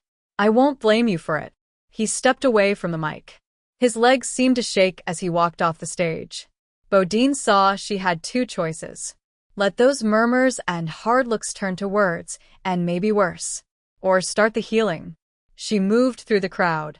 Saw Chad stop, raise his tear-streaked face to hers. He broke into sobs when she slid an arm around him. All right now, Chad. You come with me now. You don't blame yourself for what happened. She wouldn't want you to. She wasn't like that. She made sure her voice carried as she led him out of the memorial and to the steps leading down. In the heavy silence, Jessica walked quickly to the stage. From what she could see, Bodine had started turning the tide. She'd try to keep it moving. I didn't know Billie Jean very well. I haven't worked here as long as most of you. But I remember after my first week here going into the saloon. I was feeling good about the work, but a little out of place, maybe a little homesick. She brushed her hair back from her face. She'd left it down so it waved its way to her shoulders. More casual, more friendly, she thought, than wearing it up and sleek. I wanted to fit in here, she continued. So, I went into the saloon that evening. Billie Jean was working the bar. I asked her what she'd recommend, told her I'd just started working here. She told me she knew that already. That bartenders hear everything sooner or later, and usually sooner. She recommended a huckleberry margarita. I'm going to admit it didn't sound appealing. On stage, Jessica smiled at the chuckles. A lot of customers were in there that night, and I noticed how easy she made her job look. How she had a smile for everybody even if she was working with both hands. She put that drink in front of me. I looked at it thinking, why in the hell did people around here put huckleberries in everything? Then I took a sip and got the answer. She smiled again at the quick laughter. Waited a moment. I drank my first huckleberry margarita. Then I drank a second one sitting at the bar, watching Billie Jean work. When she put a third one in front of me, I told her I couldn't. I had to drive home. Only to the village, but I couldn't get behind the wheel with 3 drinks in me. And she said, "Honey, you go ahead and have that drink and celebrate your first week here." That she was off in an hour and she'd drive me home. So I did and she did. It wasn't the huckleberries that made me feel like I was beginning to fit in. It was Billie Jean. She stepped off the stage, took an emotional test of the air around her, And, deciding the tide had fully turned, moved to the background. That was a good thing. She glanced over at Chase. She hadn't seen him move in her direction. Your sister did the right thing. I just finished it off. And the story was God's truth. That was a good thing, he repeated. Just like this memorial. I want to say you put it together just the right way. And maybe you knew her better than you think. I had a sense of her and I talked to people who knew her well. She looked around the space, at the photographs, the flowers, the faces. all this has taught me a couple of things. I wish I'd spent more time sitting at the bar when she was working it. And we all are, part of a whole, not just employees of a good company. Bodine told me some who came here today are seasonals, and some of them drove 100 miles and more to come. That's what family does. And that kind of sensibility comes from the top. Your family set that tone, and it rings true. I'm going to apologize. She aimed those blue eyes straight into his, raised her eyebrows over them. Are you? I didn't mean to make you feel you don't belong. You just don't think I do? He shifted his feet. I'm apologizing. And I should be gracious enough to accept it. So I will. Bygones. She held out a hand. All right. Though it felt awfully damn small in his. Chase shook her hand. I need to get back, but Miss Fancy's sitting over there and Rory's due any minute. It's fine if you go. Then since he'd run out of words, he nodded, escaped. As he made his way out, exchanging more words with some who sat at tables set up on the main floor, he saw Callan coming toward the mill. Couldn't get away before now, Callan said. More than enough time. We had some drama when Chad came along, had to say. Is that so? On a sigh because he knew the tone, Chase settled his hat down further on his head. You're still mad. You broke an oath. You weren't there. I'm sorry I let temper get in the way of it. But it did. And it's done. You want to even it up? I'll give you leave to break the oath we took about me pouring whiskey into a Coke bottle and sneaking it out of the house. And the pair of us trying to drink it up at the campsite and getting sick as dogs instead. You got sicker. Maybe. You puked your share. You can tell that one if it levels this. Considering. Callan hooked his fingers in the front pockets of his jeans. Picking what you say, I can tell doesn't level it. I should be able to pick one. Because he couldn't argue with the logic. Chase frowned out at the mountains. Go ahead then. Pick one, and let's put this away. Maybe I'll pick how you lost your virginity when Brenna Abbott lured you into the hayloft at your sister's 13th birthday party. Chase winced. It might not have been his proudest moment, considering his whole family and about 50 others had been within shouting distance, but it had been a seminal one. If that'll do it. Callan stood hip-shot, studying the mountains along with his friend, listening to the music and voices from inside the mill. Hell, it'd just make me feel like an asshole. And stop you from feeling so much like one. I'd rather you feel like one a while more. Whatever happened to Brenna Abbott? Last I heard, she was living in Seattle. Or maybe Portland. How quickly we forget. Well, bygones, Callan said, offering a hand. Chase stared at it, then let out a laugh. That's the second time in under 10 minutes somebody said that to me. I must be making it a habit to mess things up. Nope, not a habit. Just a blip on the screen. I got something else. Clintock, start something, you come and get me before you finish it. I'm not worried about Clintock. You come and get me, Chase repeated, then spat on his palm, stuck out his hand. Jesus. Touched, amused, and struggling not to think of Bodine's comment about 12-year-olds, Callan mirrored the gesture, clasped hands. All right then. I've got to get back. Chase sauntered away. Rubbing his hand on his jeans, Callan walked inside to pay his respects to the dead. Asterisk, asterisk, asterisk. Bodine wouldn't rank herself as a top cook. She might not rank herself in the top 50% of cooks. But on Thanksgiving, she did her duty. She chopped, peeled, stirred, mixed. And following a tradition set years before, bitched that neither of her brothers served in the duty. It's not altogether fair. In her placid way, Maureen basted the turkey. But you know as well as I do there's not a man in this house who's anything but a nuisance in the kitchen. Clementine and I both did our best to teach them, the same as we taught you. But Rory could burn water, and Chase turns into a bull in a china shop. It's on purpose. Bodine grumbled as she and Cora peeled a mountain of potatoes. Well, sweetie, I know that, too, but the results are the same. Grammy, can you take a look at this ham? Miss Fancy, wearing an apron that stated women and wine improve with age, peered into the lower oven, nodded. I'd say it's about time for me to make the glaze. Don't fuss too much, Bodine. You got the men out there doing the beef on the grill. And they'll be hauling the second turkey and all the fixings over for the bunkhouse boys. I'd as soon not have them in here, crowding me. I like the smells and sounds of a Thanksgiving kitchen, Cora added as she plucked up another potato. Remember, Rieni, how I used to make extra pie dough and let you and Alice, she trailed off. Let out a sigh. Ah, well. I remember, ma. Maureen spoke briskly, turning to stir something on the stove that didn't need stirring. I'm not going to get maudlin, Cora said. I like to think Alice is smelling and hearing Thanksgiving today, too.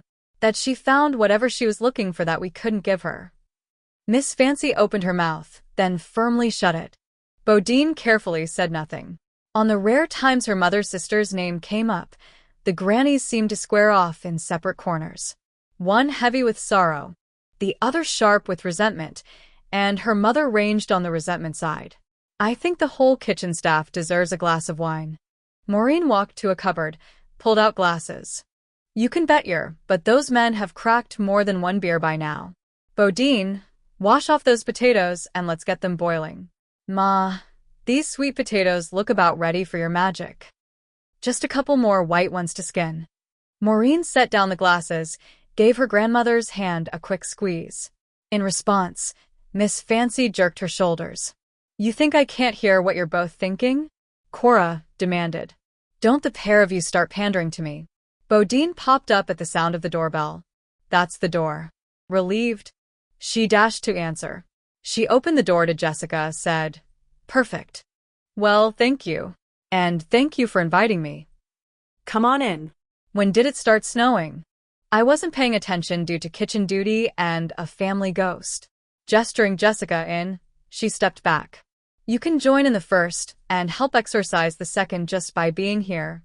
You didn't have to bring anything, she added, nodding at the cake holder Jessica carried.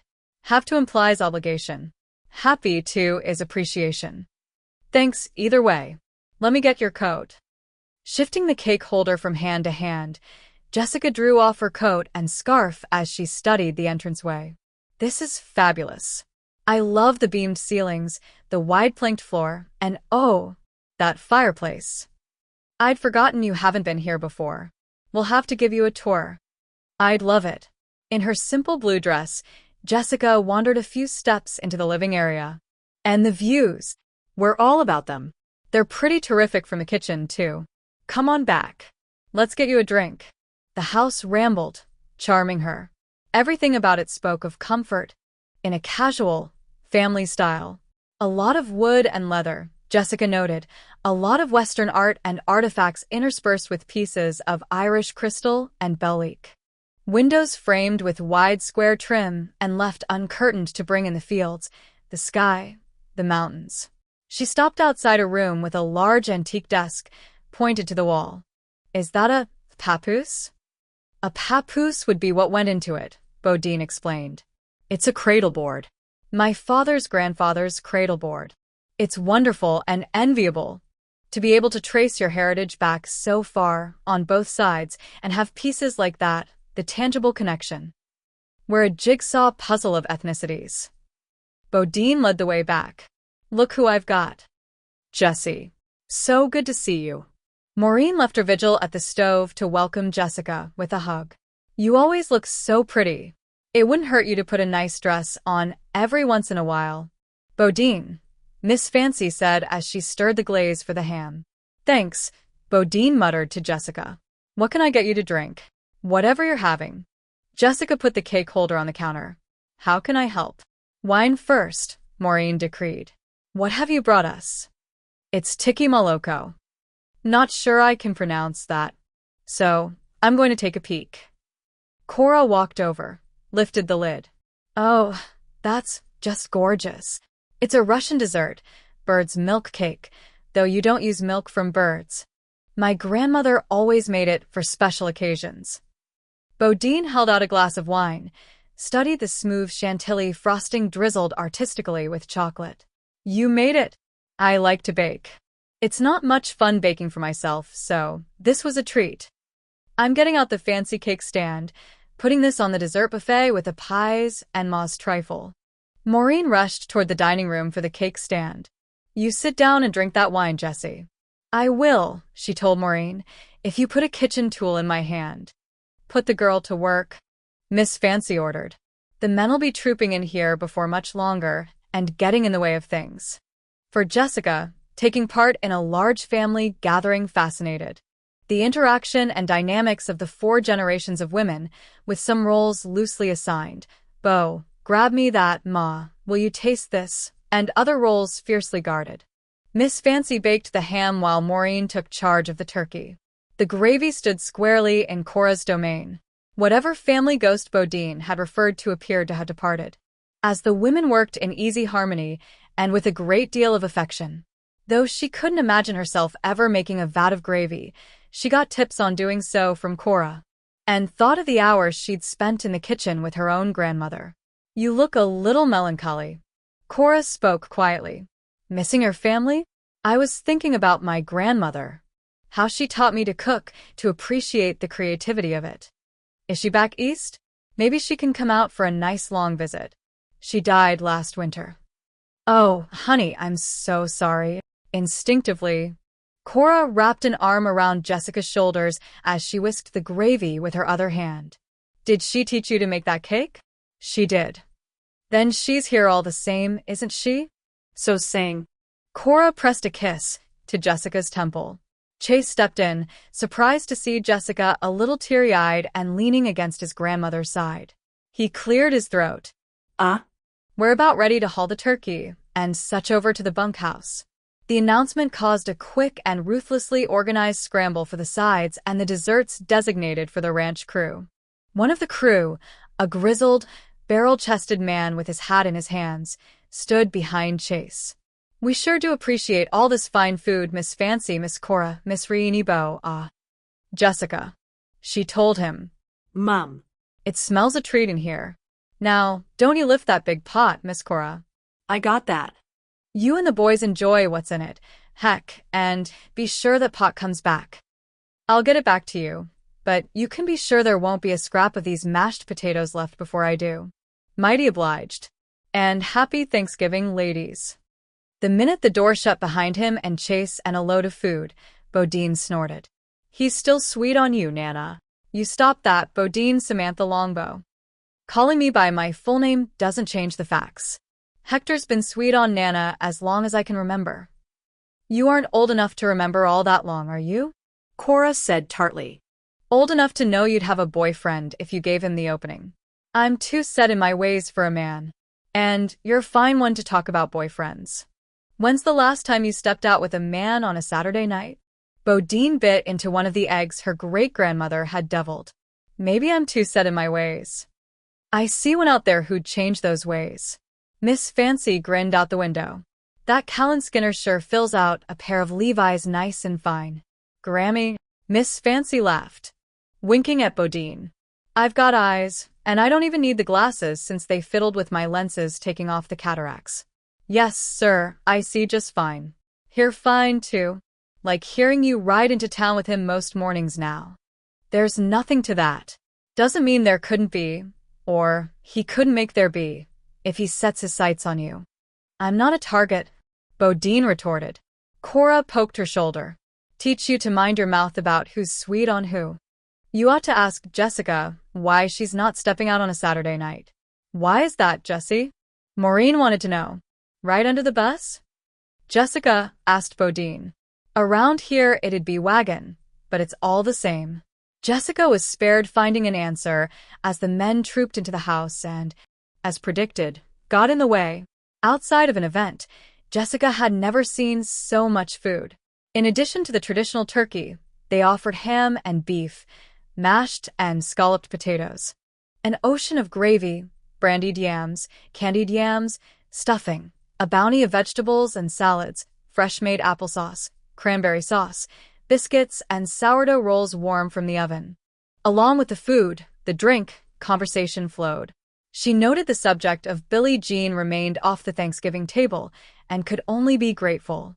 Not a day passed at work without speculation. Questions. She considered the holiday meal a reprieve. Seated between Chase and Callan, Jessica sampled the ham. You be careful with those slivers of meat on your plate, Callan advised. You won't have room for dessert. There's too much here for more than a sliver. Where are you going to find room? She wagged a finger toward his more generously filled plate. Miss Maureen's apple pie is like nobody else's. I dreamed about that pie every Thanksgiving I wasn't at this table. So this was tradition for him, Jessica thought. Sharing Thanksgiving with his family rather than his own. She filed that away. I guess you work it off. I couldn't make it to your show last Saturday, but I hear you and your horse were major hits. We had some fun with it. I want to get some pictures next time.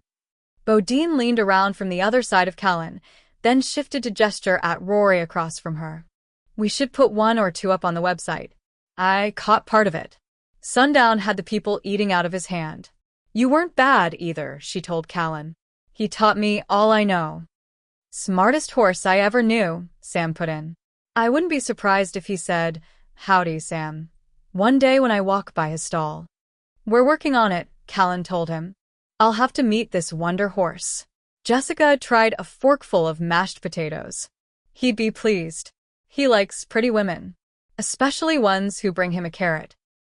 Bodine shifted a little as Callan aimed a look at her. I suppose you're going to claim he told you about that, she said. We have our ways. Sundown and me, we have our ways. You get much chance to ride, Jessie? Me? Oh, I don't ride. Conversation, all the little pockets of it around the table, emptied into silence. And once again Bodine leaned around Callan. At all? There wasn't much opportunity in Lower Manhattan. But you've been on a horse, like a trail ride. Surprised enough to ask, Chase shifted to face her. Actually, no. I've never been on a horse. How did we not know that? Rory wondered. How did we not know that? Nobody asked. Feeling suddenly exposed, as if she'd inadvertently confessed to a crime, Jessica reached for her wine. It wasn't in the job description. Well, we'll fix that.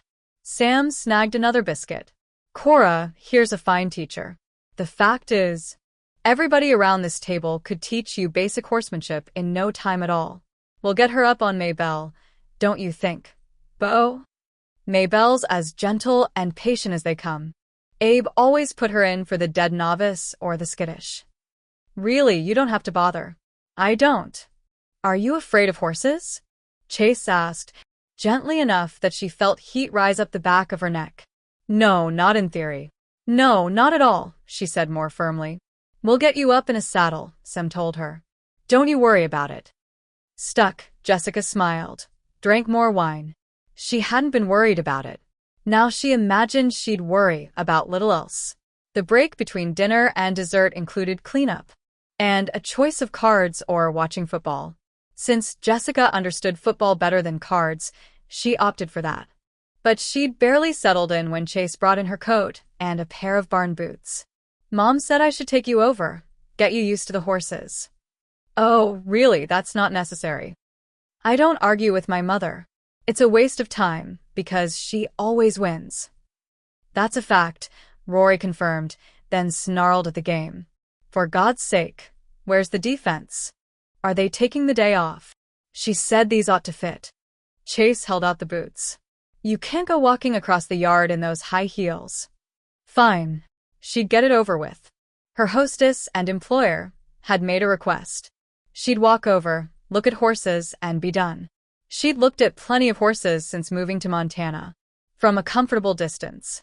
She put on the boots, which did fit well enough even if they looked ridiculous with her dress, then pulled on her coat. Chase led her out the side door.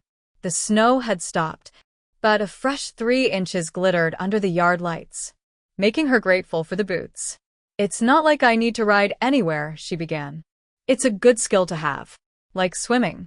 Can you swim? Of course I can swim. I've never been to Lower Manhattan. Didn't know if there were many opportunities for that there either. It's an island, Jessica reminded him as a raucous cheer erupted from the bunkhouse. They're watching the game. You'd probably like to do the same, she realized. We'll make this quick, so you can get back to it. I like football well enough, but it's just a game. He opened the door, hit the lights. It was a soft smell, Jessica thought. Horses. Different. A little different from what it was when she walked by them in paddocks or rings. He walked down the sloped concrete, stopped. This is Maybelle. She's a good choice for the first time up on a horse. As he spoke, the horse lifted her head, dark brown with a jagged white blaze, over the stall door. If she had wool, she'd be a lamb. Isn't that so, Maybelle? Her ears flicked forward as he rubbed her cheek. Her eyes looked deep into Jessica's. You can pet her. She likes it. Have you petted a horse before? No. I'm not going to say some won't bite, because they will. But not this one. She's a good girl. Here you go. Before Jessica realized he meant to, he'd taken her hand, pressed it to the mare's cheek. Soft, like the scent. Smooth. Warm. Her heart stopped hammering, so she could enjoy the experience. She has beautiful eyes. She does. Chase waited until her confidence built enough for her to stroke her hand down Maybelle's neck. Have you ever been thrown? Not what you'd call thrown. Slid off once and landed on the ground. But we were riding bareback, Cal and me, and half drunk with it. A long while back. He added when Jessica looked at him. Your family really wants me to do this. Nobody's going to make you do something if you're afraid of it, or just plain don't want to. I should try it. Have the experience. She backed up. I'll think about it anyway. She jolted a bit, turned, at the snort behind her. Who's that one? That's the famous Sundown. Sundown the Wonder Horse. She approached warily, but she approached. He's beautiful. And big. He's big. Runs 17 hands, so some bigger than most. Smart like Dad said, and he can be sly. But he's got no mean in him. To test her mettle, she moved closer. Her hand paused halfway up, hesitating. Could a horse look amused? She wondered, making herself lift her hand all the way to his cheek. Okay, 2 for 2. You're really big, very impressive, and very, very handsome. Sundown turned his head, angling it down, as if suddenly shy. Chase laughed. I swear I don't know how he does it. It's like he understands every word we say. Smiling, Jessica turned around. Maybe he does. I think. This time she didn't just jolt, she all but leaped and landed hard against Chase. He was just sniffing her hair. To steady her, Chase put his arms around her, or told himself that was why. It's pretty, and it smells good. He didn't mean to scare you. I was startled. He just startled me. Still a little breathless, she looked up. His eyes were so green, she thought, so strongly green, and flecked with gold. It's pretty, Chase said again. Your hair's pretty. And lowered his mouth to hers. He smelled of the horses, she thought. Soft and warm. His mouth was the same, warm and soft against hers. a quiet quiche. One that might have been peaceful if not for the rapid drumming of her heart. Despite the drumming, leaning into him into the moment was the easiest thing she'd ever done. He pulled back, stepped back. I'm sorry. I should be taken advantage like that. The soft, shiny bubble popped. Like what? Well, it might seem like I lured you in here, and then I grabbed hold of you. Now she lifted her eyebrows. I think I did the initial grabbing.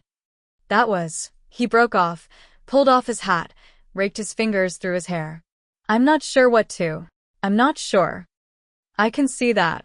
I guess you should let me know whenever you are. We should get back. He shoved his hat back on, caught up with her. It's just I don't want you to feel I'd take advantage. That you'd feel obligated. She stopped in her tracks, froze him with a look. Don't insult me. I wasn't. I didn't mean. Christ almighty, I can talk to people better than this. Women. I'm not saying what I mean to say. If you think for 1 minute that I believe you did or you would pressure me into a physical or sexual relationship because you're a member of the family that employs me, you're insulting my intelligence and my character judgment. And I'm saying exactly what I mean to say. All right. If you think I'd encourage or allow the same, you're an idiot. I think I got your point all the way through. I only wanted to apologize if I crossed a line. I didn't mean to cross it, right or wrong. You smell good. We established that last part, thank you. And I'll let you know if and when you cross a line. All right. Deciding it was safer all around to leave it at that, Chase opened the door for her. He glanced back, saw Sundown watching the human drama with apparent delight. Chase snapped off the lights, shut the door. Chapter 10. December rushed in with a flurry of events, parties, the madness of decorating, juggling schedules when a number of key staff were out with a 24-hour virus, and for Bodine, the annual frustration of shopping. She didn't mind shopping, especially the point-and-click style of online. But Christmas raised her gift-giving bar. She couldn't and wouldn't settle for adequate or good enough or even not bad at all when it came to Christmas. When it came to selecting Christmas gifts, she demanded perfection. She had her father's 24 Cohiba cigars and an antique humidor she'd battled for fiercely on eBay. She topped it off with a bottle of 3 Ships single malt whiskey. She had her brother's presents in the bag and the granny's. She'd ordered the manager's gifts and would shortly hand-sign the cards that would hold Christmas bonuses for staff, a couple more gifts for friends, and some gag gifts, a longbow tradition for stocking stuffers, didn't worry her. But she'd yet to hit on the perfect gift for her mother. That worry and weak spot left her vulnerable for Jessica's not very subtle push for a shopping trip to Missoula. So on a rare day off, when she'd have preferred to sleep late, to take a long solo ride on Leo, Bodine searched for an empty slot in a parking garage in town. Since every mother, son, and daughter seemed to have the same idea, it took some doing. At least the morning held clear. She thought as she finally maneuvered her truck into a slot. Cold turned into bitter, but it was bright and cloudless. After she climbed out, hung her purse crossbody over her coat, she eyed Jessica. When I find my mother's perfect gift, and I will, we're going for pizza at Baiga. All right. You've eaten there, haven't you? No. Jessica pulled out a lipstick and, without benefit of a mirror, perfectly retouched her lips. How'd you do that? Bodine demanded. Do what? Put on that lipstick without looking? Well, I know where my lips are. Bodine knew where hers were, too. But she'd like to learn that particular trick. Did you say you haven't eaten at Biga's? Ever? If I end up eating in Missoula, I usually have a salad. That's just sad. Bodine took the stairs to street level. You come in here a couple times a month, but haven't had the best pizza in Montana and likely anywhere else. Jessica answered with a pitying look. I have to remind you I'm from New York. There's no better pizza than New York pizza. We'll see what you say after. On the sidewalk, Bodine put her hands on her hips. Scan the pretty town with its clever shops, restaurants, breweries. I don't have a single good idea in my head for my mother. Something will click. I thought I was a discerning gift giver. But compared to you, I'm a peasant. Honestly, Bo. Always a happy shopper, Jessica hooked an arm with Bodine's. Those photographs you had enlarged and tinted for Cora. And that really lovely triple frame? It's so perfect, so thoughtful. I got the frame from Callan's sister's shop. They have great stuff. The crafty art. I love that shop. Cal's sister owns it? She and her pretty adorable husband, yeah. I've burned up my credit card in there more than once. But the gift's really about the photographs.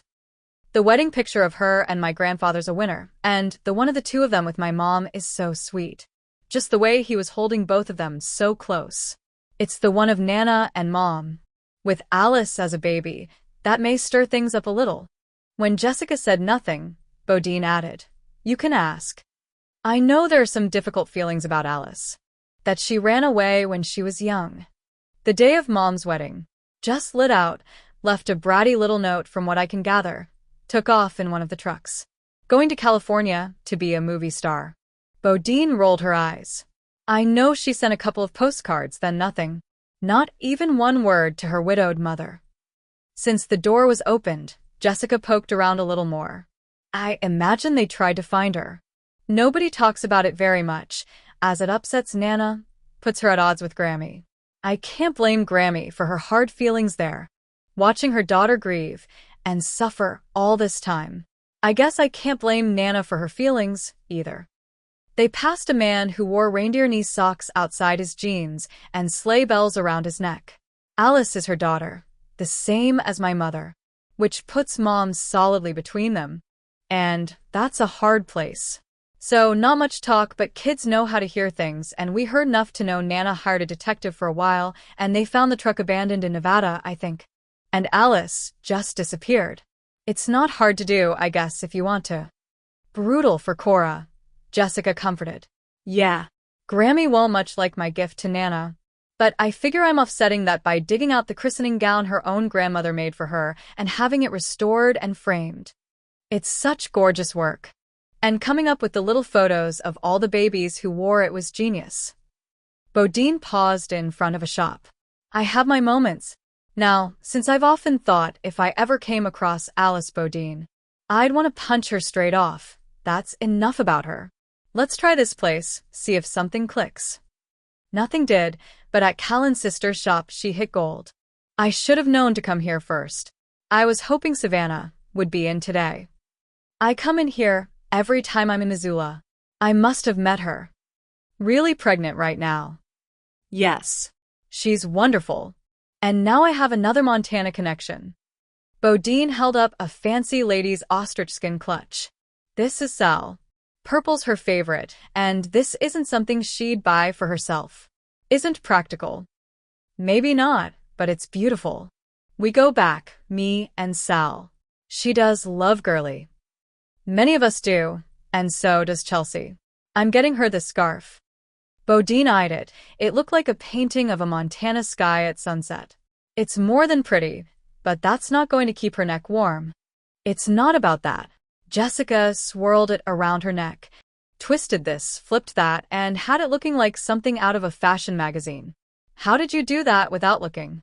And don't say you know where your neck is. Mad scarf skills. But she walked over to a mirror now, brushed her fingers over the thin, soft silk. I want it for my own, so it's a good gift. I'd never find anything for anybody if that was my yardstick. Oh, what is it? Oh, the painting. That's your house, isn't it? It's the ranch house. There's snow on the mountains on the high peaks, but the fall flowers are in the pots and the beds. And the ginkgo trees have gone gold. The shopkeeper, sensing multiple sales, wandered over. One of our local artists' work. I love the vibrant color of the ginkgos. And the wonderfully sprawling lines of the ranch house, and how the sky's showing red behind the mountains. It makes me want to sit on that old bench under the trees and watch the sun set. What did the artist call it? Serenity. I think it suits. That's the Bodine Ranch. The family owns and runs the Bodine Resort, one of the finest places to vacation or just dine in the state. The family's lived there, about an hour's drive from Missoula, for generations. You can just see the near paddock in the corner there, and there's Chester sleeping on the front porch. Our dog. Bodine said to the shopkeeper. I live there. Bodine Longbow.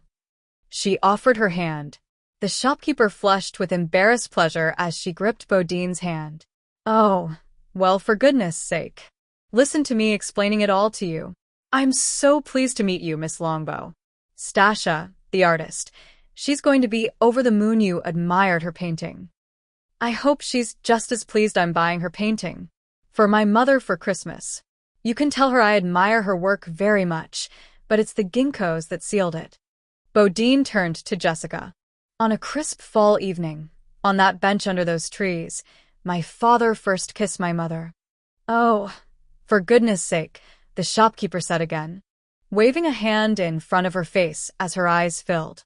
That is so romantic. And this is like kismet, isn't it?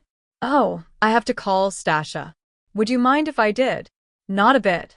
You can tell her when my mother relates the story of that first kiss. She said it felt like her whole world had turned to gold, like the leaves overhead. Now, the shopkeeper dug in her pocket for a tissue. How long would it take her to paint them in? Jessica wondered, then caught herself. Sorry. I was thinking out loud. Well, Jesus, Jessie. That's the best damn idea ever. Could she do that? Bodine demanded. It'd be more of an impression of people, wouldn't it, from the distance? I can get her photos of them from back then, but it wouldn't be like she'd have to paint portraits. I'm calling her right now. She lives right in town. I'm calling her. Oh my goodness. Jessica. Bodine draped her arm around Jessica's shoulder. I hit perfection on this, and you boosted me up a full rung over that. She's going to be thrilled. Just thrilled. I'm buying the pizza. Over the years, Bodine had enjoyed shopping, occasionally, with her mother, with the grannies. Together or one at a time, even though it seemed her mother, on a hunt for a black purse, for instance, felt obligated to look at the universe of same before making a decision. But she had to admit that an excursion with Jessica and the exceptional success topped all. She loaded up on gag gifts. She especially liked the boot socks with cowboys clad only in boots, hats, and tidy-whities. Flushed with the fun of it, she was primed for Jessica's expert wheedling, and ended up buying herself a red leather vest, a color she usually bypassed, a white shirt with fancy cuffs to go under it, and a new lipstick she'd forget to put on more than half the time. Plus. Anytime she could down a couple slices of Baiga pizza equaled a very good day.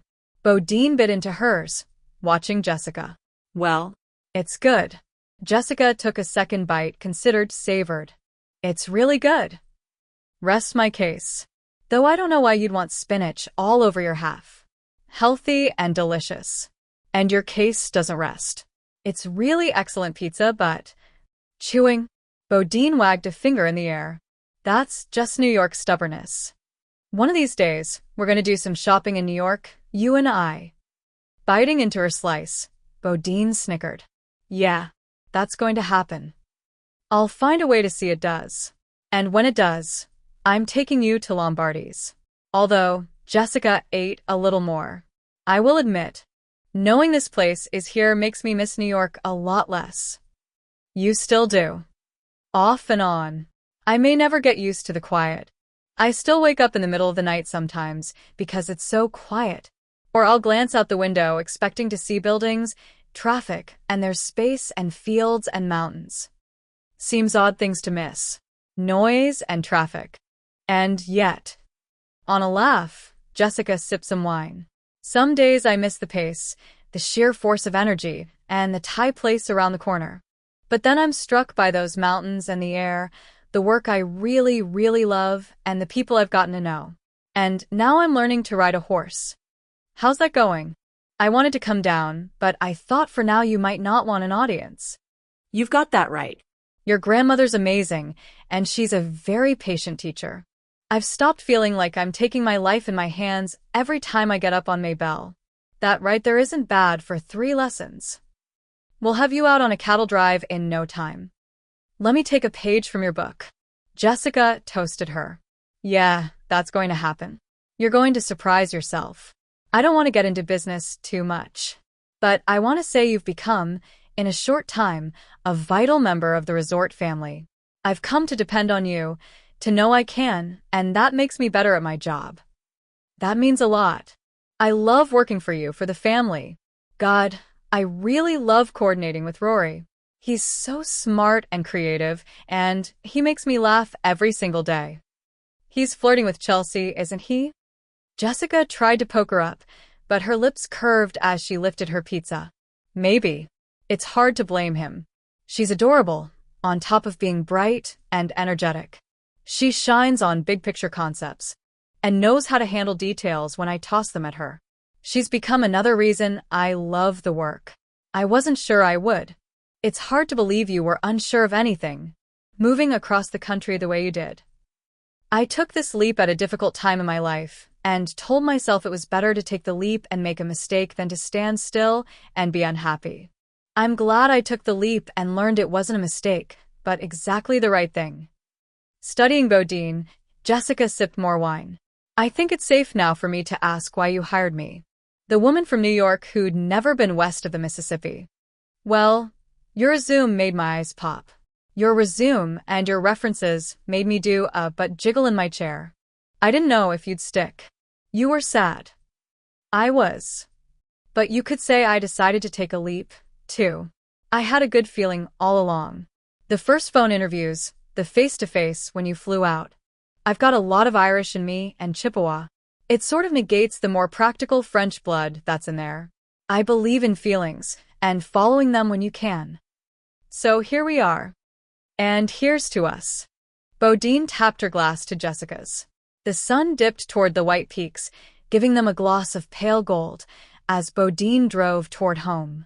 With her Christmas list complete, and the painting even now in the hands of the jubilant artist for that last, sentimental touch, she foresaw clear sailing in these last 2 weeks before the big day. I'm so glad you talked me into this. Even if I do think that red vest is a mistake. It looked amazing on you. You can pull off vivid colors. I don't know why you don't wear red and more jewel tones. The absent tone had Bodine glancing over. With every mile, Jessica had grown quieter, more subdued. You okay? Yes. Yes, I'm fine. But she lapsed into silence again, seemed content to stare out the window as the light went soft with dusk. Then she straightened in her seat. We're friends, sure. On a frustrated sound, Jessica shook her head. I've been careful about making friends nearly all my life. I make exceptionally good acquaintances, interesting casual friends, the sort you have a drink with every couple months. I've had work friends, but I've been careful about making friends who don't have all those qualifications, those limitations. Why is that? Child of divorce, maybe. I barely remember my parents being together, and honestly didn't spend that much time with either one of them.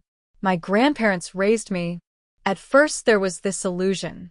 You're staying with us because your mother's taking a trip or because your father's working. After a while the illusion was obvious even to a child. My parents didn't want me. I'm sorry. Bodine couldn't find words. I'm just sorry. My grandparents did want me, loved me, and they showed me every day. But it's a hard thing to shake. Your own parents don't want you. Anyway, that's probably the foundation for being careful about making friends.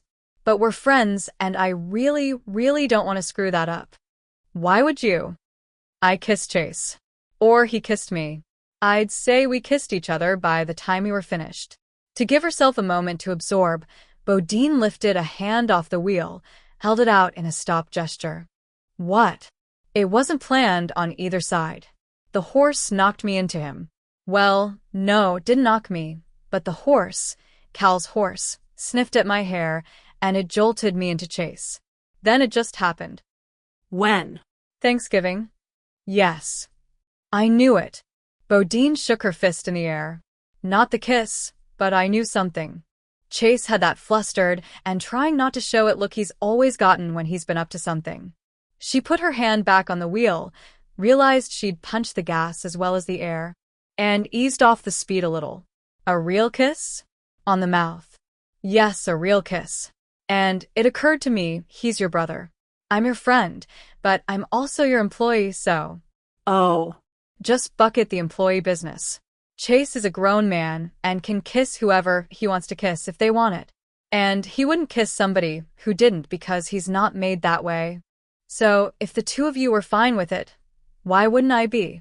I wouldn't say he was fine with it. He's the one who stopped, then started apologizing all over himself until I wanted to knock him down. I mean, what kind of idiot? She broke off. He's your brother.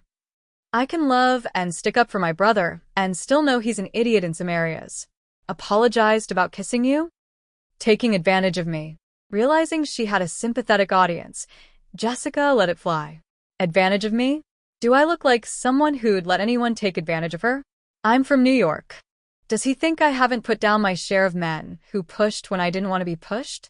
Then it's how he didn't want me to feel obligated, like I'd start something with him because I felt pressured as a resort employee. That's what he gets out of me kissing him? Oh. I'd better go along with this if I want to keep my job. If I felt sexually harassed, he'd know it like that. She snapped her fingers. I'm not some scared, weak little mouse who can be taken advantage of or pressured. Bodine let her wind down. I'm going to say this. Apologizing like that? It's just like him. And I'm going to guess he'd thought about kissing you for a while. Chase isn't one for impulses, unless he's running around with Skinner, who brings out that side of Chase. He deliberates things. And he obviously hadn't finished deliberating about you before you ended up in this particular situation. Then he straight off feels responsible. I'm not saying don't be pissed a little at how he fumbled it, and his fumbling was downright insulting, but I hope you can give him a little leeway, seeing as he was only being Chase. I can try. Reaching over, Bodine poked Jessica's arm. I'm not sticking up for him, or only a little. I expect you let him know he'd insulted you. Oh, I did. Which would have confused and frustrated him. And when it sank in, would have appalled him, as he's got a powerful respect for women. I'd never call him smooth. Jessica let out a short laugh at the very idea. Not like Rory is. And, just to digress a minute on that, Rory's going to do more than flirt with the adorable Chelsea sooner or later, if she'd like more than flirting. He reads people as well as a scholar reads books. It's why he's so good in sales. He wouldn't take advantage any more than Chase, but he'll move a lot faster. Anyway, she drove for another minute as she put her thoughts together. I wouldn't be surprised if he, Chase, worked up an apology for the apology, so I'm going to ask you as a friend, do you like him? Of course I do, Jessica began. He's a very nice man. Rory's a nice man. Are you planning on kissing him? Jessica blew out a breath. No, friends, Jessica thought. Not just work friends, not just acquaintances. Friends. She could take that next leap. I'm attracted to Chase. I'm interested in him. Then if you want to repeat, or more, you're going to have to make the next move. He won't. Or it'll be a year or so before he works up to it on his own. Just to be clear, Jessica held up a finger. Are you saying I should go after your brother? I'm saying, as your friend, and as your employer, just so we touch all the bases, you and Chase are both grown-ups, both single, both with minds of your own. As his sister, who knows him inside and out, I'm advising you. If you want to start something, you'll have to start it.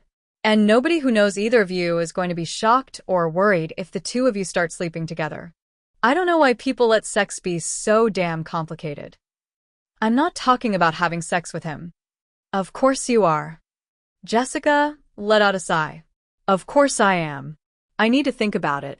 Not for a year or so. A day or two is enough for me. Bodine.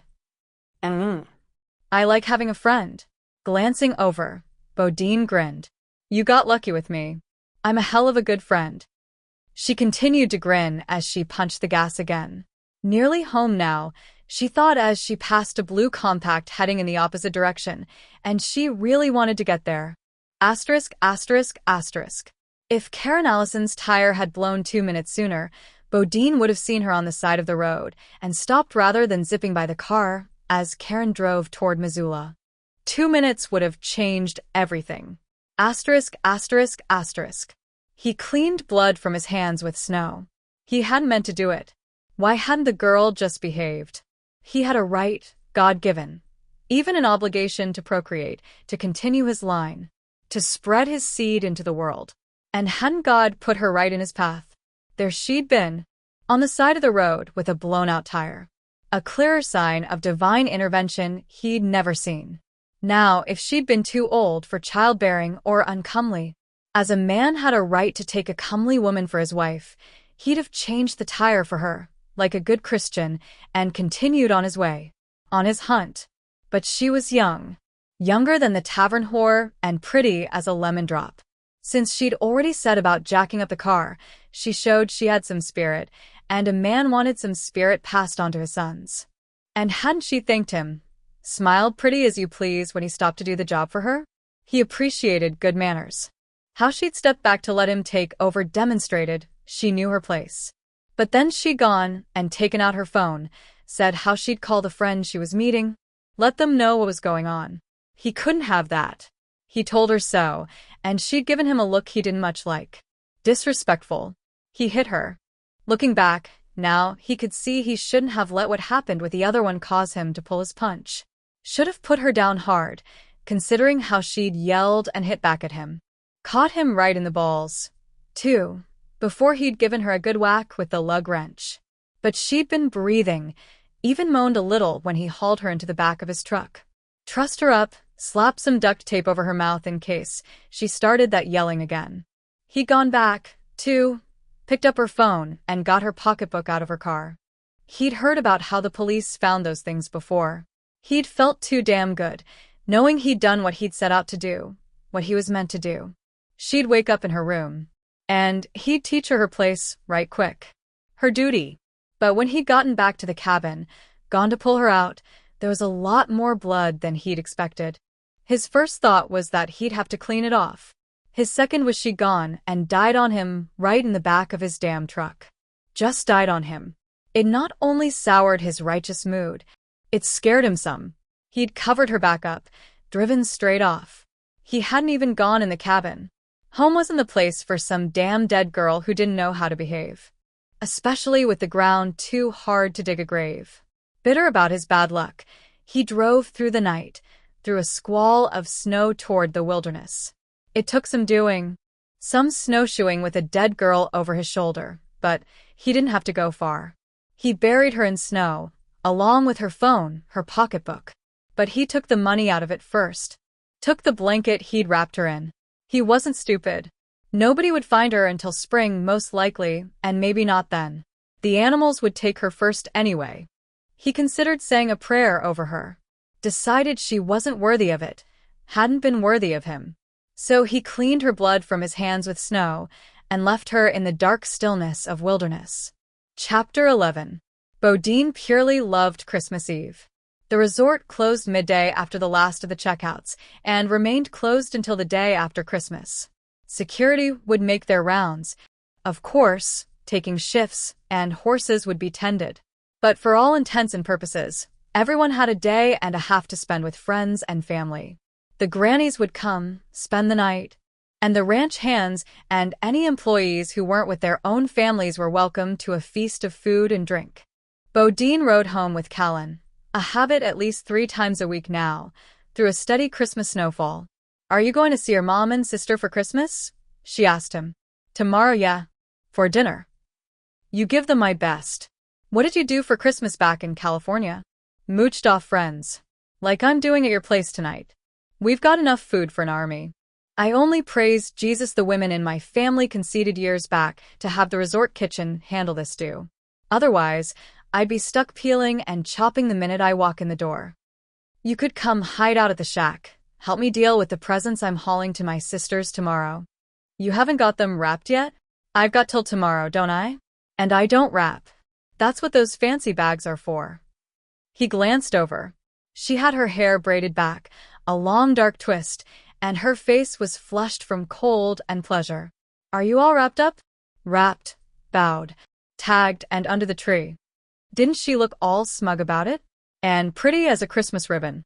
Show off. Laughing, she angled her head, fluttered her lashes. Being smart and organized isn't showing off. Plus, I'll admit, I had Sal help me. She likes to fuss with wrapping, is a hell of a lot better at it even if it does take her half of forever. And it kept her distracted. Her smile dimmed, dropped away. She's missing Billie Jean. They always spent Christmas Eve together drinking champagne cocktails.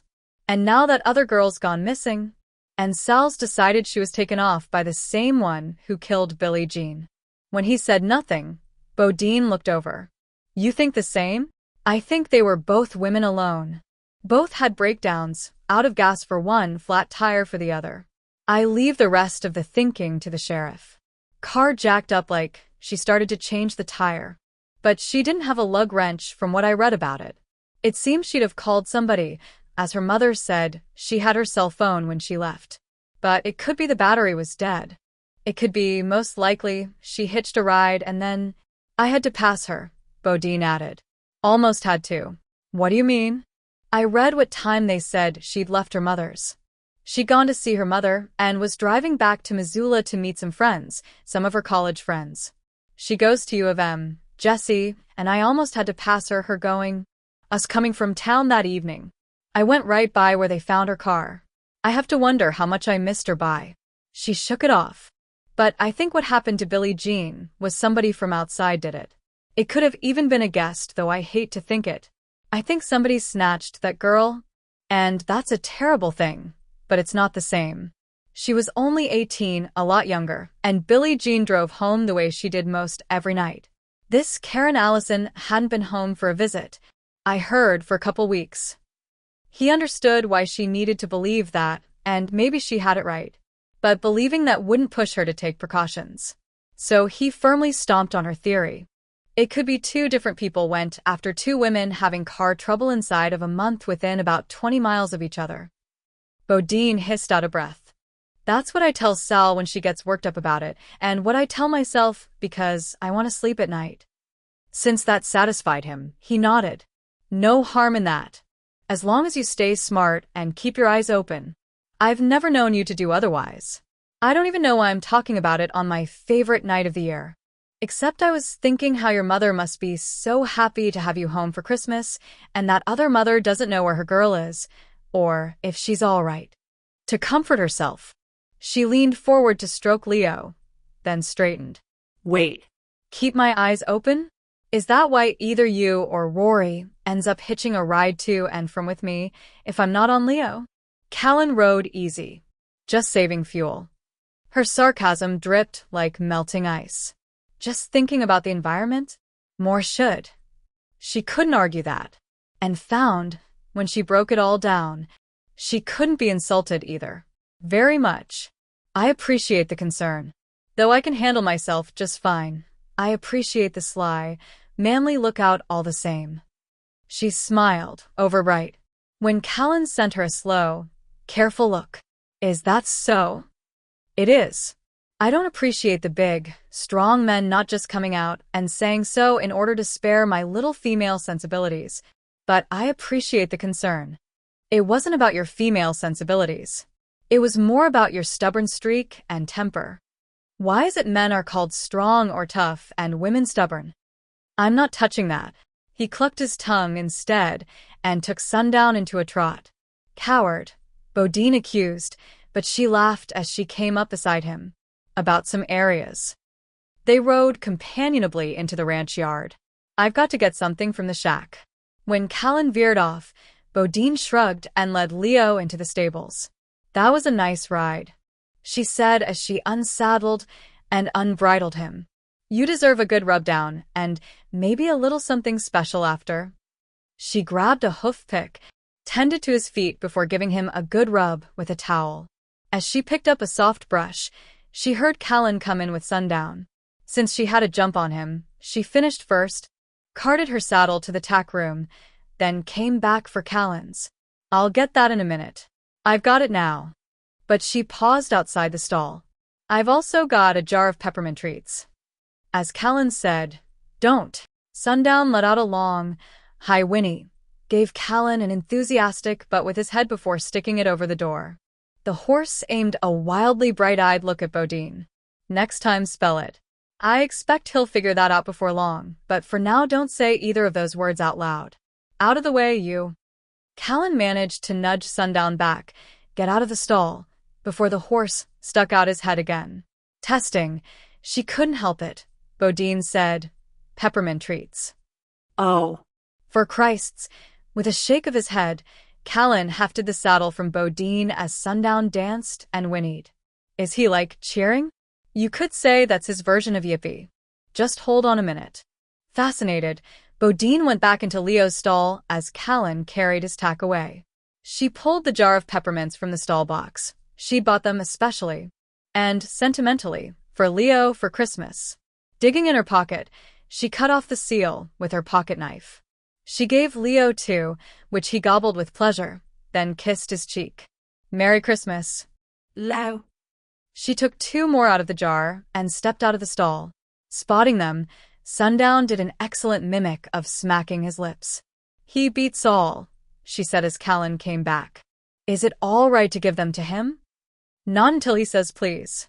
In response, Sundown made a sound in his throat, and his eyes said please as clearly as the word. She held them out, and he nibbled them off her palm, seemed to sigh, then blew his lips against her cheek. You're welcome.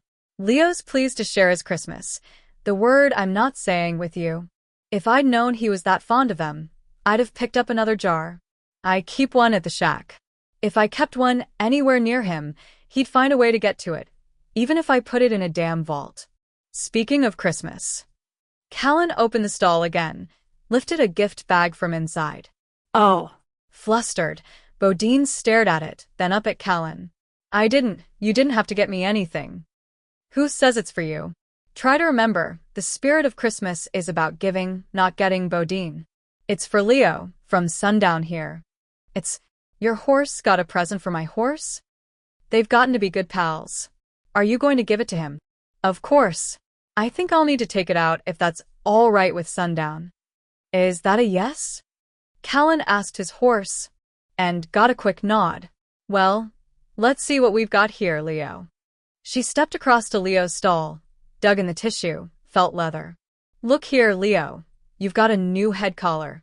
A fancy one, too. Oh, it's got his name and the Bodine brand on it. Callan, this is so nice, so thoughtful. Thank you. Don't thank me. Leaning back against the stall door, Callan wagged his thumb behind him. Sundown picked it out. Of course he did. Thank you, Sundown. It's the nicest head collar Leo's ever had. We're going to try it on right now. Let's try it.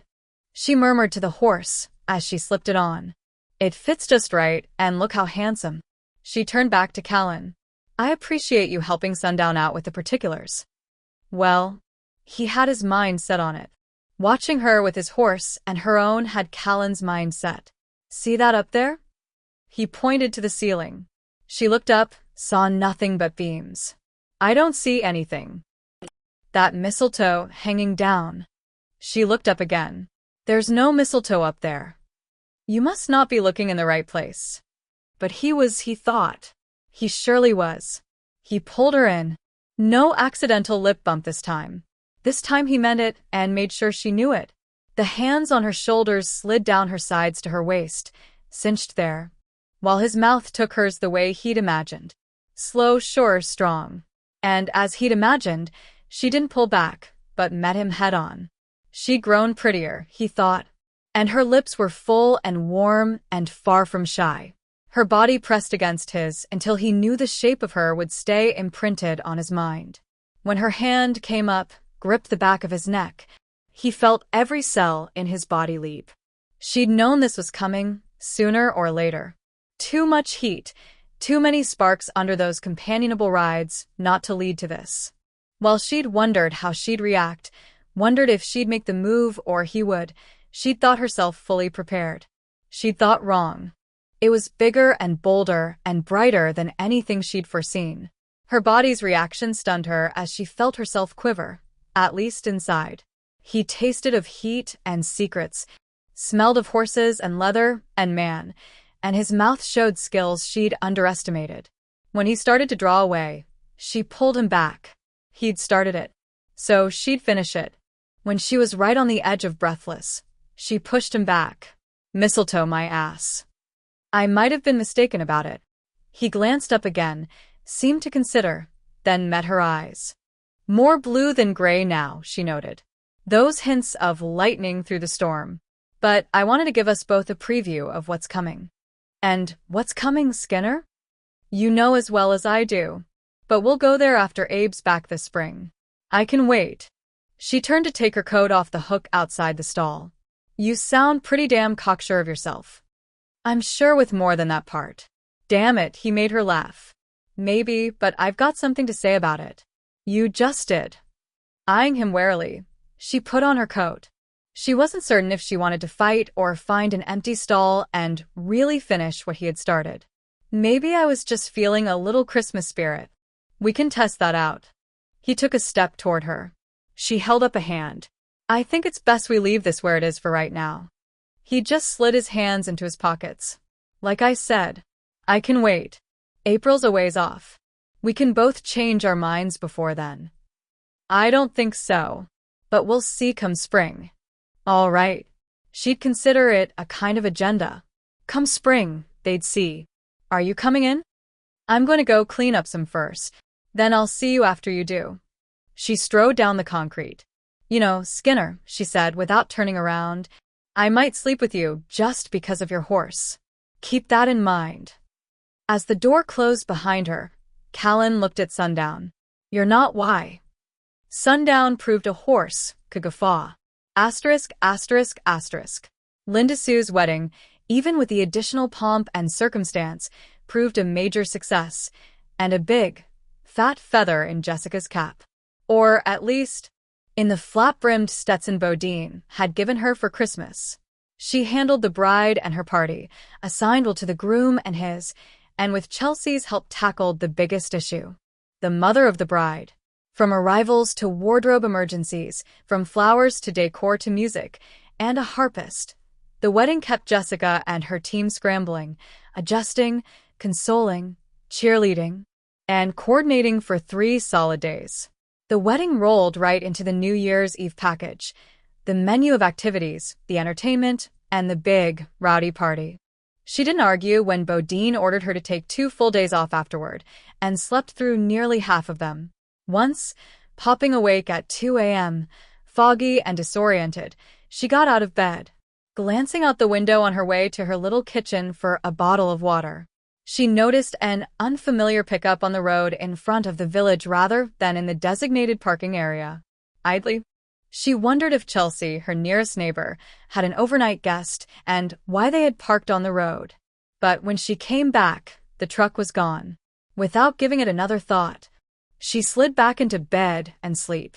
The early January lull drove straight into the writers' conference, another feather in her cap, and that slammed straight into the snow sculpture extravaganza. Every time another booking came in, Rory bounced into Jessica's office to do a victory dance.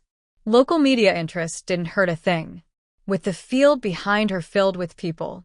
We're thrilled to host our first annual snow sculpture extravaganza here at Bodine Resort. We have guests from all over the country and from Canada. We have a couple honeymooning here from England who decided to participate today. Out of the corner of her eye, she saw Callan hitch a kid onto his back while the boy waited for his turn on a pony, and wondered where he'd gotten that smooth way with kids. But she kept her attention on the reporter, answered questions. I want to say everybody associated with the Bodine Resort worked hard, really got into the spirit to make this event something special, to make it fun for everyone participating. And we're happy to see so many of our friends and neighbors joining in, either as contestants or just to watch the show. We're pleased to have Anna Langtree and the Mountain Men providing entertainment this afternoon from 2 to 3:30 and again this evening at 9 in the mill. When she wrapped it up, Bodine wandered over to Jessica. You're great at that, Jessica commented, getting the message and details across while looking and sounding relaxed at the same time. It's just talking. You know, some of these are starting to look pretty impressive. Looks like a whole snow family being built over there, a couple of castles going up. I think that may be a horse, a really big one. And I don't know what that is right out at 12 o'clock. It looks like a big snake. Not fond of snakes, but it takes all kinds. Smiling, she tapped the brim of Jessica's hat. You know, that suits you. I really kind of love it. Who knew? Well, you. If anybody had suggested a year ago I'd be in Montana, wearing a Stetson and watching somebody build a snake out of snow, IDV laughed until I broke a rib. And here I am. That suits you, too. Since it does, and so well, we're changing your title to Events Director and giving you a raise.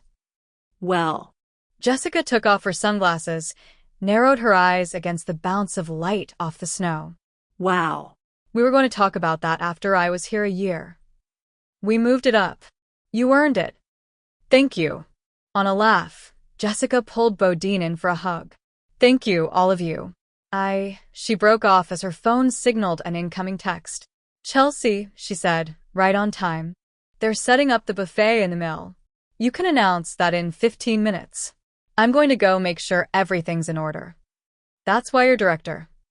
At a burst of laughter, Bodine looked over at the paddock, saw Callan and Sundown doing an impromptu show. Currently, Callan sat backward in the saddle while the horse hung his head, shook it sadly. You gotta turn around. Mister, one of the kids shouted. I gotta what? Turn around, several chorused. Maybe he should turn around. Obliging, Sundown reversed direction. That better? Callan asked, and had the kids squealing with laughter as they shouted. No. He listened, with apparent interest, as several kids explained he had to sit facing the front of the horse. All right. I gotta figure out how to get from here to there. He twisted one way, twisted the other while Sundown let out a snort that spoke of derision. He half slid out of the saddle left. Overcompensated right while the kids laughed or covered their eyes. Okay, all right, I think I've puzzled this out. He swung his legs over the side of the horse, sat facing 3 o'clock. Sundown turned his head blue. I don't want to hear anything out of you. I almost got this. In answer, the horse bucked his back legs, giving Bodine a little jolt. As if the movement had bounced him up, Callan swung into the saddle. At the cheers, Sundown danced right, danced left, then took a bow. Callan looked straight over at Bodine and winked. A good day, she thought as he rode Sundown in tight, fast circles. A good, fine day. While people enjoyed barbecue, buffalo chili, and grilled beef, a photographer intent on getting shots of the pristine wilderness found what was left of Karen Allison. For her, all but stumbling over the mauled remains, it was anything but a good, fine day. Asterisk. 24 hours later, shortly after the sheriff sat in Karen's mother's living room, telling her that her daughter wasn't coming home again, Garrett Clintock pulled into the lot at the BAC. The way he saw it, nobody was going to tell him how to do his job. Not the sheriff, who'd already taken a strip off him, and not anybody. He saw it clear as day. He'd been a deputy long enough to know a bad egg when he smelled it. He'd seen his share of them as an Army MP. He'd seen his share of bad eggs all his damn life.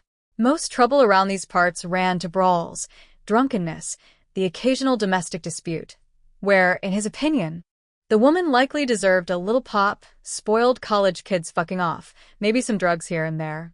You had your women crying rape, and he didn't believe half of them on that. Your accidents, and so on. But you sure as hell didn't have 2 women murdered inside 2 months' time. Not until Callan Skinner came back. In his book, you added 2 and 2, you got 4. Maybe the sheriff would turn a blind eye given Skinner was tight with the Longbow clan. He wouldn't. He walked over to where Callan was unloading horses from a trailer. You're going to want your boy there to deal with the horses. You're coming with me. Callan calmly led the horse he'd unloaded to the shelter. Now, why would I do that? Because I'm telling you. Easy, go on and rub her down. I'll get the other. Clintock expanded his chest. A peacock preening. A bull readying the charge. I said you're coming with me. Nope. Not unless you've got a warrant in your pocket. Callan guided the second horse down the ramp. You got a warrant, deputy? I can get one. Then go do that. Callan glanced toward Easy, who stood wide-eyed and a little slack-jawed beside the mare. Get her rubbed down, Easy. Then, with a hand hooked loosely in the other horse's head collar, Callan turned back to Clintock. We've got things to do around here. If you want to book a ride, you do that inside. You want to do this the hard way? Sure looks like it. When Callan smiled, no trace of humor showed. I'm going to tell you up front, and in front of this boy, who'll serve as a witness, You go at me without a warrant. I'll be going right back at you. Is that hard enough to suit you? He could see fury blaze over Clintock's face, like fire over sagebrush, and stood just as he was, eyes level, body deceptively relaxed. Where were you December 12th? Starting at 4 in the afternoon, going to 9? Well, let's see. With his free hand, Callan pulled out his phone, tapped open his calendar. Looks like I started that day early. Took a before-school lesson. We had some sleigh rides. When I got here, Easy there took one, I took one myself, and Ben, he's still down at the center right now, took the others. Had feed delivered that day, and I've got here the paint we call cochise was favoring his left foreleg. We had. I don't want all that bullshit. 4 o'clock. IDV been heading out about then. Alone. Callan pocketed his phone. It was more than a month ago, but since I don't believe you're showing a sudden interest in how I spend my time, I recall December 12th is when that girl from college went missing. That being the case, I'd have been on my own, as Bodine was off in Missoula, and I came in too early for Rory and me to ride in together. You don't have the high and mighty longbows lined up for your alibi? Clintock took an exaggerated look around. I don't see Bodine rushing up here, so you can hide behind her. You're going to want to be careful there, Callan said softly. We'll see who has to be careful. Money doesn't buy sense, which the Longbows and Bodines proved by hiring you on. I wonder how they'll spin it around when you're behind bars where you belong. Even as temper clawed its way through his gut, Callan spoke evenly. You and me, Clintock, we both know your problem's not with the Longbows or Bodines or not most of it. So, why don't we stick with you and me? Since you don't have them backing you this time around, did anybody see you December 12th? Anybody who can verify where you were? Not a damn soul, Callan thought. As he'd loaded Sundown in a trailer, had taken him down to the center to work with him for a couple hours. That'd be hard to say. Clintock leaned in. What's hard about it? Boss? Swallowing deeply enough to be audible, Easy stepped out a little. Sorry, but I heard you trying to remember. The day Cochise needed his foreleg wrapped. Wasn't that the same day we started working on the tack? Cleaning, repairing. You ended up staying, working with me on that till damn near 6 o'clock. We cracked open a beer after that. Being done for the day. I don't think I headed out myself till close to 7, and you were still here. Wanted to check Cochise's leg before you went on home. I remember pretty clear on it. Callan held Easy's eyes another moment. Maybe it was. I'm pretty clear on it. Is that what you wanted to know, Deputy? Clintock angled toward him. Are you lying to me? It's a serious offense to lie to a police officer. Why would I do that? Easy backed off a step. I'm just saying what you asked about. How we were here till about 7. It was nice to sit and have a beer after a long day, and then I went on home. Go on back, Easy, Callan told him. Okay, boss, just trying to help. How come you don't have all that shit he just spread on your fucking phone, Skinner? I've got my schedule and I was off at 4. Sometimes things need to be done, or I want to get them done. And I stay later. I don't note having a beer with one of my men down on my calendar. If that answers your questions, I've got horses to take care of. 2 women dead, Skinner. 2 since you came back here. Maybe I'll do some checking back in California, find more. You spend your time as you see fit, Deputy. I'll do the same. Callan led the horse into the shelter, carefully removed its blanket, then rested his tightly fisted hands on the withers. Another 10 seconds, he figured, likely no more than 5, he'd have used those fists. He wouldn't have been capable of holding back longer.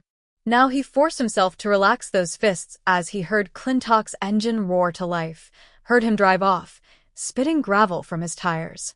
He had the boy to thank for sparing him what would have been an ugly brawl. But you didn't have to do that, Easy. I was just giving my recollection. We had all that tack to get to. We started on the tack a couple days after that. You know that as well as I do. I don't know as I do. Easy looked over the horses' backs. The stubborn set to his jaw loosened under Callan's steady stare. Maybe I do now that I think on it, but I didn't like the way he came at you, boss. I didn't like how he talked or how he looked. I swear he wanted to pull out his sidearm, draw down on you. I swear. I didn't want to see him give you trouble, that's all. I appreciate it. I do. But next time, and with Clintock there's always a next time, don't. There's no point in you walking into his sights. He's had me there since we were boys, and it's never going to change. Some people get born with a mean streak, I reckon. Was he talking about that girl who went missing? Is he saying she's dead? That's how it sounded to me. Holy hell, Cal. Easy let out a long breath as he ran a soft brush over the mare. Holy hell. That's terrible. That ain't right. But he's got to be stupid thinking you'd do something like that. Like I said, I've been in his sights a long time. Sooner or later, he'd like to have an excuse to pull the trigger. Sooner or later, Callan thought, he might get pushed into giving him one. Burned some as she dunked the scrub brush in the bucket. Her knees ached, her back pinged and popped. She barely noticed. She took such pride in the white linoleum floor. In the shine she worked out of the faucets and knobs in the sink and the shower. She sang while she worked, her voice as young and strong and pretty as she'd once been. When she finished there, she'd sweep and scrub the rest of the house, and when Sir came, he'd be pleased with her. He'd built it for her, hadn't he? Even said how she'd earned it. And he warned her. As she was weak-minded and lazy, he could take it away again if she didn't show it, and him, the proper respect. He'd even let her hang a flower print curtain to separate the bathroom from the rest of the house. The rest consisted of an 8 by 10-foot space that held a twin bed, a rusted iron pole lamp with a torn shade, the chair he'd hauled from her room in the basement, a counter formed out of birch logs and plywood, a shower rod that served as her closet. Unfinished drywall covered the walls, a brown braided rug, frayed at the edges, spread over the subflooring. She had 2 cupboards, one for the plastic dishes, one for foodstuffs, and a cold box for keeping perishables. Best of all, she had a window. It was small and high up at the ceiling, but she got light when the sun shined, could see the sky and the night stars. When she stood on the bed, she could see more. A few trees, the mountains, or a hint of them. The space was smaller than the room in the basement, but she'd wept with gratitude when Sir had brought her to it, told her she would live there now. She no longer wore the leg irons, though Sir had bolted them to the wall to remind her what he'd need to do if she angered him. She tried hard not to anger him. Here, in what was a palace to her. She could heat water on the hot plate and make her own tea, or open up a can and cook soup. In the season, he'd even let her out to work the vegetable garden. Of course, he had to tether her, lest she wander off and get lost or mauled by a bear. She had to work at first light or at night with the dog chained, as he was watching her, but she prized those hours in the air, with her hands in the dirt, planting or weeding. Once or twice, she thought she'd heard a child calling or crying, and another time, maybe more than another time, she was certain she heard somebody call for help. But Sir said it was birds, and to get about her work. Sir provided for himself and his own. He liked to say, with chickens in the coop, the milk cow in the pen, the horse in the paddock. The garden served an important role in providing, and a woman worked the earth and tended its fruit. Just as a woman was to be planted and bear fruit. She'd had 3 more children, all girls, as well as 2 miscarriages and a boy, stillborn. The girls he took away, and though she'd wept for each precious one, she let herself forget. Then the boy. She'd felt such joy, such hope, then such shock and grief. Sir said it was God's wrath on her. A punishment for her evil ways, the curse of Eve. Holding that still form, that lifeless child, like a pale blue doll, she knew Sir spoke truth. God punished the wicked. She was the wicked. But every day, she repented her wicked ways, worked toward her redemption. She pushed herself to her feet, wincing as her knees creaked. She wore her scrubbing dress, a cotton tent that hung to the middle of her calves, and thin-soled slippers. Her hair, well past her waist now, hung in a brittle, graying braid down her back. She was not afforded a mirror, as vanity was a sin lodged dark in every woman's heart, but her fingers could feel the lines scoring her face. She told herself to be grateful Sir still wanted her to do her marital duties, that he rewarded her by providing for her. She pressed her hand to her belly, where she knew another child grew. She prayed it would be a boy. Every night, she knelt and prayed for a son, one her husband would allow her to keep with her, one she could love and feed at her breast, could tend and teach. She emptied the bucket, filled it again. Time to scrub the cupboards, the counter, the cold box, and the little kitchen sink. Time to do her work. But after she carried the bucket into her kitchen, she had to lean against the wall. It was the baby, of course, growing inside her, needing to take from her, that made her so tired and half feverish with it. She'd make some tea, sit for a little while until she felt stronger. Stronger for the baby, she thought as she got out the jar holding the dandelion greens Sir had been so kind to teach her, an ignorant woman, how to dry. She put a cup of water in a pot to boil, and while it did, used the hot, soapy water in the bucket to scrub while she waited. It wouldn't do to let it go cold. Waste not, want not. By the time the water boiled, she felt hot and dizzy.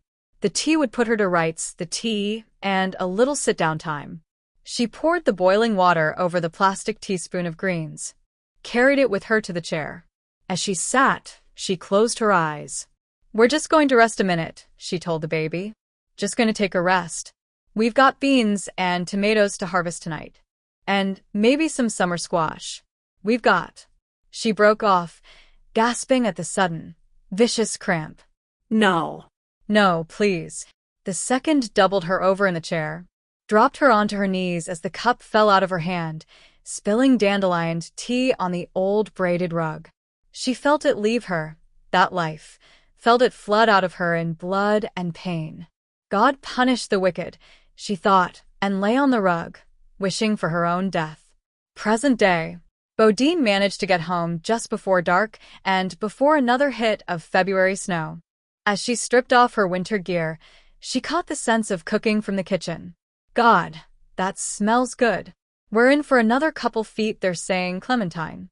"You might want to." Spotting the sturdy, stoic cook wiping hastily at tears, Bodine broke off, rushed forward. "What's the matter? What happened? Is somebody hurt?" "Mom." Sniffling. Trying to shoo Bodine aside, Clementine shook her head. "She and your dad are out on a date." "It's nothing. I got something in my eye." "Don't hand me that bowl. You could have a splinter the size of my thumb in your eye, and you'd pluck it out without shedding a tear. You sit down. Can't you see I've got this chicken to finish?" With a flick, Bodine turned off the burner. "It'll keep. I said you sit down, and I mean it. Right now. I'd like to know when you started giving orders around here. I'm giving this one. Or, do you want me to call Mom?" "Don't you dare do any such thing." Face set, cheeks still damp, Clementine Saturday there. Satisfied. Though she wanted to snap back, Bodine held her tongue. She thought to make tea, decided it would take too long, and she might lose the advantage. She pulled out a bottle of whiskey instead, poured 2 fingers. After slapping it down in front of Clementine. "Bodine Saturday, now you tell me what's wrong. How many times have I told you when I got hurt or upset or just mad enough to cry? It's nothing to do with you. You're everything to do with me." Defeated by that, Clementine lifted the glass, downed half the whiskey. "I don't know what came over me. I just heard. A friend of mine in my quilting club, you know, Sarah Howard." Sure. "I went to school with her younger son, Harry. Oh, Clem, did something happen to Mrs. Howard?" No, she's fine. I'm just..." Holding up a hand, Clementine composed herself. "Sarah's friends with Denise McNee.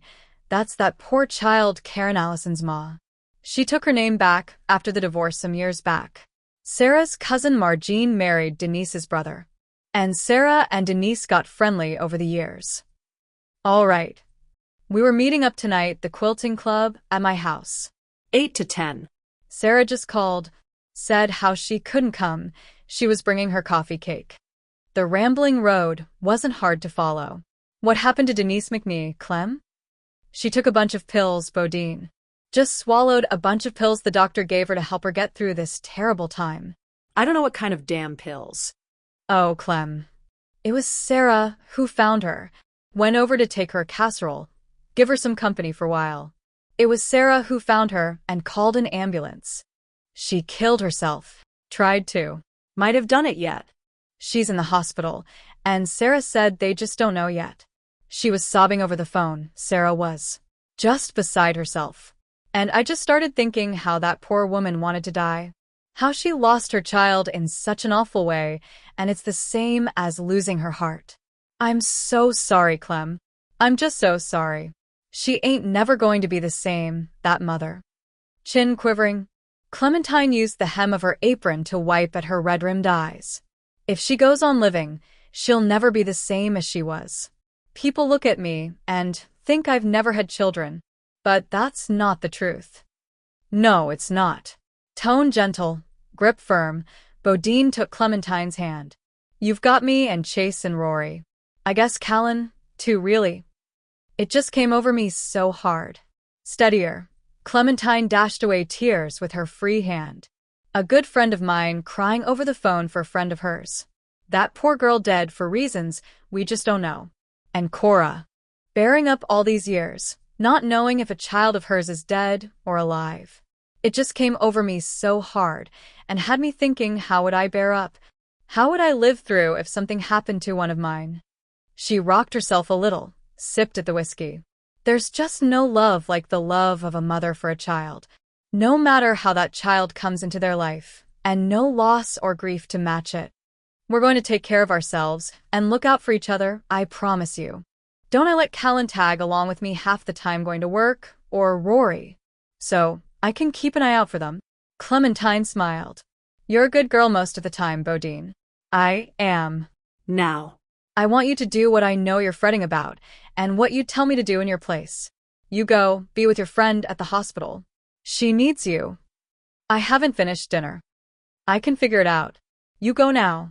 We've got snow coming, so you drive careful, and I want you to text me when you get home tonight. So I won't worry, Bodine said quickly. I've been driving in Montana snow since before you were born. I would feel better being there for Sarah. Then you go. I will. She rose. Now, you put that chicken on a medium heat. Let it simmer for another 20 minutes. Don't go running off and leaving it to burn. No, ma'am. I got carrots and potatoes roasting in the oven. Bodine listened to the detailed and repeated instructions as Clementine bundled up. On her own, she turned the burner on again, checked the oven, lifted the cloth on the bread dough Clementine said needed another 15 minutes to rise.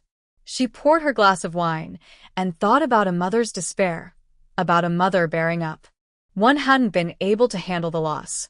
The other pushed through it, but both needed shoulders to lean on, friends around them. Family to fill the voids, friends who were the same as family.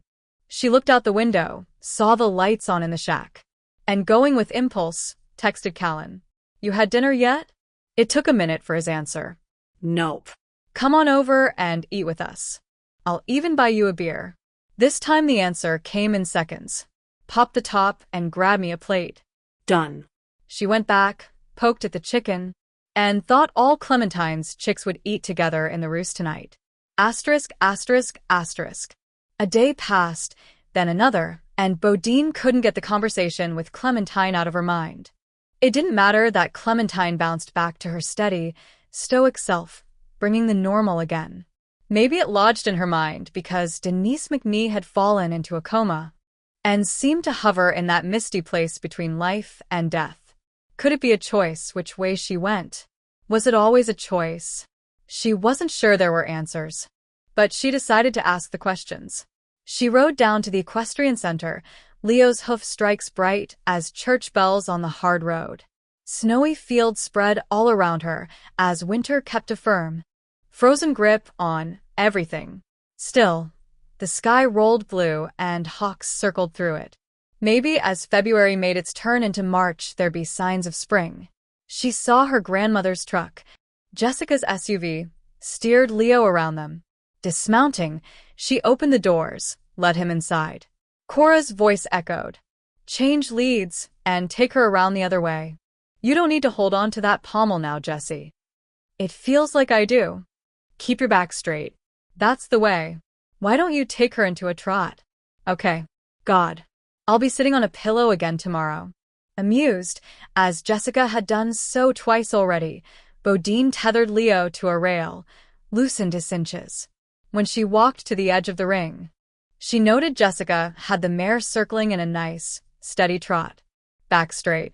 Cora, on her favored wrangler, watched with an eagle eye.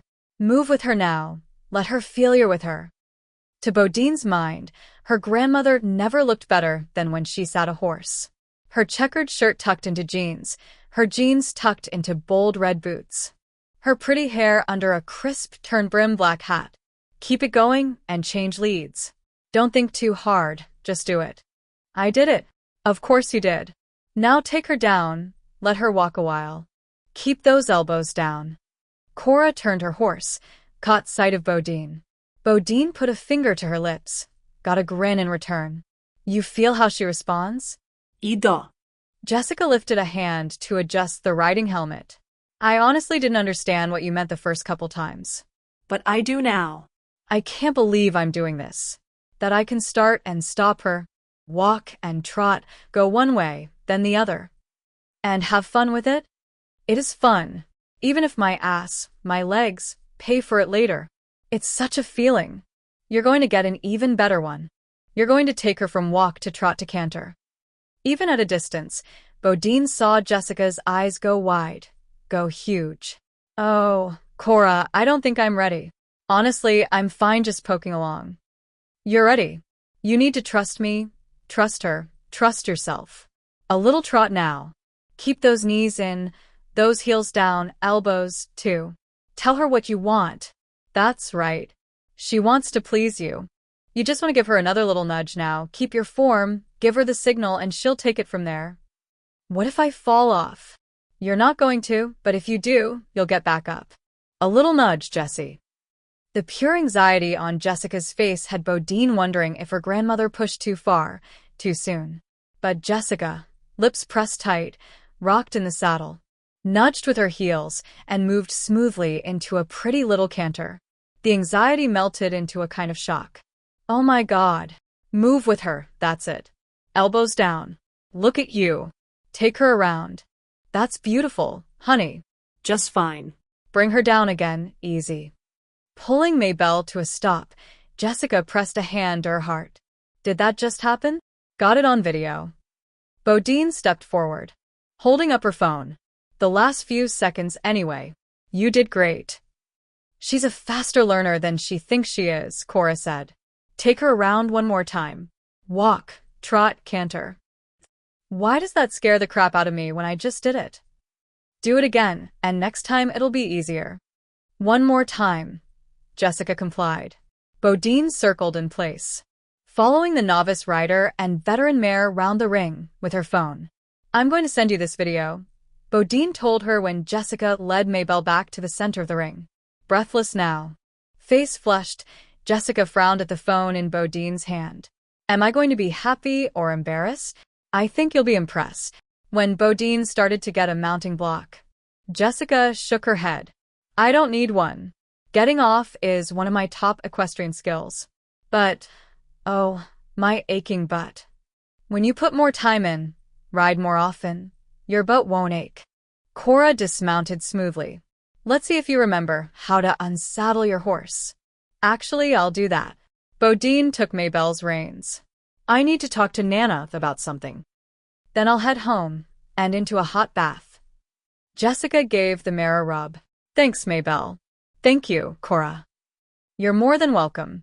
You've reminded me how much fun it is to teach somebody from the ground up.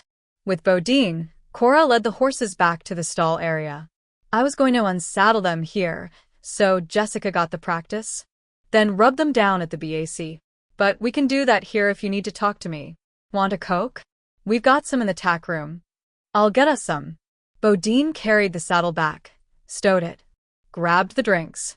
Cora had the second saddle on the post, already toweling off Wrangler. What's on your mind, darling? I never asked you because I didn't want to make you sad. Bodine picked up a fresh towel. Gotta work. If it makes you too sad and you don't want to talk about it, I'll stop. This sounds serious. It's about Alice. I think I understand why Grammy gets angry and why Mom does. Grammy, you're her daughter, and it makes her angry somebody hurt you so much. And Mom, it's the same. And I think her to their own, too. I know that's true, and we don't talk about it much because it stirs up the hurt. I don't want to do that. As she brushed the mare, Bodine looked over at her grandmother. I don't want to add to the hurt. But you wonder about it. You've got questions stored up, and you're somebody who wants answers. As she worked, she met Bodine's eyes. You go on and ask. I guess it was Karen Allison's mother who gave me the push on this, Nana. How she just wanted to die, and she might. And I talked to Billie Jean's mother myself. And no, even though they weren't close the way you hear Karen and her mother were, her grief was beyond measuring. It made me wonder what it's been like for you, all these years. Not knowing for certain if Alice is Alive. If she's alive, Cora finished.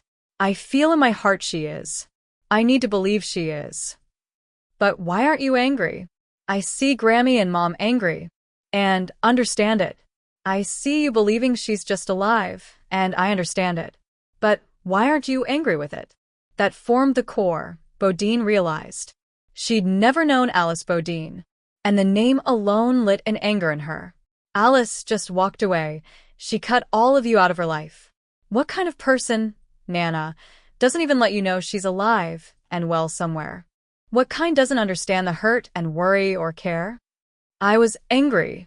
Oh, angry's a small word for it. I don't have a word big enough. And still she combed out Wrangler's mane with patient hands. Steady strokes. She lit out the day of her sister's wedding. Her sister's happiest day. The night of, really, as we pieced it together. Left a note how she wasn't going to settle like Rieni for the chains of marriage, the boredom of ranch life. Got some shots in there about how I never understood her. Didn't love her the same as I did Rieni. Hurtful. Deliberately hurtful. Alice had a way of poking her thumb in your eye. Though Bodine kept her thoughts to herself. She wondered if leaving hadn't been a favor to the rest of the family. I didn't want to tell Maureen and Sam. Didn't want to spoil their honeymoon. But they stayed in a cabin that night. And when they came back to say goodbye to everybody before they left on their honeymoon, I had to. Then I had to make them go. Had to tell them, and I honestly believed it right then. Alice was just stirring everybody up as she liked to do, and would be back in a few days. But she didn't come back. She didn't come back. Cora echoed. Postcards here and there for a while. I hired a detective. I wasn't going to make her come back. She was 18, so I couldn't anyway. But it's no good trying to lock somebody in who wants to go. I just wanted to know she was all right, that she was safe, but we couldn't find her. Drawing in a breath, Cora stroked a hand over Wrangler's neck. I stopped being angry, Bodine, because being angry didn't change a thing. I'd asked myself, had I been too hard on her, too easy on her?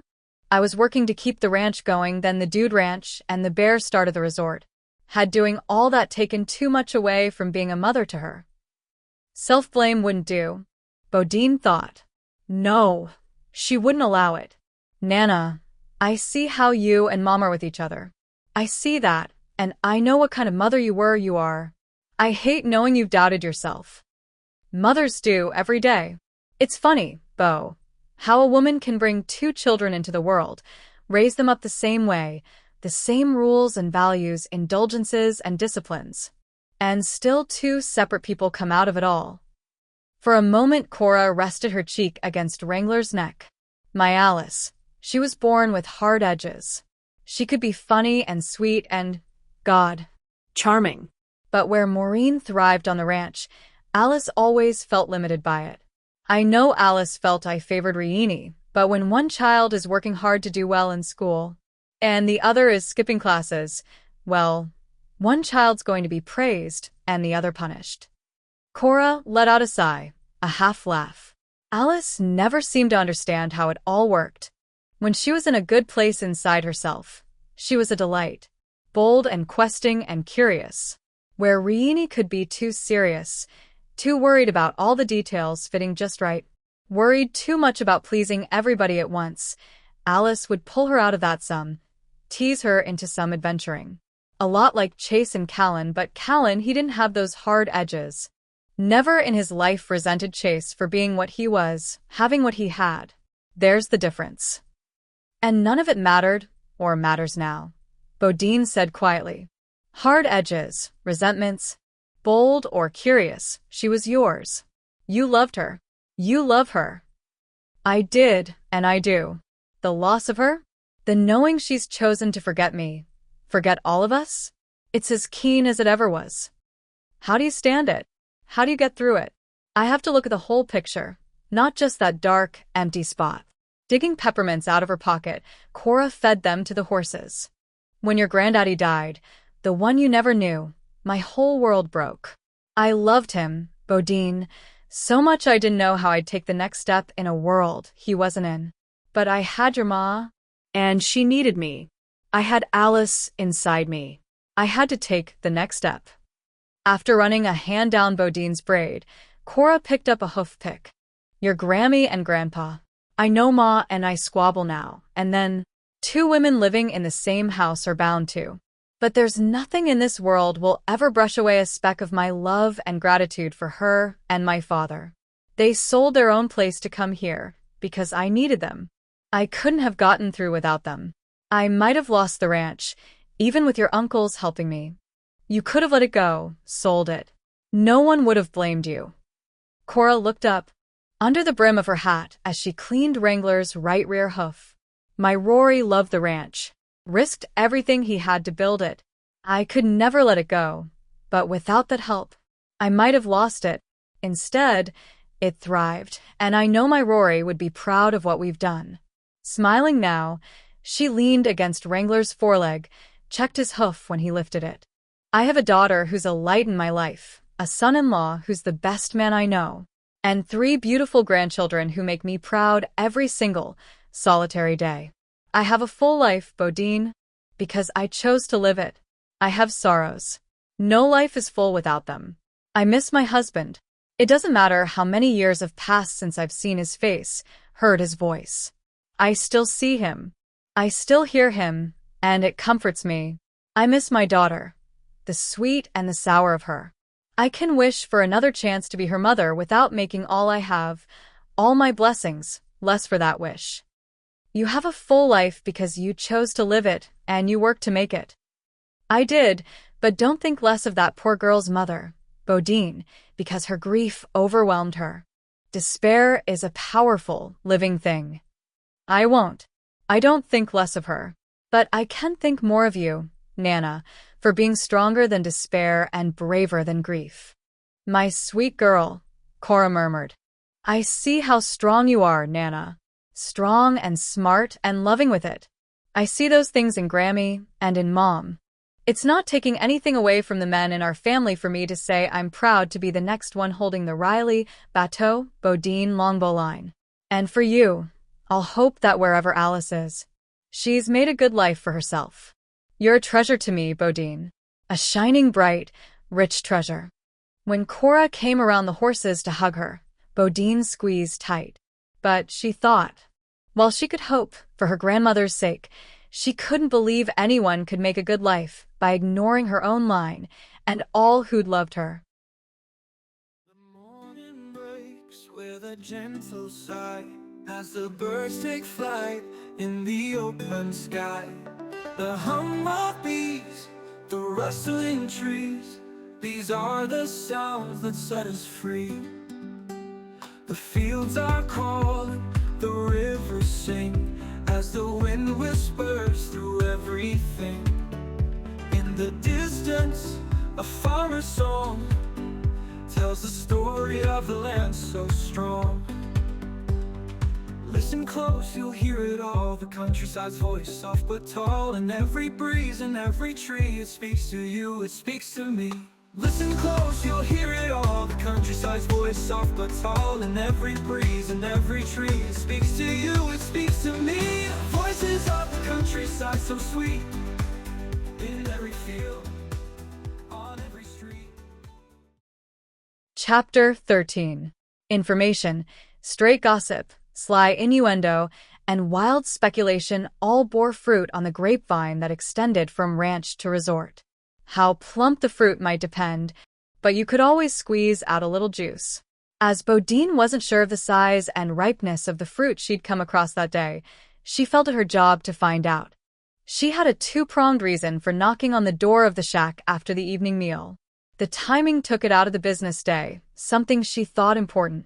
Just as she felt it fair, and just to hold this discussion on what was, essentially, more Callan's turf than her own. He called out a come in. She found him on the couch, his laptop in his lap as he slouched with a beer on the table beside him and a basketball game on TV. He'd gotten some winter sun along the way, she noted, as the lamp caught some lighter tones in that deer-hide mop of hair. Hey. He continued to tap his keyboard, not the two-finger style both her father and Chase employed, but as competently as anyone in her offices. Where had he learned that? Grab a beer and a chair, he invited. I'll pass on the beer. But she took a seat. Give me 1 second, I just need to. Okay. That should work. She waited while he saved the file, put the computer aside. He looked comfortable, relaxed, she thought, and a little scruffy, which always struck her as oddly appealing on him. She could understand the appealing, even the comfortable if the juice squeezed true and clear, but damned if she could balance in the relaxed. He stretched out his legs, boosted his boots onto the coffee table. How's it going? Actually, that's something I want to ask you. He nodded, picked up his beer. Can't complain. Got the advance bookings for the next couple weeks laid out and the schedule done. Worked out the rotation on the horses. Got your spreadsheet and numbers on expenses. Projecting that to go up some as bookings increase in the spring. And I'm going to want to talk to you about replacing some tack. We're inventorying now whenever we've got the chance. He'd learned a lot more, she realized, than how to type with all 10 digits. Send me a memo on that when you're done. I meant, how's it going on a more personal level? He raised his eyebrows and his beer. Again, can't complain. I'm puzzled why you can't complain about Garrett Clintock coming back on you. And coming back on you additionally, while you were standing on resort property, working for us. I think that warrants a complaint. Though he shrugged, sipped his beer, Bodine saw annoyance flick in and out of his eyes. Maybe because Clintock doesn't worry me. As intrigued as she was frustrated, Bodine crossed an ankle over her knee. You've become an awfully mellow bastard, Skinner, if that's the truth. He came to the BAC while you were working and accused you of murder. Not in so many words. Whether or not the mellow ran all the way through, she had become a woman who knew how to hold back her own frustrations to get to the meat. Why don't you give me the words so I don't have to hear the variety of them that trickle down to me from other sources? First place, Easy shouldn't have said anything to you. I completely disagree, but he in fact didn't. He said something to Ben. If I have the chain of speculation right, Ben saw Clintock drive up, saw you in what he viewed as an altercation. Saw Clintock drive away, spitting gravel. Then Ben asked Easy about it, got some details, related those details to others, and so on until a damn convoluted version of those details came to me. She had to take a breath, found herself annoyed. Callan continued to stretch out, say nothing, and damn near radiate relaxed. I don't like getting trickled down, Skinner. And especially on something as incendiary as this. You should have come to me.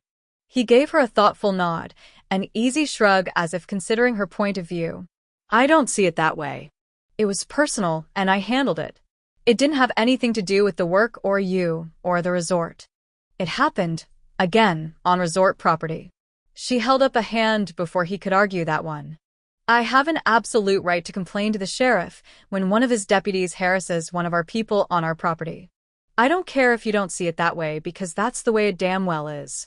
And if you're going to sit there and tell me he didn't bring the Bodine or the Longbow names into it, at least by insinuation, I'm going to have to call you something you've never been. That would be a liar. Now, at last, the mellow dropped away. He shoved up, paced around the limited space. This time, she cocked an eyebrow, waited. Apparently, it took more to rile him than it once had, but she recognized the impressive temper cooking up. So she'd wait and see. You know damn well, Bo. You know good and damn well this business with Clintock goes back way before any of this. He's just using this as an excuse to start something with me. I'm not going to accommodate him. And I'm damn well not going to go running to you when he gets in my face. Fuck that and fuck him. That's the way it damn well is. She smiled, put all the sweetness of a strawberry parfait into it. Well, golly, Callan, you don't appear so awfully mellow about it after all. See how mellow you are when some asshole accuses you of murdering 2 women. That's part of my point. Exactly my point. So we agree there. Sheriff Tate warned him off you, specifically and justifiably. He didn't listen and, from all I can see, took it on himself to come at you at work and in front of another employee, one you're charged to supervise. I think the sheriff wouldn't be happy to hear it. That's not for you. He rounded on her, eyes a fired-up blue. It's not for you to go running to Tate, and it's not for me to come running to you. That's hard and hot-headed under the mellow. I won't go to the sheriff on it. That comes from growing up around men, working with them, living with them, and understanding, maybe even appreciating, how doing that translates in the male brain as an insult to your mighty balls, but it's got nothing to do with. Okay. She had him there, and he wasn't one for lying. Okay, that's one part of the whole of it. The rest is just what I said. This is, always has been, between me and Clintock. Which also comes back to the massive and mighty balls, which is not said as an insult to your kind, Skinner, just a statement of fact. So, I won't go to Tate. But I will say what I know and what I think should the sheriff hear about it, and ask me. Maybe it irritated the crap out of him, and made his balls itch, but he couldn't rationally argue with any of it. So, he dropped back on the couch. That's fair enough. And I'm asking you as the manager of the resort, as your friend, to tell me if Clintock comes back at you again. I need to know what happens on my place, and I know under the mad. You understand that. Callan took another pull on the beer. You're pretty goddamn good at this. I'm exceptionally goddamn good at this. I'm asking you to trust me. And to stop being so bound up in stupid macho pride you can see telling me about his threatening bullshit isn't running to some female. You do that. You keep me informed so I don't have to hear bits and pieces as it travels around the resort or the ranch.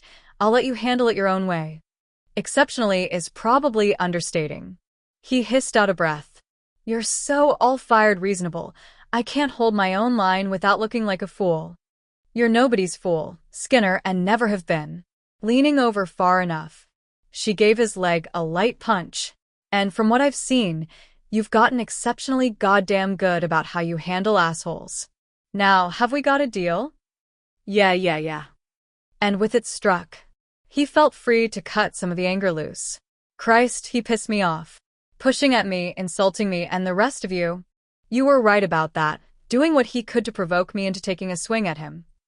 There's a time you would have, with less provocation. When did you learn to coat that renowned temper of yours with mellow? He thought now of how close he'd come, 5 seconds, to taking more than a swing.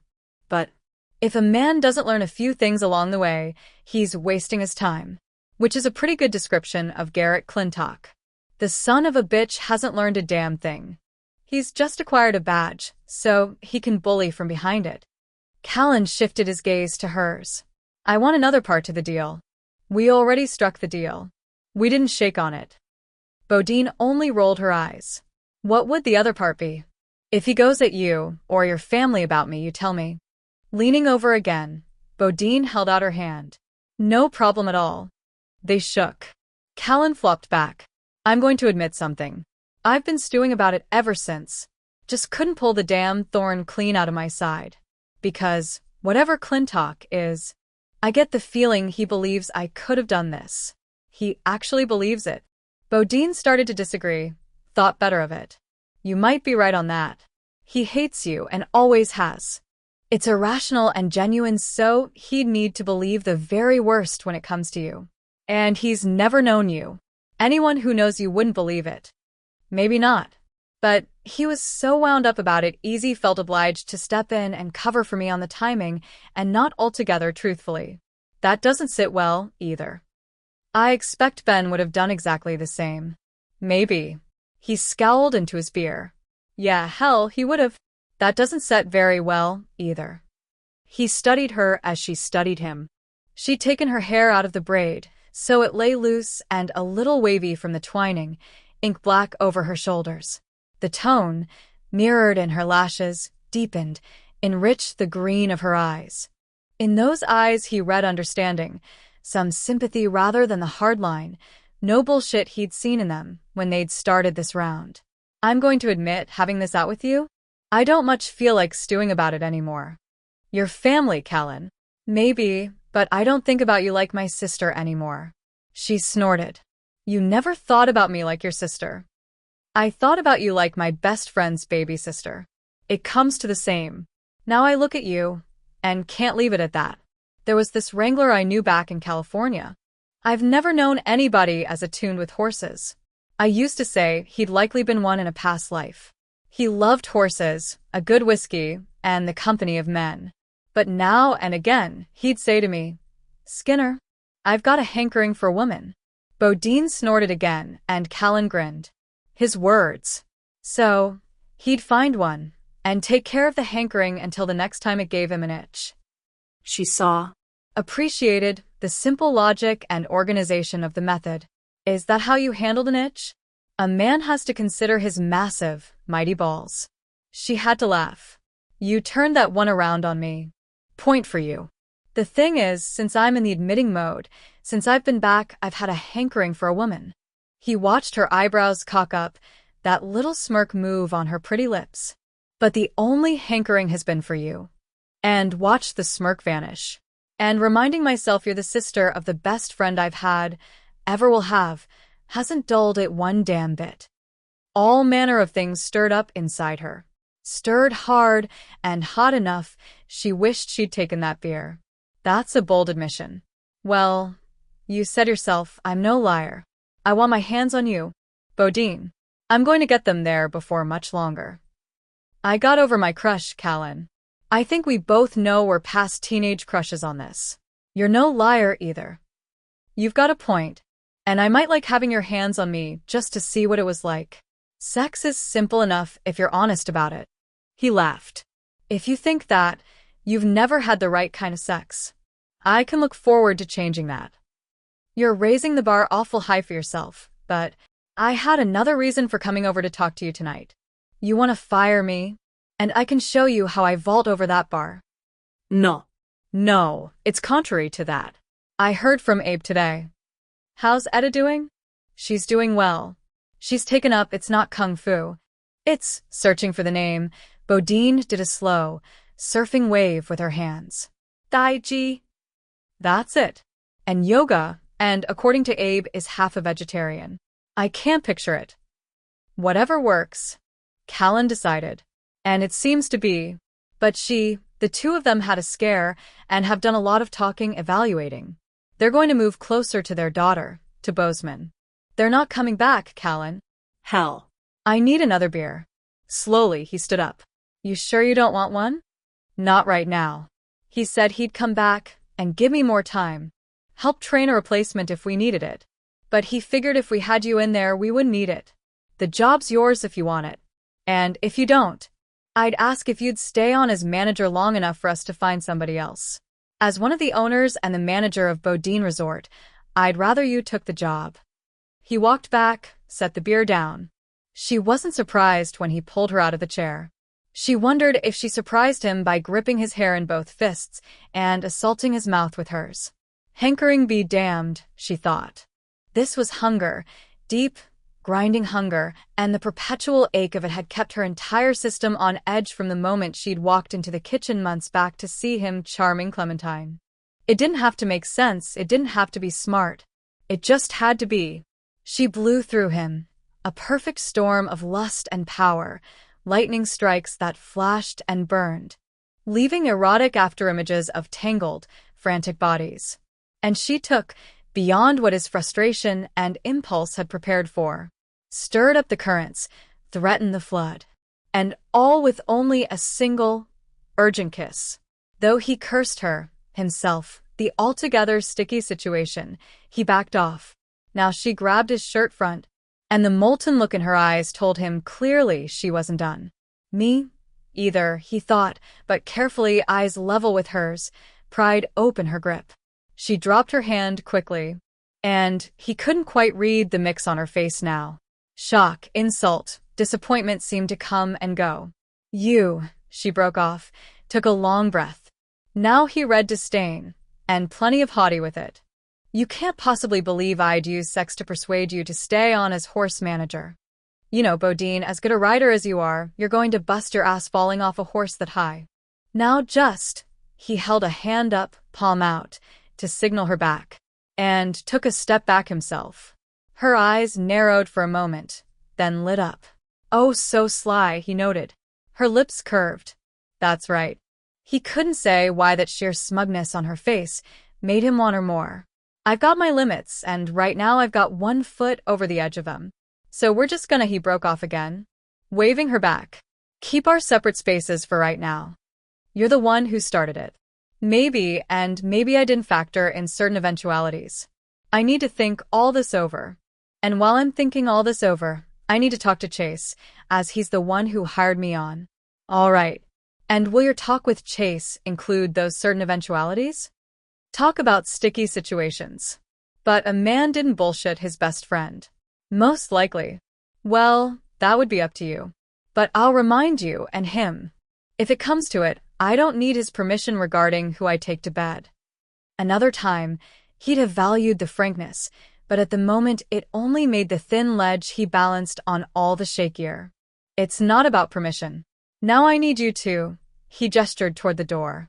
When she angled her head, lifted her eyebrows, he shoved his hands in his pockets. Hands that really wanted to take hold of her and wiped that smug satisfaction off her face. Go on, bow out, before both my feet are over that edge. All right. I'd appreciate it if you let me know about the job in the next couple of days. She opened the door, then stood with the cold swirling in around her and awash in the yard lights that added mystery. I'm going to tell you. Whether or not you take the job, I'm going to have you. I've made up my mind about it. The damn ledge started to crumble under his feet. Keep walking, Bodine. She left him with a laugh he already knew would keep him up half the night. He sat, picked up his beer. He wasn't sure if he felt like a righteous man or a fool. At the moment, he didn't see much daylight between the two. Asterisk, asterisk, asterisk. Stringing out a yes or no struck Callan as cowardly, and since the yes or no would depend, for him, on what Chase had to say, he'd hit that straight on. Before sunrise, he found Chase, along with a couple of hands, moving horses from stall to paddock. Morning, Cal. Chase gave the sorrel gelding an easy slap on the flank to send him through the open gate. Getting your rotation up, but I'm holding Beans back today. Looks like an infection in his right eye. So I want the vet to take a look. You all right with Cochise instead? Sure. Have you got a minute? Got a couple of them, sensing Callan wanted more privacy. Chase walked away from the horse paddock. We're castrating calves today. Can't say I mind missing it. When Chase figured they'd gone far enough from perked up ears, he stopped. Supposed to climb up to the 40s today. At least the rest of us won't freeze our balls off while we turn little bulls into steers. I could use a shirt-sleeves day. Wouldn't hurt my feelings. I heard Abe might not be coming back. Bodine said that's definite. Callan's breath whooshed out in a cloud. I'd say a heart attack, and a minor one's not minor to the one having it is a wake-up call.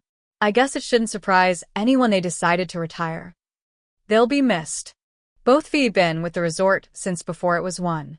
I'm not going to be surprised if Bodine offered you Abe's job permanent. She did. Are you taking it? I'm not saying yes or no until I hear what you have to say. It's not up to me, Cal. Oh, horseshit. Where did I go when I knew it was time to come back? Callan demanded. You took me on. Even fixed up the shack. Accustomed to the flare, Chase met it as he usually did. With equanimity. I'd done that out of friendship. All of us would've. But we didn't need to. You're an asset. Cal, the best all-around horseman I know, and that includes my own father. He'd say the same. We all know you could have gone anywhere. I didn't want to go just anywhere. I've been there. So here you are. Sensing dawn was close, Chase looked up at the sky, watched a few stars gutter out. I might fight Bo for you, might even win, though God knows she's a fierce and dirty fighter. Remember that time we had to haul her off Bud Panger? Bud had a year on her, 10 pounds, 2, easy, and she had him down in the dirt crying for his ma. I remember. She caught me one on the shin while we were hauling her off, bud. I limped for 2 days. I'm not going to be a cause of upset between you and Beau. You wouldn't be. I might fight her. But the resort's part of the whole, so it's all, well, of a piece, isn't it? Besides all that, it's what you want here, Cal. As dirty as Beau can fight, she'd say just the same. And I expect she has. I came here to work for you, Chase. You came to work for the Bodine Ranch, and the resort's part of it. The long night shifted toward day, a lessening of dark, a slight rise of wind. Horses whickering, the low of cattle, the boot steps of men already about the day's work. I love this place. Callan breathed it in. I love it nearly as much as you. Leaving it was one of the hardest things I've ever done. Had to do it, or I'd never have made anything of myself. Knowing his friend, Chase kept his silence, waited for Callan to work through the rest. I admire the resort. I admire the hell out of what you all have built there. That Bodine/Longbow vision, it's an awesome, admirable thing. I know I could be an asset to you here on the ranch. I know you could depend on me to pull my weight here, and maybe take some weight off you and Sam. At the resort, he took another minute, gathered his thoughts. I think I might be able to add to the vision. I can see ways to do that, to contribute to that. Then, that's what you ought to do. To my ear, that's what you want. And what's holding you off is feeling obligation here. There's no need for that. If we need you for something over here, we'll work that out too. And don't feel bad, we're likely going to have to hire 2 in the next month to replace you. Most of the stress lodged at the back of Callan's neck loosened. 3'd be better. You're not that damn good. Work it out with Beau. Give me a few hours here like you have been until we start hiring on and we're square. Yeah. The stress punched right back again. About Bodine. Callan shifted, looked east, waiting for the sun to rise. We, he corrected, as last night cemented the mutual. We have a thing going on. He rubbed the chin he hadn't bothered to shave that morning. An intense sort of thing. What thing? Callan glanced over, saw the mild and puzzled interest. You've always been obtuse when it comes to the romantic and sexual dynamics of people, Longbow. A block of wood buried in cement obtuse. I've got more to think about than and it struck him. Callan saw, like that block of wood, right between the eyes. What? We've got a mutual interest and attraction going on, me and Beau. What? Chase repeated, taking a step back as if his body had just reacted to that strike. You've with my sister? Not yet, but only due to my heroic restraint so far and hearing in my head. You say my sister in just that way. You never looked twice at her, Chase began, then reevaluated. Did you? Christ almighty, Chase, she was still a kid when I left. Mostly a kid. An itch worked into the stress. Maybe I looked twice, a couple times. But only because, hell, she's always been pretty, and I guess she was starting to blossom some right about the time I left. I never did anything about it. Never thought of doing anything about it. But she's not a kid now. And she's brother to brother, Callan reminded himself. Even if a sister stood between them. She's smart. Always was, but man, she's honed that to a sharp edge. The way she runs that place? She's smart and crafty. And she has a way of seeing to it that everybody who works there does good work and stays happy doing it. That's some talent there. I admire that. So you've got this thing due to her brain and her managerial skills. It wasn't often Chase laid on sarcasm, but when he did it had some serious weight. They're part of the package. She's beautiful. Callan let out a sigh. I don't know when she went from really pretty to beautiful, and maybe if I'd been around the whole time it wouldn't have hit me like a lightning bolt. I've got feelings for her. I'm not altogether sure where they're going, but it's clear enough we're going to find out. I couldn't do that behind your back, or without telling you right out. You're standing here, telling me right out, you're planning to have sex with my sister. I'm going to put it this way. It's not a small embarrassment to me to admit. Due to not going behind her back and the job offer, I had to tell her to get out of the shack last night. She packs a punch. She hit you. Callan laughed. Laughed until he had to bend over to brace his hands on his thighs. There's that obtuse again. How do you ever manage to get laid? Kiss my ass, Mr. Hollywood. And be careful talking about getting laid and my sister in the same conversation. Heaving out a breath, Callan pushed up again. She left, telling me whether I took the job or not. She intended to follow through on the personal area. I guess I can fight her off if you feel strongly against it. I think she'd probably take me down, but I could put up a fight. Chase stared hard at the hills, the mountains, just coming into silhouette relief as day waited to bloom. This isn't a conversation I expected to have when I got up this morning. I've got the advantage, as I spent most of the night thinking about this conversation. When I wasn't thinking about her, she knew I would, too. Crafty. Didn't I say that? She's a crafty sort of woman. I like it. Chase stood, mulling, weighing, struggling a little as the first shimmers of red rose up over the eastern peaks. She's a grown woman who makes her own choices. If that choice is, I'd just as soon not go into that detail inside my head. I'm going to say, I love you like a brother. And there are times when Rory devils me enough I like you more than the brother my parents gave me. I trust you with my life, not one instant's hesitation on that. I'm telling you, if you hurt her, I'll kick your ass. And I'll kick it harder than Bo kicked Bud's. That's fair. Understanding each other, they stood a moment longer, and as the cock began to crow, watched the sun rise red into a purple sky. Chapter 14. Not to avoid Bodine so much as the temptation of her, Callan rode to work well before her. On his own, in the quiet, he finished doing the tack inventory, drafted up a memo of what he felt needed replacing, what he believed could be repaired. By mid-morning, he'd sent Easy down to the center with a pair of horses for Maddie and a lesson. Along with Ben, he'd saddled up 4 more mounts for a trail ride, ordered supplies, with a copy for the boss, and confirmed more bookings. A fine, bright day for riding, he thought, as the 40s might even nudge at 50 degrees by afternoon. He imagined the snow sculptures that had held up well so far would show some sags by the end of the day. Hey there, cowboy. He straightened up from checking a hoof, smiled at Cora. Mum. Good morning, Miss Fancy. I heard you're helping Abe out, Miss Fancy said, tipping up the bold, bright green brim of her pinch front Stetson to study him. I'm always glad to help. He's a good man. You were a half-bad boy, Callan. I always had a weakness for half-bad boys. From my vantage point, you need a few more miles on you to make a man, but I think you'll do. Ma's feeling feisty this morning. We haven't had a day like this since November, and the pair of us want to take advantage. Can you spare us a couple horses for an hour or two? As long as you want. Miss Fancy, do you still favor that bay mare? The one you named Della. How in the world did you remember such a thing? I never forget a beautiful woman or a good horse. She gave him a smile that struck a perfect balance between flirtation and indulgence. Hardly a wonder he was crazy about her. It happens she's in the paddock here today. If you want her, I'll bring her in, saddle her. I'd be glad to have Della, and I can still saddle my own horse. I'm sure of it, but I'd appreciate you letting me do that for you. You've been using Wrangler in the ring, Nana, but that's where he is right now, doing a lesson. Let's see who else you have. They walked over, and when Cora made her choice, Callan led the bay mare and a chestnut gelding from one paddock to another.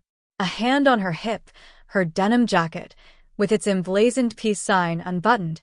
Miss Fancy eyed him while he saddled the mare. You've got good hands, boy. I set considerable store in a man's hands. I'm surprised I haven't heard about you using them on a 2-legged female. Ma. Cora rolled her eyes as she saddled the gelding. If I can't devil a boy whose backside I swatted when he was 3, who can I devil? You've got good hands and a handsome face, Miss Fancy added. You ought to have your eyes on a woman. As they keep roaming your way, are you offering Miss Fancy? She let out a hoot. It's a damn shame you were born 50. Oh, hell, 60 years too late. But I'm an old soul. She laughed again, patted his cheek. I always did have that soft spot for you, Miss Fancy. He took her hand, kissed it. I've been in love with you all my life. A safe thing for a man to say to a woman pushing toward 90. But this time she kissed his cheek. Don't you go insulting me by getting a mounting block. You just give me a boost up. He basketed his hands and marveled how smoothly she swung into the saddle. If he lived to pushing toward 90, he hoped he could do the same. Come on, Della, let's see how we feel today. While Cora checked the cinches on her saddle, Miss Fancy turned a walk to a trot to a canter in the paddock. She was raring to get out today. Cora adjusted her hat over her short crop of salt and pepper hair. The winters are getting longer for her. A day like today is a gift. No, I've got it, she said when he formed another basket. We'll have them back in a couple hours. I'm raring myself. It's been a while since we rode around the property. You enjoy it. I hope you don't take this wrong, but do you have a phone on you? Little silver dangles glinted in her ears as she smiled down at him. Both of us do, and I appreciate you worrying about us. Are you and Della ready, Ma? Born ready in every life I've led. I got the gate. Callan crossed the sandy soil of the paddock, held it open. The women rode through a sedate walk. Then Miss Fancy looked back, sent him a wink, and leaped into a gallop. That's all right, he mumbled. I didn't need that year of my life. He watched them, admired them, then went back to work. When it was close enough to quitting time, he left Ben and Carol covering and rode over to Bodine town, leading Leo. He tethered both horses before striding into the building, giving the front desk a wave, continuing back to Bodine's office. She sat at her desk, phone to her ear, scrolling through something on her computer. Yes, I have that. Of course you can, Cheryl. We do have our own gardens, greenhouses, and it's absolutely up to you. Yes, we're thrilled to have you. We're already billing it on our website and our brochures, and we'll highlight you and the event beginning the 1st of the month. When she just sat back, closed her eyes, made sounds, Callan poked into her cooler, took out a couple of Cokes. He opened one, put it on her desk, opened the other, sat down with it. I can promise you'll find our kitchen and our staff worthy of our 5-star rating. I'm afraid we can't pay for that. If you feel you need your own sous chef, you're welcome to bring one. At your own expense. Yes, that's firm, and is so stated in your contract. As I said, we're delighted to have you as our guest chef for the event. I expect it to be sold out. Please let us know your travel arrangements when you have them. We'll have you picked up from the airport. As she listened again, her gaze narrowed, went just a little fierce. I'm sorry, Cheryl. Let me just pull your contract up, see if it says anything about providing a limo. Why don't you send me an email on all that, and I'll run it right by legal. Anything else I can do? Personally, to make your visit with us more enjoyable, you be sure to let me know. Bye now. Bodine hung up very carefully, drew a breath. Arrogant, snootified bitch. I admire that. I admire how your tone stayed absolutely polite and reasonable, even when you covered it with enough frost to crack a tree branch. Cheryl's contracted as our guest chef for next month's spring bounty banquet. She's head chef at this swank place in Seattle, and when we invited her, did the contract. She was thrilled and cooperative. Since then, she had an appearance on America's Top Chefs, and now she's a prima donna, wants her own people, and for us to pay for them. Wants to bring her own herbs. Went on about her own tatsoy more likely. California, he said, and she stared holes in him. You pick things up. Tit or damn tat, I don't care. She's being a pain in my ass. And is suddenly insulted we aren't providing a limo for her during her stay. Tell her to kiss off. More fire flamed into her eyes. He admired that, too. I'm not breaking the contract and giving her an excuse to sue. If she breaks it, I'll deal with it. She and her tats and tits can be replaced. So, she lifted the Coke, drank. What can I do for you? I think about that a considerable lot, but right now it's me for you. I'd like to take you up on the job. I'm glad to hear it. Really glad, Callan. I'm glad about that. Especially since I've got some asks of my own. All right.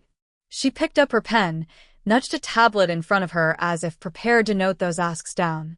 It never hurts to ask, unless you're an asshole chef from Seattle. Happy I'm not. I'm assuming there's a contract involved here, too, though. There is. We do yearly contracts for managers, with reasonable outs for either party should the relationship not work satisfactorily. I can have one printed out for you so you can look it over. I'd like you to add in if Chase or your father needs me at the ranch, and I got things covered here. It's not a problem. Sitting back again, she sipped the Coke. I can do that, Callan. But that doesn't have to be written and signed. It just is. I hope my word's enough on that. It is. So, you talked to Chase about this? First thing this morning. And the other factors? Yeah. He took a little more time coming around there. Callan smiled at her. Anytime you want my ass kicked, you just have to tell him I screwed up with you, and he'll take care of that. I expect no less from my brother, she said sweetly. But I can do my own ass kicking. Still, nice to know he cares. He does. I'd like to look over the evaluations of the seasonal hands you plan on bringing back. I'm not saying I'd try to outthink you on them, as you've already worked with them. I'd just like to know who I'll be dealing with. Sitting up again, she noted it down. I'll have that sent to you. Last, I got a couple ideas for add-ons we could offer. Such as? Some people just want to get on a horse, ride around a little, get off again, and go have a drink. Others might like to learn something and take more active parts. Saddling, grooming. We offer equine education for the kids' club in the summer. It's not just kids might want to learn something or groom a horse. You do a whole thing for cooking, right? Shopping, teaching, Tasting. I'm saying sort of do that for horsemanship. Learning, feeding, watering, grooming. Not just the ride, the full cowboy experience. Write it up, Bodine invited as she made a note. Once you do, run it by Jessie. It'll go through Rory and Mom and me, but Jessie's the one who'll put a shine on it before it gets to us. All right, I'll do that. We're not only open to fresh ideas around here, Skinner, we like them. Got any more? A couple I'm still formulating. Okay. Meanwhile, I'll have that contract printed out for you. Good enough. He rose. I brought Leo up. Oh, I'm not. She trailed off as she checked her watch, saw she might not have been ready to leave, but she should have been. I need about 15 minutes. I'll wait. I said I'd take you dancing come May. I recall that. The way things panned out, there's no point in waiting. How about Saturday night? She started to smile, then angled her head. Are you talking about actual dancing? What else? You got sex on the brain, Bodine. It's hard to fault you for it, but I'm thinking the roundup still has dancing on Saturday nights. I can pick you up at 8, but we could make it 7. Have some dinner first. Dinner and dancing at the roundup? All right. Good. I'm going to check on the horses. Dinner and dancing, she thought when he left her. Who knew Callan Skinner would turn into such a traditionalist? Asterisk, asterisk, asterisk. Though she faced a busy Saturday, Bodine calculated she could wrap up her workday by about 3. For latest. Not that she needed a lot of fussing time to put herself together for a night at the roundup. Though she might wear a dress, she considered, just to keep Callan off balance. She liked dancing, and hadn't taken the time to go, either with a date or with girlfriends in, Lord, she couldn't even remember. But as much as she liked dancing, she wanted that extra time to fuss and polish up for after. She intended to do some of her own rounding up once the band packed it in. She'd already tucked the key to the half-moon cabin in her pocket and had a list of what she wanted to stock it with in her briefcase. All things being equal, she could take care of that. Freshen up the linens, and be home to groom and dress with time to spare. She had her maybe I will underwear tucked in her dresser. If things continued with Callan, she'd need to invest in more. But what she had would do. She'd already checked to be sure, as it had been 13 full months since the last time she'd had cause to put it on. While a busy year played a part in that, it didn't play the main role. Sex didn't have to be complicated, but a woman had her standards. She had to feel a spark and have a real liking for a man before he raided the maybe I will underwear. Before most of the staff arrived for the day, she selected a bottle of wine from the wine cellar, a couple of beers and cokes from the saloon, making a note on inventory, and adding them to her personal tab. She'd pick up coffee at the Longbow General Store, and though she doubted they'd need them, a few snacks. She tucked what she had in a burlap tote, stored it in her office, and had just settled into work when Jessica came in. I didn't expect you in so early. I'm hoping to leave the same way today. I have a date. Well, Taking that as an invitation, Jessica stepped up, leaned a hip on the desk. Who, where, what? Cal and Skinner, dinner and dancing at the roundup. If there'd been an office pool, I'd have put money on Cal. What are you wearing? Haven't decided. I might shock his sensibilities and break out a dress. I do have a few. Is this a first date? I guess you could call it that. Definitely a dress. The roundup's on my list to recommend to guests who want to venture out. It's casual, right? It's good for a burger, a cold beer, and dancing on the weekends. You haven't been? no. Well, you should. It's good to know the places you have on the list, and this is a fun one. Oh, Jess, there you are. Sorry, should I catch you later? Chelsea hovered in the doorway. Now's fine. I was just telling Jessie she should go to the roundup some weekend. You haven't been? Apparently, I have a hole in my personal activities list. You should go, Chelsea told her. It's fun. The food's pretty good. Not like you get here, but it's good. And the music's always local. It's a great spot for a night out if you don't want to go all the way into Missoula. What is? Rory wondered as he wandered in. What are you doing here? Bodine asked him. You're off today. Carlu's wedding. Carlu Pritchett. I'm invited, so I figured I'd come in, give a hand with setting up the event. What's a good spot? We were talking about the roundup. Chelsea executed a slow, subtle hair flip. Jess hasn't been. Well, you gotta. Bitterroots are playing tonight. Oh, I love the Bitterroots. Chelsea added a quick, flirty eye bat to the hair flip. I dance my feet off when they're playing. Now Rory executed a quick, charming smile. Let's go. It's a small afternoon wedding, right? We'll be done in plenty of time. Oh, well, I'd like to. Leaning back in her chair, Bodine watched her clever brother seal the deal. We'll all go. Blow off some steam. Hell, let's get Cal and Chasen on it. Come on, Jessie. You can't go better than the roundup and the Bitterroots on a Saturday night. I'm not sure I... Oh, come, Jess, Chelsea insisted. We'll have a party without having to plan it or work it. We'll teach her to line dance. Rory gave Chelsea a little shoulder bump, making her laugh. While Rory and Chelsea wandered out again, making plans, Jessica sent Bodine a panicked look. Don't think twice, Bodine assured her. It will be fun. But now you're going to have a bunch of people crowding in on your date. Bodine only shrugged. We'll get a bigger table.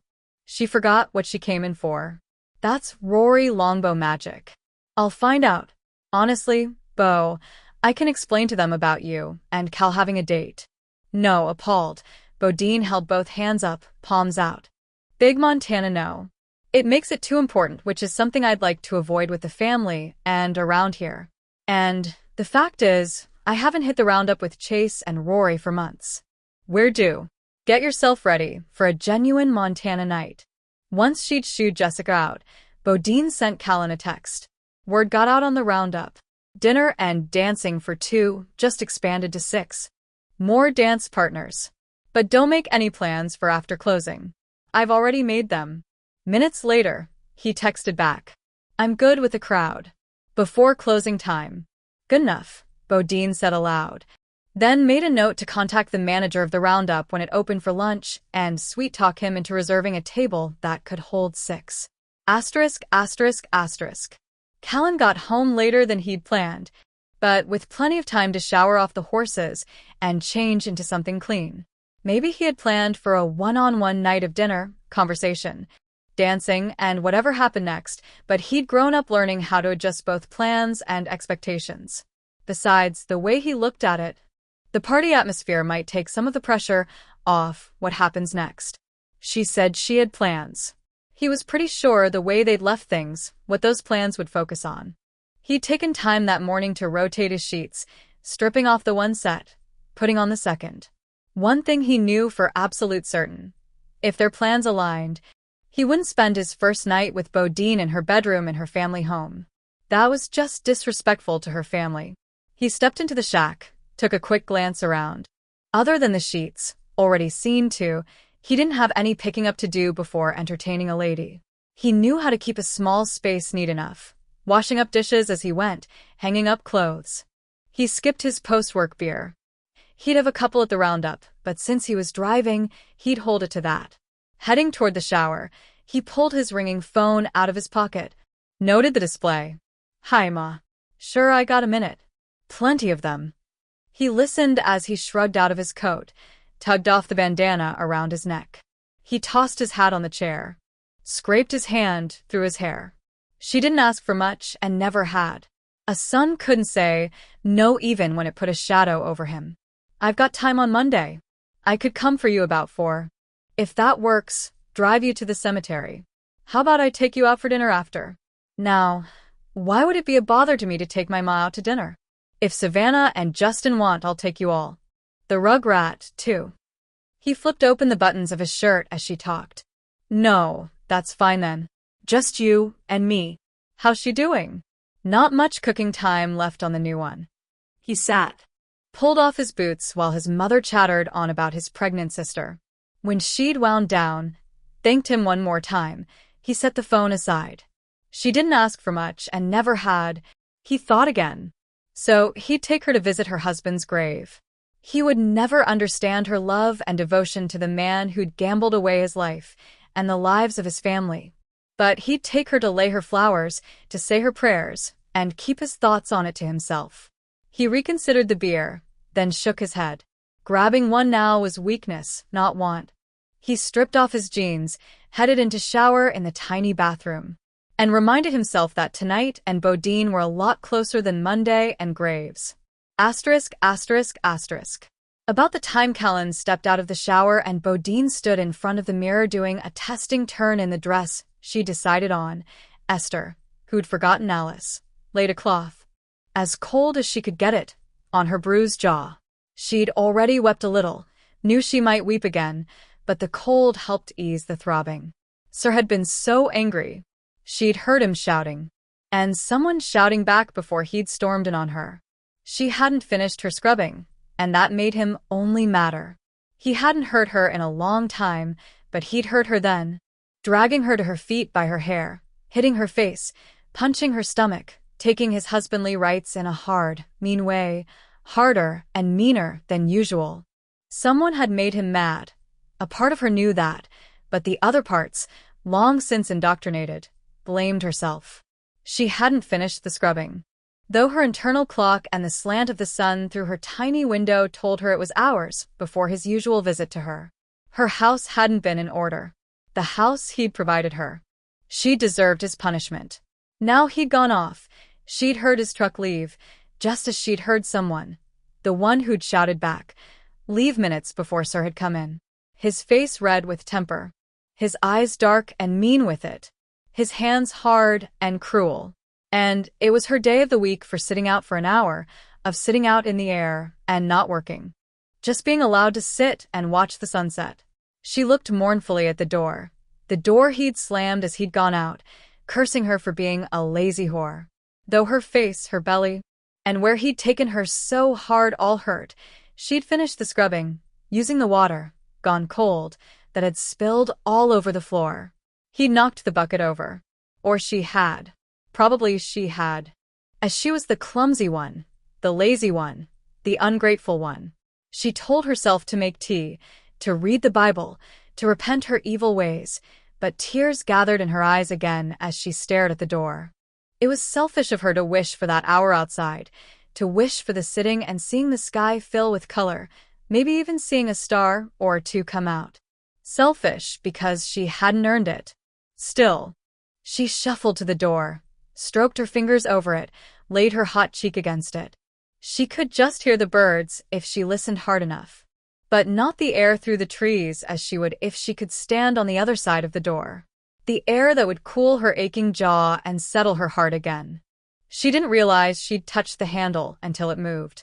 Shocked, terrified, she jumped back from it. It never moved, not even when she scrubbed it clean. Slowly, she reached out, touched it again, just a little pressure. It moved again, made the clicking sound it made when Sir used it. With her breath coming fast, she gave it a little tug. The door opened. For one blind moment she saw Sir standing there, his fists raised to punish her for taking such a liberty. She actually cringed back, lifting her hands to cover her face. But the blow didn't come. When she lowered her hands again, looked out, she saw no one, not even Sir. The air waved around her, all but tugged her out. She jumped when the door shut behind her, shoved at it, then pulled, raced back in. Heart hammering, she fell to her knees, murmuring prayers. But the pull was so strong, the air so sweet, she crawled back, opened the door again. She got up slowly. Had Sir left it open on purpose? A reward? A test? She looked toward the snow-covered ground where, come spring, she'd work the garden. Nearby, the dog slept under his crooked lean-to. She took 2 steps, waited. A couple of scrawny hens pecked around in the coop, the old cow chewed her cud. The sway-backed horse dozed on its feet. She saw not another living thing. But she heard birds and the air through the trees, and took another step along the roughly cleared path leading from her house to Sir's. She walked on, simply dazzled, forgetting the attack. The hurts in the sheer joy of being outside, without a tether, to be able to walk in any direction. Bending down, she picked up snow in her bare hand, rubbed it against her face. Oh, it felt so good. She picked up another handful, licked at it. The sound that came out of her was so foreign, she didn't know she'd made it. Didn't know she laughed. But the dog heard, and woke with a ferocious bark. A lunge toward her.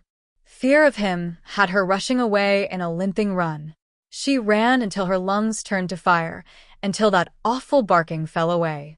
The exertion winded her, and she stumbled, her body spilling into the snow. Gasping for air, she rolled over, staring up at the sky through the trees, lying still, caught in wonder at the shape of clouds, how the branches cut through them. Something tickled some part of her brain, some deep memory that had her moving her arms, her legs, laughing again at the sensation. When she crawled up, looked down, she saw an angel in the snow. It seemed to point west. Yes, west where the sun would set. Sir would want her to obey the angel. In her long cotton dress and slippers, she limped west. As she searched for angels, the sky began to burn in red, to billow in purples, to glimmer in golds. Enthralled, she trudged on. It seemed to her the sound of snow dripping from branches was music. Angel music, guiding her path. She came out to a place where little stones, gravel her memory bank told her, ran through the snow. She didn't notice when the gravel went to dirt, when the road forked. She'd seen a bird and, mesmerized, followed its direction for a time. Birds flew, angels flew. The air grew cold, very cold when the sun dropped away. But the moon sailed overhead, so she shuffled on, smiling up at it. Deer, a small herd, bounded in front of her, leaping across the track. She stumbled back, heart hammering again as their eyes, yellow in the dark, gleamed at her. Devils? Devil's eyes gleamed yellow. With a twisting jolt, she realized she didn't know where she was. She didn't know which way her house would be. She had to get back to it. Get back and close the door she should never have opened. Sir would be so angry with her. Angry enough to take the belt to her back, as he'd done to teach her to obey. In full panic, she could feel the bite of the belt on her back. She ran. Ran on a leg that dragged behind the other, on feet gone numb. When she slipped and fell, her knees burned, the heels of her hands bled. She had to return to her house, repent her great sin. Tears poured down her cheeks, her breath tore from her lungs until, dizzy and weak, she had to stop, wait for her head to stop swimming. She ran again, walked, ran, limped, lost in her mind. Lost in despair, fell again on the gravel. On her knees, she saw the gravel gave way to smooth. A road. She remembered a road. You traveled on a road. A road would take her back home again. With a flutter of hope in her chest, she limped along with blood trickling down her calves from her scored knees. The road would take her home. She'd make tea and read the Bible and wait for Sir to come back. She wouldn't tell him he'd left the door unlocked. It wasn't a sin not to tell him. Telling him was disrespectful, she reasoned. It would be saying he'd made a mistake. She'd make her tea and be warmed by it, and she would forget the angel in the snow and the bird and the sky. Her house, the house Sir provided, was all she needed, but she walked and couldn't find it. Walked and walked until her legs buckled, until her head swam again. She could rest once more, for just a minute. She'd rest. And then she'd find her way home. Before she could, the moon circled and circled above her. It spiraled down, and it fell away, leaving her in the black. Part 3. A sunset. There are sunsets who dance goodbye. They fling scarves half to the arc then, and over the arc, ribbons at the ears, sashes at the hips, dancing, dancing goodbye. And here sleep tosses a little with dreams. Carl Sandburg. Chapter 15. The Roundup, a big barn of a dance bar, kept things simple. Music on Saturday nights, with the occasional Friday added in from November through the 1st of May. May to November featured the addition of open mic on Wednesdays. Otherwise, the head bartender played tunes for whoever warmed a bar stool or chowed down on nachos or a burger at one of the tables. Music ran from country to western and the occasional crossover. Rock was not king here, though it could be tolerated in brief doses. Callan had grown up on that country western beat, its laments, its story songs. But his musical tastes had expanded considerably during his travels. Regardless, he didn't much care if the band played disco on this particular evening, as he'd gotten a good look at Bodine's legs. They were every bit as excellent as he'd imagined. She wore a dress that scooped down just enough over her breasts, narrowed in nicely at her waist, then flared out again to float just above, very pretty knees. He'd always favored pretty knees on a woman, though he couldn't say just why.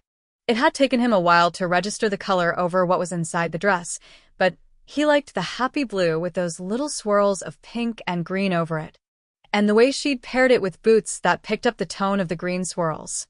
She'd left her hair down, long and straight over her shoulders. He didn't mind they'd gotten there first. Could clink beers together before the others piled in. Not when he could take the time for some lazy flirting. I don't think I've seen you in a dress since you were about 14. A wedding? It seems to me. One of your cousins. It must have been Corey's if you have my age right, and you probably do. After that, Mom couldn't veto my wardrobe choices. You fill this one out better than you did that one. Puberty took its time with me, but it got there. You filled out well yourself. He wore jeans and a chambray shirt that edged his eyes toward blue. He didn't smell of horses tonight, but of the forest, which was almost as good. I want to say before Rory and the rest of them get here, I appreciate you not being annoyed, at least not that it shows, that they will be here. It just sort of happened. I'm not annoyed. I like everybody who's coming. I don't know Chelsea very well, but she seems fine. Rory's got his eye on her, and she's got hers right back on him. I don't know her well, but I've had a look at her. It doesn't surprise me Rory'd have an eye. As I believe Jessica and Chase are circling around having an eye on each other, this could be considered a kind of triple date. Given its Chase, the circling could go on, another 5 or 10 years. I think Jessie'll cut that down some, if she stays interested. I'll wish her luck, Callan decided. You and me, Beau. We're done circling. Well, hey there, Beau. Haven't seen you in weeks. A waitress settled by the table, gave Bodine's shoulder a quick squeeze. Y'all having dinner? You got more coming, right? How about I leave some menus so, she angled toward Callan, got a good look. Her eyes popped. Callan Skinner. I heard you were back, but I haven't seen a trace of you. She leaned right down, kissed him full on the mouth. Welcome home. Thanks. It's good to be back. His brain did a desperate search through old files for a name to go with the face. One of these days, I want to hear all about you working in the movies. That must have been so exciting. Why, who'd be thought, when we were riding around in your old truck, you'd be off rubbing shoulders with movie stars? You ever meet Brad Pitt? I can't say I did. I bet you don't know Darlie's married, do you, Callan? She's not Darlie Jenner now, but Darlie Oots. Bo chimed in.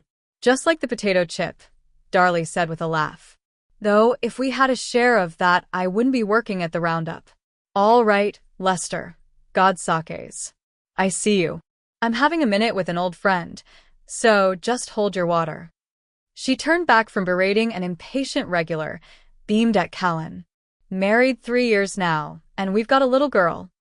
Congratulations, Darlie. How's your brother? Is Andy still in the army? He is. He made sergeant. We're really proud of him. You tell him thanks for his service when you talk to him next. You bet I will. I gotta get Lester off my back. You take your time with the menus. You want another round when I come back. We'll wait for the others, thanks, Darlie. And thanks for the save, Callan said when the waitress stalked over to Lester. I couldn't place her. I took her out a couple times, but I couldn't place her. She's gone from coloring her hair blonde to coloring it red. And she's curling it till it springs around like a rabbit. I don't mean that in a hard way, just to say she doesn't look like she did when she was 16 or 17. Her husband's a Zully. Callan thought of the smoke jumpers who trained just down the road and fought wildfires all through the season. I should have thanked him for his service, too. He tapped the menu. Are you hungry? She rested her chin on the palm of her hand, smiled dead into his eyes. I've been working up an appetite. You're killing me, Bodine. Skinner, I haven't gotten started. Oh. She straightened, waved before Callan could pull her in, get started himself. It's Rory. Looks like he's got Jessica and Chelsea. Don't tell me Chase backed out. Callan stood up as Rory guided the women to the table. You guys good there? Rory gestured to the beers as he pulled off his coat. I've got drink orders, taking it to the bar.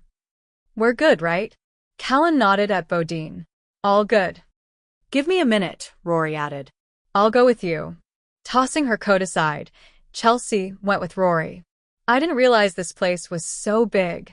Jessica looked around as Callan helped her with her coat. That's about the longest bar I've ever seen. Plenty of beer, Bodine told her. Lots of local brews. The wine? She wagged her hand in the air to signal it was only SSO. Good thing I went with a huckleberry margarita. I've developed a taste for them. You know, we could think about working out some sort of package with this place. Not tonight. Bodine tapped her arm. No work in the roundup. Right. How about Chase? Oh. Rory, who insisted on picking me up, said, Oh yeah. Chase said he had a couple things to finish up and to order him a green flash and the Saturday special burger if we got started before he made it. What are those? That's a local beer and a buffalo burger with bacon, pepper jack cheese, and jalapeno sauce, Bodine told her. Chase has a fondness. How are you going to dance in those shoes? Jessica glanced down at her hot red stilettos. Very gracefully. I like 'em. Callan gave them a leer and a wink. How'd the wedding go? Without a hitch. The bride wore a lace off-the-shoulder gown with a fringed hem, white boots, and a white Stetson with a crystal hatband. The decorations were, well, obsessively Western silver horseshoes, wildflowers in cowboy boots and hat bases, more boots in table favor shot glasses, bandanas for napkins, burlap table runners. The cake had fondant to replicate cowhide. And the topper, the happy couple on horseback. It actually worked. I wouldn't mind having a boot shot glass, Callan said. Well, I'll see if any got left behind. She glanced at the menu as she spoke. What are screaming nachos? Melt your face off, Bodine told her. Sounds good. We ought to get some for the table. I don't see any salads. For a second or two Bodine just blinked, then she threw back her head and howled. Jessie, you come here for the red meat, the hot sauce, the beer, and the music. Rabbit might find its way onto the menu, but rabbit food won't. She grinned as Rory and Chelsea came back with the drinks. Have a drink or two. It'll all go down easier. So saying, Bodine hailed Darlie and ordered a large platter of screaming nachos. By the time Chase got there, the nachos were a memory, one Jessica feared would live in her stomach lining for years, and dinner was ordered. Sorry, had a couple things. You missed the nachos, and they're just as potent as I remember. Callan lifted the beer, he continued to nurse. Dinner's coming. I'm ready for it. place is filling up. Most stools at the bar had already been claimed. A few tables remained open, but at others people ate, drank, and talked so the noise pushed against the bartender's playlist. The band wouldn't take the stage for nearly an hour, but dancers already circled the dance floor.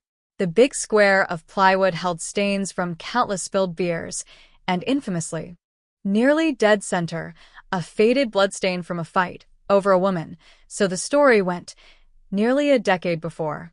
Dancers twirled under 3 enormous wagon wheel lights. When the band came on, the head bartender, the captain of the ship, would dim those lights from their current high-noon glare. Callan might have imagined the evening differently, but he couldn't find a single flaw sitting around a crowded table, elbow to elbow with friends, close enough to Bodine to smell her hair every time she turned her head. He'd frequented places not dissimilar to the roundup in his years away, drinking with friends, flirting with women with sweet-smelling hair. But he knew without a doubt for him, there was nothing like home. It didn't matter what they talked about, and with Rory at the table you'd never have a conversational lag. But eventually it turned toward Callan and his Hollywood experience.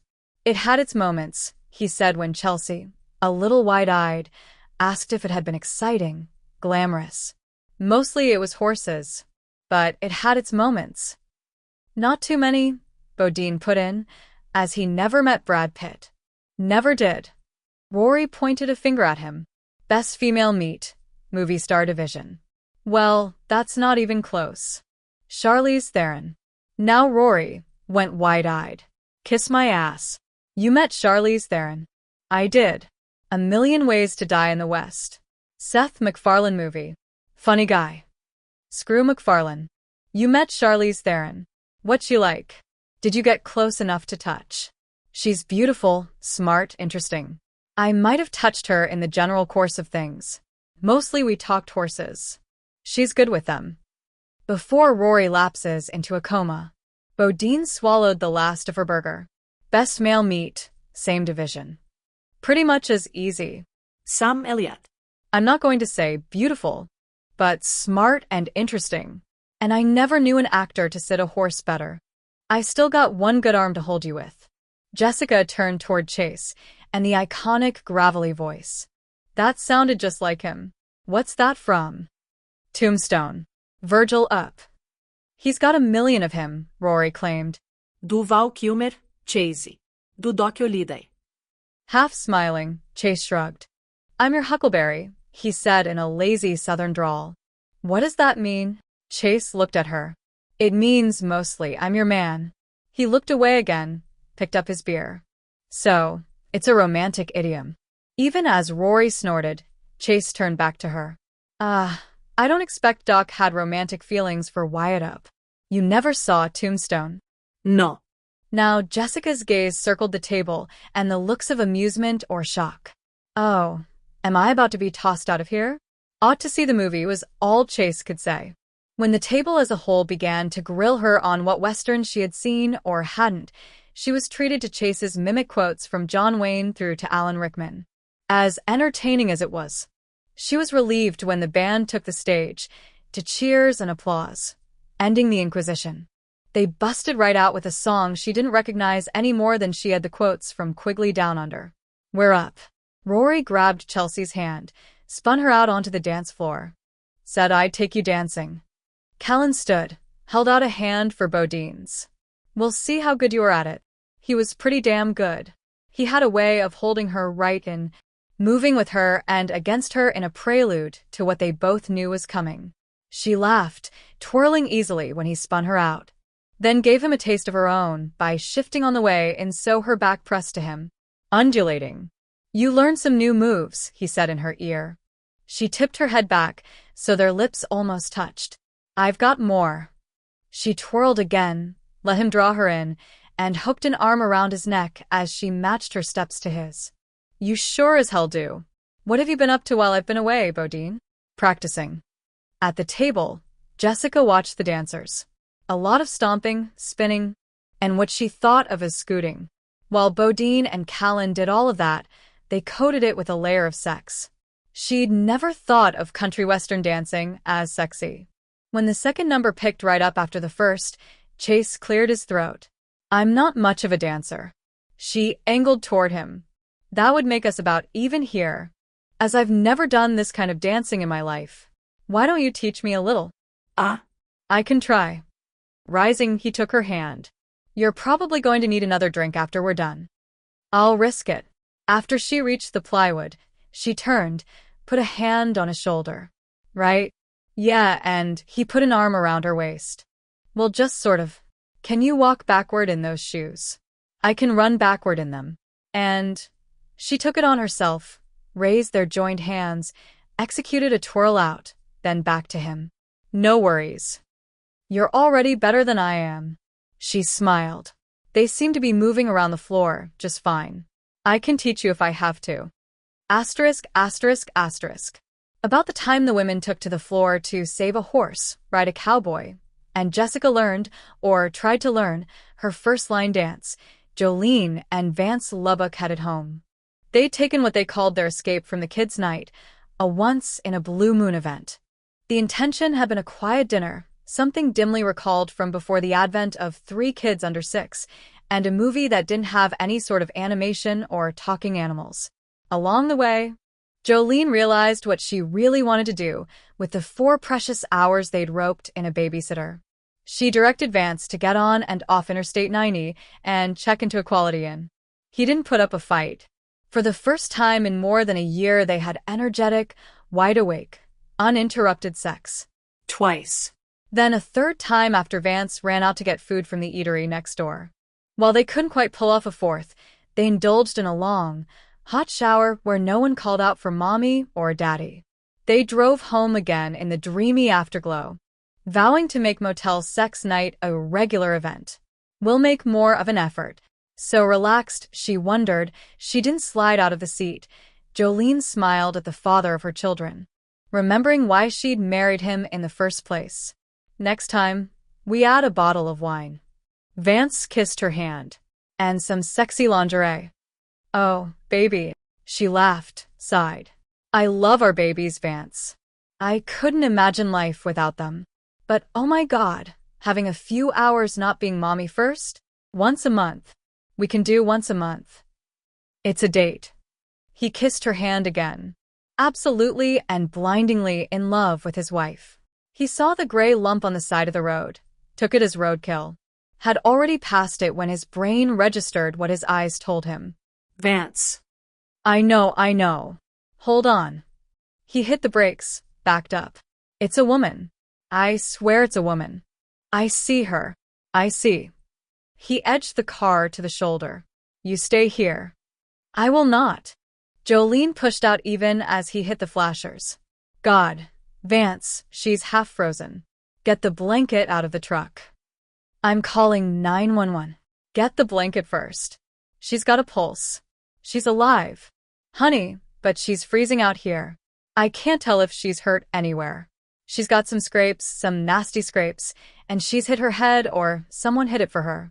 He tossed his wife the blanket, pulled out the flares. I'm calling for an ambulance.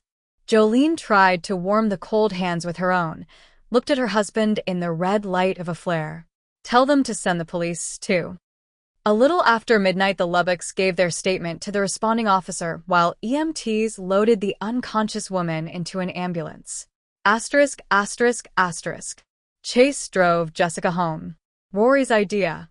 She thought, not because he wanted to link up the two of them, but because, clearly, he'd wanted the chance to linger with Chelsea. I imagine they'll shut the place down. Your brother and Chelsea. Rory's not one for leaving a party until he's dragged out. I appreciate you taking me home. I couldn't keep up with them. Oh, it's no trouble. He shot her a glance. Seems like you had a good time. I had a great time. I learned 2-line dances, danced with a man named Spunky, and ate screaming nachos. A lot different from back east. Worlds. What would you do on a night out like this back home? You mean in New York? Closing her eyes, she thought it out. I'd probably have dinner, probably Asian, with some work friends, then go to a club, probably techno, where a martini cost as much as 2 full rounds tonight. I'd dance with complete strangers. Pretend I was interested in what they did for a living or their issues with their exes, then I'd take a cab home. What's techno? Absolutely charmed, just charmed down to her now aching toes. She smiled at him. Electronic music. What do you do on a night out if it's not the roundup? Oh, I don't go out a lot, I guess. I like the movies though. Westerns. Not just westerns. I just like movies. I went out to visit with Cal once a couple years back and got to go on a set. A location sort of thing. Not a western. But this period piece about this woman trying to keep her farm going after her husband dies. 14 Acres it was called. I saw that movie. That was a good movie. You like the movies? He asked as he pulled up in front of her building in the village. Despite the dearth of westerns on my list, I love movies. You ought to see Tombstone. I'll do that. He charmed her again by getting out, rounding to her side of his truck, opening the door for her. She considered telling him he didn't have to walk her to her door, but she wanted him to. They'd spent the evening dancing, talking, and, unless she read him wrong, flirting. She might have been a woman with a hard and fast rule about cabbing home from a club night alone. But the roundup was no club. And Chase Longbow was no stranger. Have you settled into your place here? Chase, I've been here for over 6 months. I've been settled in. She unlocked the door, turned back to him, decided. Why don't you come in and see for yourself? Oh, I don't want to bother you. She rose on those aching toes, brushed her lips over his. Sometimes a woman has to take charge, she thought. And grabbing the front of his shirt, she yanked him forward. It only took him about 10 seconds to stop being shy. Asterisk, asterisk, asterisk. On the drive home, Bodine stretched her arms, rolled her shoulders. You had a fine idea, Skinner. Dinner and dancing was just right. I've got other ideas. I bet they're fine, too.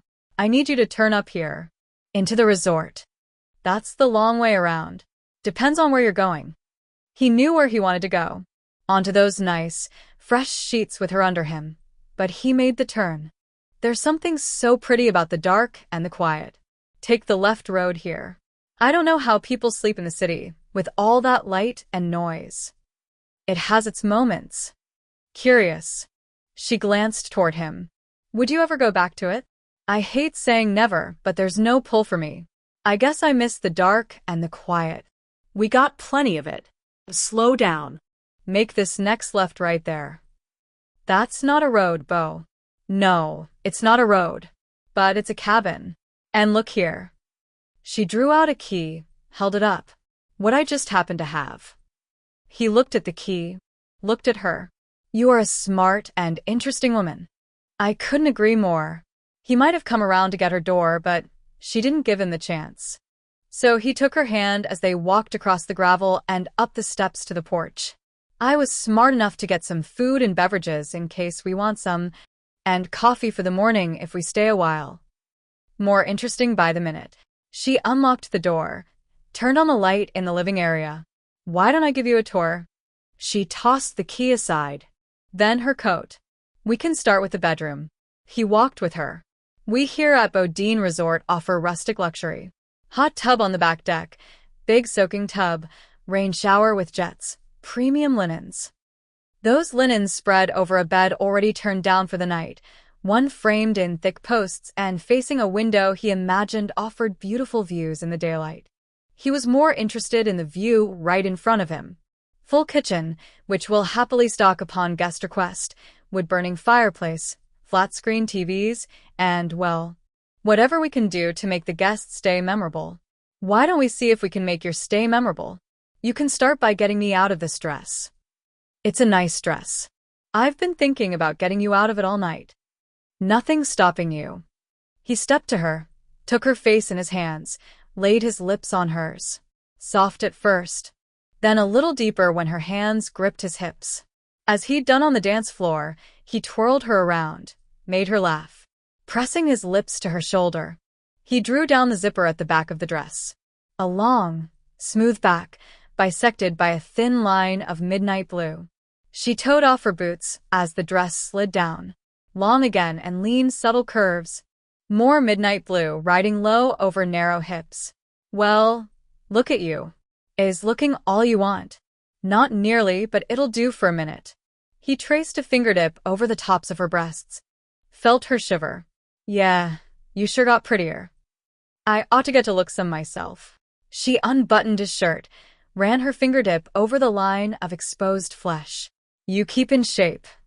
I do what I can. To see for herself, she shoved the shirt aside. Well. She used her palms now, pressing them to a hard chest, a tight stomach. Look at you. Used to be, you could count your ribs at a quarter-mile distance. She looked up at him from under her lashes, that sly smile, and unbuckled his belt. Bodine. As she flipped open the button of his jeans, he yanked her to him, crushed his mouth to hers, felt his body all but implode when she chained her arms around his neck, her legs around his waist. Helped her strip off his jeans. She lifted her hips, pressed against him until the need all but blinded him. He struggled to catch his breath, his control. It's been a long night of foreplay. Impatient hands yanked at his boxers. Main event, Skinner. Now. Oh God, right now. His hands weren't altogether steady as he stripped her panties away, flipped the hook of her bra so he could taste those lovely, lovely breasts. He wanted to know she ached as he did, just another minute to make her ache. Then he was inside her, and he swore the world quaked. She cried out, not in shock, but with a kind of triumph. Her hands viced at his hips, digging in, urging speed as hers pumped under him. He had to clamp her hands over his head, press down, or it would have been over before it really began. Just a minute, he managed. Just a minute. If you stop, I'll have to kill you. Not stopping. Couldn't. Jesus, Bodine. His mouth ran over her throat, her breasts. Where's this been? I can't. She felt it build, beyond her control, that rising storm of deep, dark pleasure. That instant where she clung. I can't. It ripped through her, gorgeous, glorious. The rush of heat, the pound of pulse, and the slow, staggering fall. God. God. Can't breathe. You're breathing, he whispered, taking them both up again. He gave her that speed now, the power with it. Dazed, nearly delirious, she heard the rhythmic slap of his flesh against hers. Saw his eyes were like tornado clouds, deep, deep gray with green undertones. He was the storm inside her. When it broke for both of them, she let it sweep her away. Chapter 16. They never opened the wine or cracked a beer. By the time exhaustion trumped lust, Bodine fell asleep sprawled on top of him with his hand still tangled in her hair. Still. Bodine's body clock woke her before dawn. Clock aside, her body felt loose, warm, and thoroughly used. They'd shifted in the few hours of night they hadn't been active, and Bodine, who'd never considered herself much of a snuggler, realized she'd snuggled right up against Callan. As his arm lay over her waist and one of his legs hooked over hers, she didn't imagine he minded. She closed her eyes and, cozy as a kitten, hoped sleep would slip her away for another hour. But she could feel his heartbeat, slow and steady. She could smell his skin. And she could remember exactly how his hands, rough, hard, and skilled, learned and fulfilled every secret she owned. Sleep wasn't happening. And since she wasn't entirely sure she could handle another round of sex, she eased away and rose to start her day. Callan dreamed of her, of lying naked with her in a field of meadow grass. Starry little white flowers scattered through her hair. They moved together slowly, as need, greed, impatience hadn't allowed through the night. But in the meadow, sweet overcame urgency. He could watch her face, the way those green eyes deepened as they held on his, the way her breath sighed out, the way her hand lifted to lay against his cheek. Rain fell so the grass shined with it, as green as her eyes. Wet gras, wet hair, wet woman. He woke reaching for her. Baffled, he lay where he was, assessing the tone of light that told him sunrise was still a ways off. And the rain in the dream? The sound of the shower in the adjoining bathroom. The dream, the tenor of it, amazed him and embarrassed him even more. Erotic was one thing, but meadows and flowers and rain showers? That was downright romantic. He'd just nudged that over in a corner for now. He heard the shower shut off and, before long, the door opening. "It's Sunday," he said. "Oh, you're awake." "Yeah, Sunday all day." He heard her milling around the room, saw the shadow of her in the dark. "Why are you out of bed?" "I've got this alarm in me. Sometimes I can shut it back off again, sometimes I can't. I gotta have coffee. Go ahead and go back to sleep a while. I know you're working today, but you've got a couple hours. I'm just going to borrow your shirt here until I get some coffee in me." When she walked out, he stared up at the ceiling. How is a man supposed to sleep after some romantic dream, even if it's sat in a corner? Especially when a woman stepped out of a shower, making the air smell of honey. When he imagined her wearing nothing but his shirt. The weaker sex, his ass. Women had all the damn power just being women. He got up, walked naked into the bathroom to grab a shower of his own, and found a boxed toothbrush and a travel-sized tube of toothpaste on the counter. She didn't miss a trick. By the time he came out, coffee scented the air. She'd lit a fire and stood by the big front window, drinking her coffee, wearing nothing but his shirt. "The elk are calling," she said. "Coming down to graze. Sunrise is close. We'll see it from here, and it's a hell of a show." She turned back, long legs bare, his shirt hanging on her, just a couple of the middle buttons fastened. Her hair hung wet, sleek, dark as midnight. All the power. He thought again. "We've got some Greek yogurt and granola, if you want some."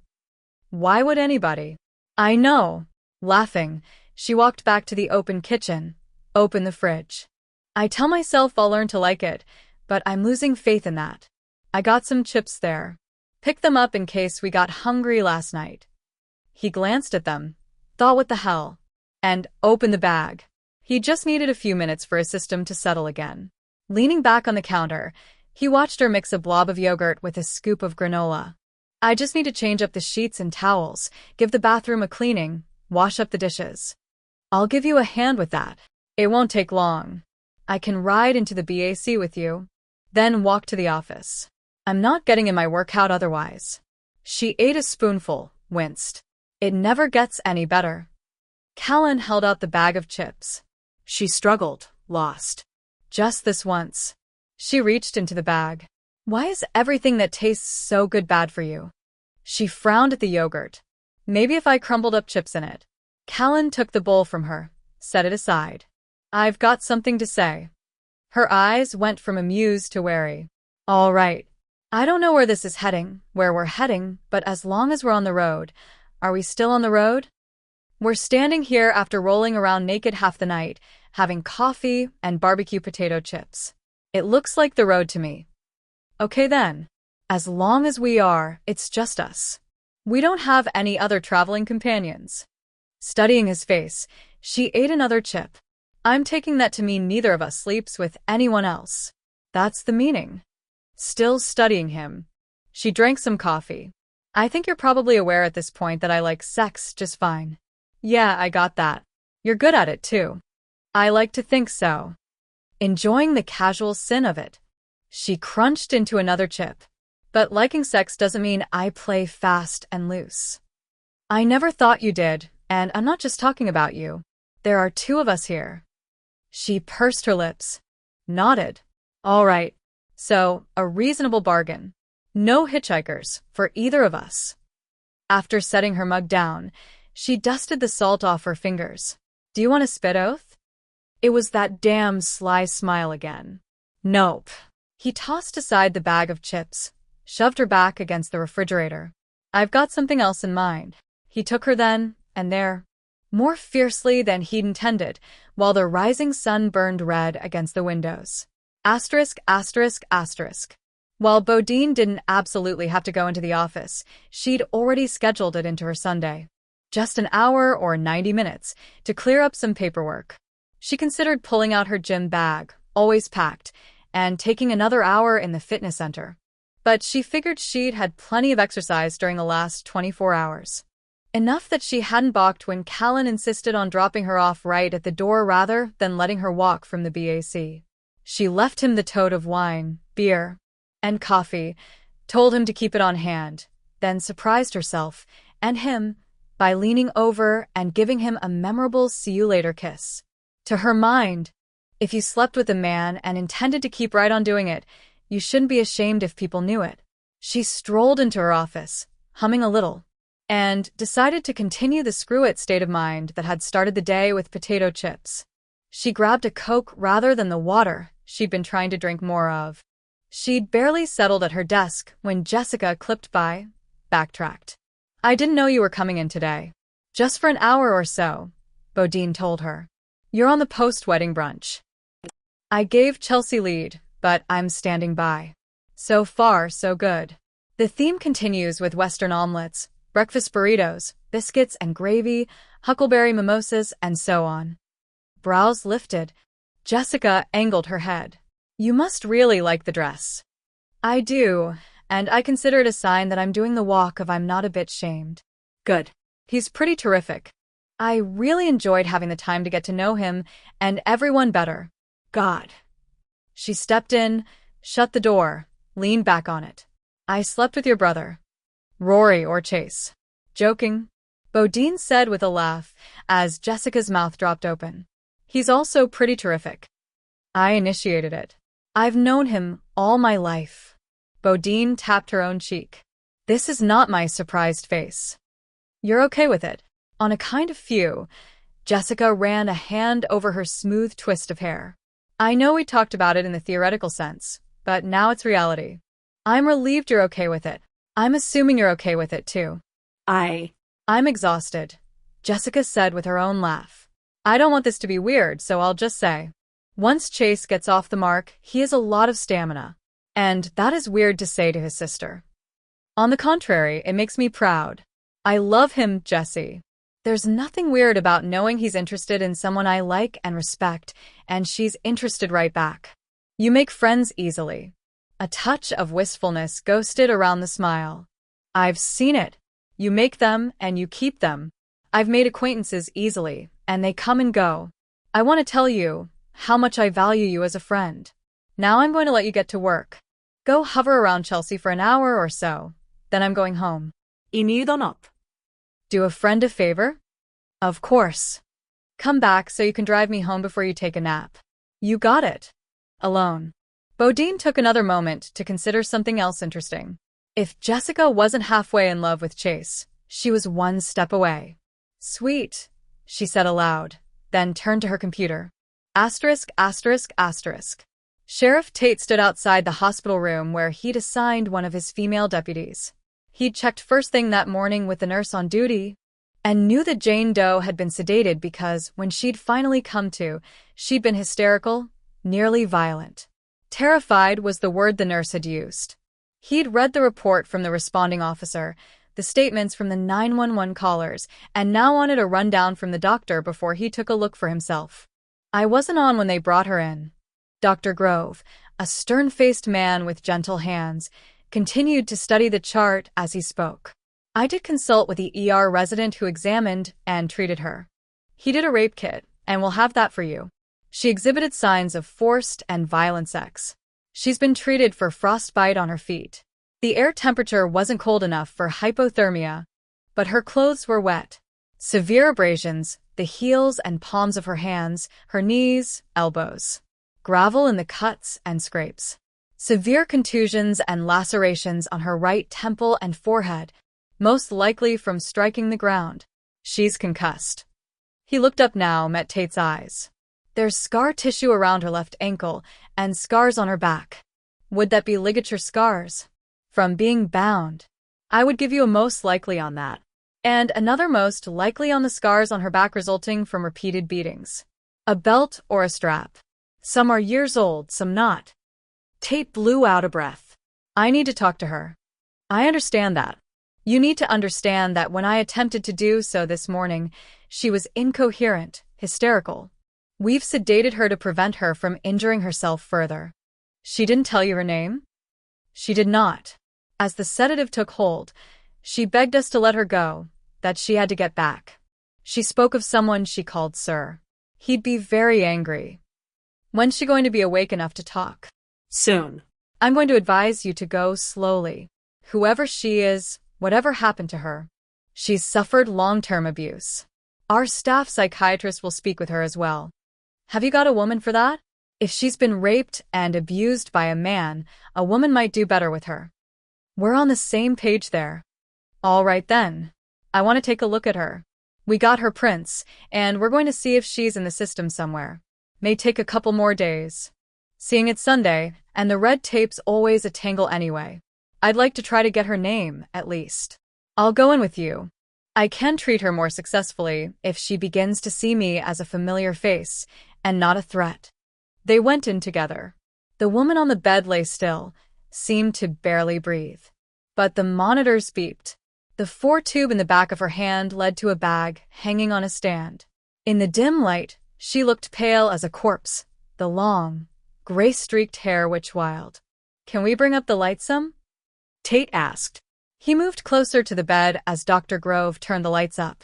My deputy has her as early 60s, but he's young. She's lived hard. But I'd go more like 50. I agree. Tate studied the bandaged head and hand wounds, the bruising on her jaw. She didn't get that jaw from falling on the road.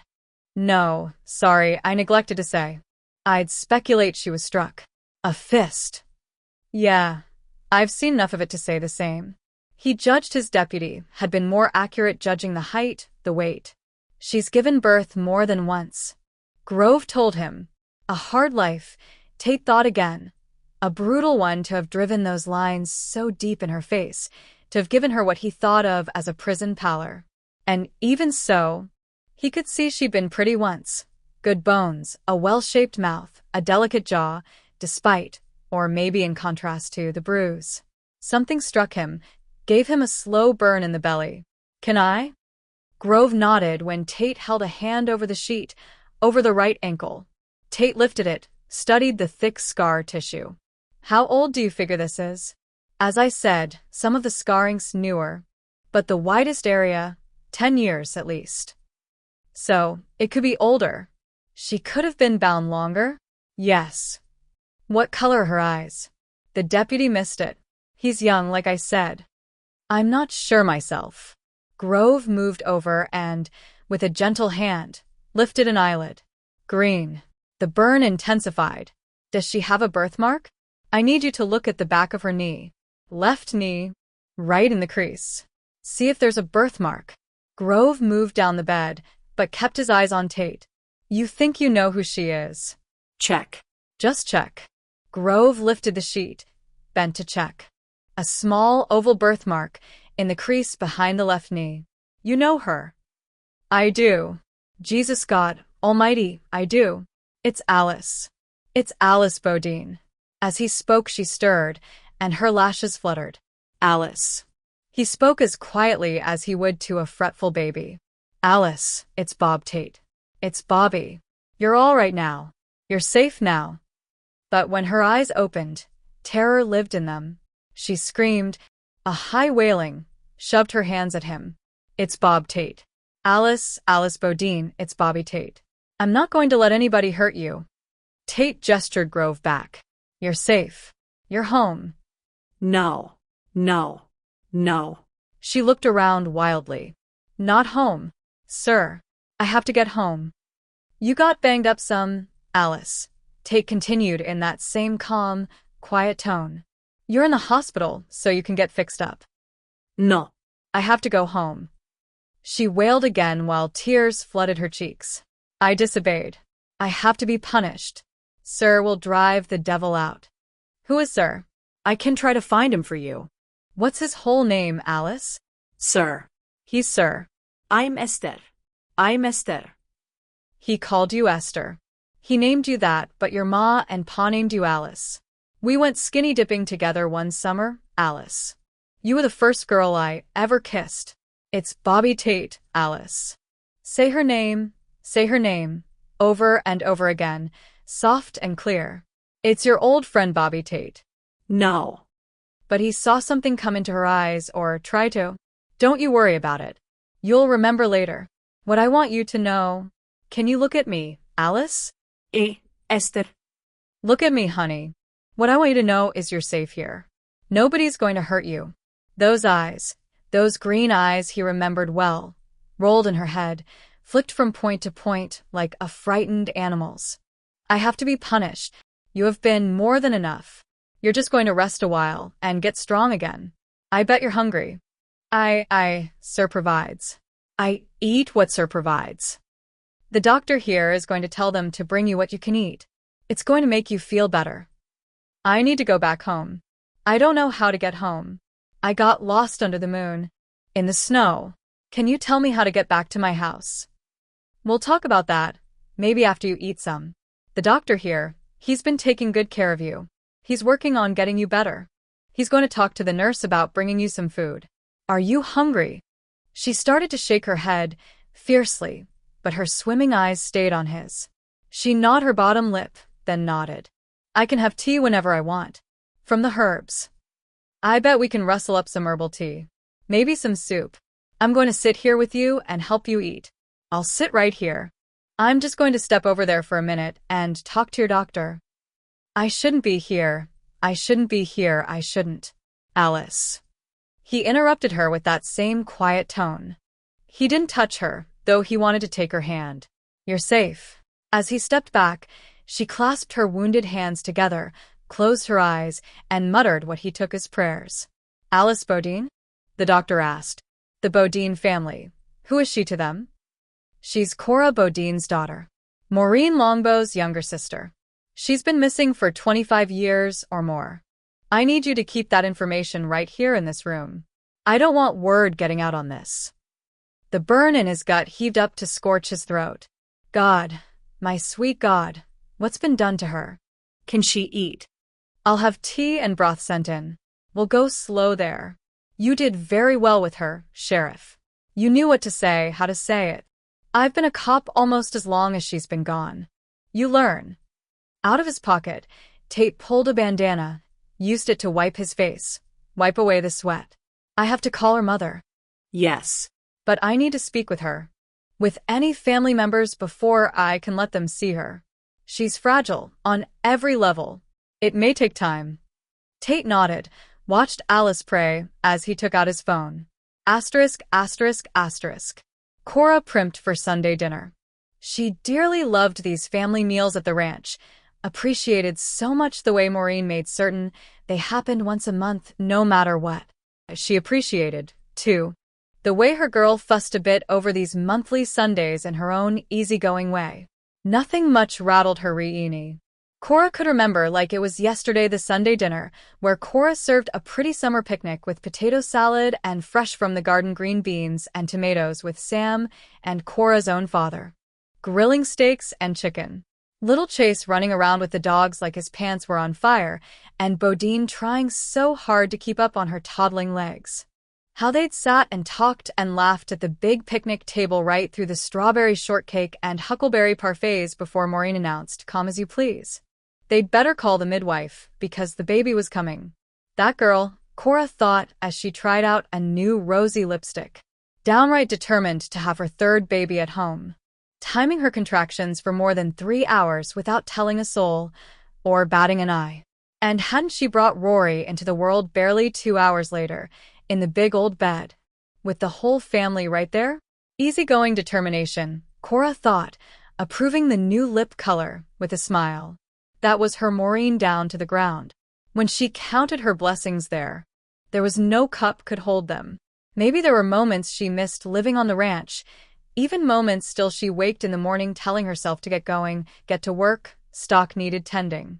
But she never regretted, not for an instant, turning the ranch over to Maureen and Sam and moving into Bodine House with her parents. Torches should be passed while they still burned bright. Her girl and her girl's man, they carried that torch in strong, steady hands. She glanced down at the pictures Bodine had fancied up and framed for her. How handsome her Rory had been. How proud he'd be of what they'd made together. Their 2 girls. She touched a finger to her lips, then to the face of the love of her life, then to her first baby girl, then to her last. If she had a wish to spare, it would be for her oldest daughter to understand that her mother had enough love for her. Enough pride in her to light the world, and could still long so deeply for a lost child. Cora put the wish away, as blessings always outweighed wishes. She still needed to box up the pound cake she and her mother had made. She took a last look at herself in the mirror. Still holding the line, Cora. It's a tougher battle. God only knows. But you're still holding the line. Laughing at herself, she grabbed her purse, jolting a little as her phone rang at the same instant. An odd little shiver ran down her spine, had her rolling her eyes at her own reaction. She answered the phone. Asterisk, asterisk, asterisk. Miss Fancy sat on the side of the bed studying her boots. She liked their style just fine with the red lightning bolts flashing down the sides. She'd always been one for pretty footwear. But Lord, she missed wearing a sexy pair of high heels. Those days are over, she said with a sigh, then repeated it when she heard Cora's footsteps. I'm just reminding myself my days of prancing about in high heels are done and gone. Ma. Was a time I could dance all night and into the morning in a pair of high red shoes. I had this pair, red, with peep-out toes, I saved up nearly 6 months to. Ma. Mama. The tone got through. Had Miss Fancy looking up. The pale, stricken expression on her daughter's face shot an arrow into her heart. My baby, what's wrong? What happened? It's Alice. Cora managed as her mother pushed to her feet. It's Alice. They found Alice. She broke, crumbling to her knees as her mother rushed to her. Asterisk, asterisk, asterisk. As Jessica pulled up to the ranch, Bodine turned to her. You really ought to change your mind about Sunday dinner. It's epic around here. And you'd have a chance to flirt some with Chase. Tempting, believe me. But I need a nap, Jessica insisted. And I think I shouldn't push the flirting too hard right this minute. Strategic game. Approving, Bodine tapped a fingertip on Jessica's shoulder. Next move's Chase's. You could say that. Well, thanks for the ride. Anytime. Say hi to everybody. I will. Since Jessica had pulled up to the front of the house, Bodine went in the same way. She'd just run upstairs, she thought, change her dress, then see what help her mother might need for dinner. She stepped in, stopping short as she saw her mother crying in her father's arms. Not just crying, Bodine thought in that flash of an instant, but shaking with it. What happened? A fist squeezed around her heart so hard, she went lightheaded. The grannies. Sam shook his head, stroking Maureen's hair as he met Bodine's eyes over his wife's head. Everyone's all right. I'm all right. I'm all right. Swiping at her face, Maureen pulled back. Did I turn everything off? I need to check if. Everything's off, Sam assured her. We need to go now, Rieni. Go where? What's happening? Bodine demanded. Alice. When her voice cracked, Maureen took a deep breath. Let it come out slow. They found Alice. She's in the hospital. In Hamilton. They Alice? But where? Not now, honey. Sam kept his arm firm around Maureen's shoulders. We've got to go get your grannies. We can't let Cora drive with the state she's in. I left everything in the kitchen, Maureen began. I'll take care of it, Mom.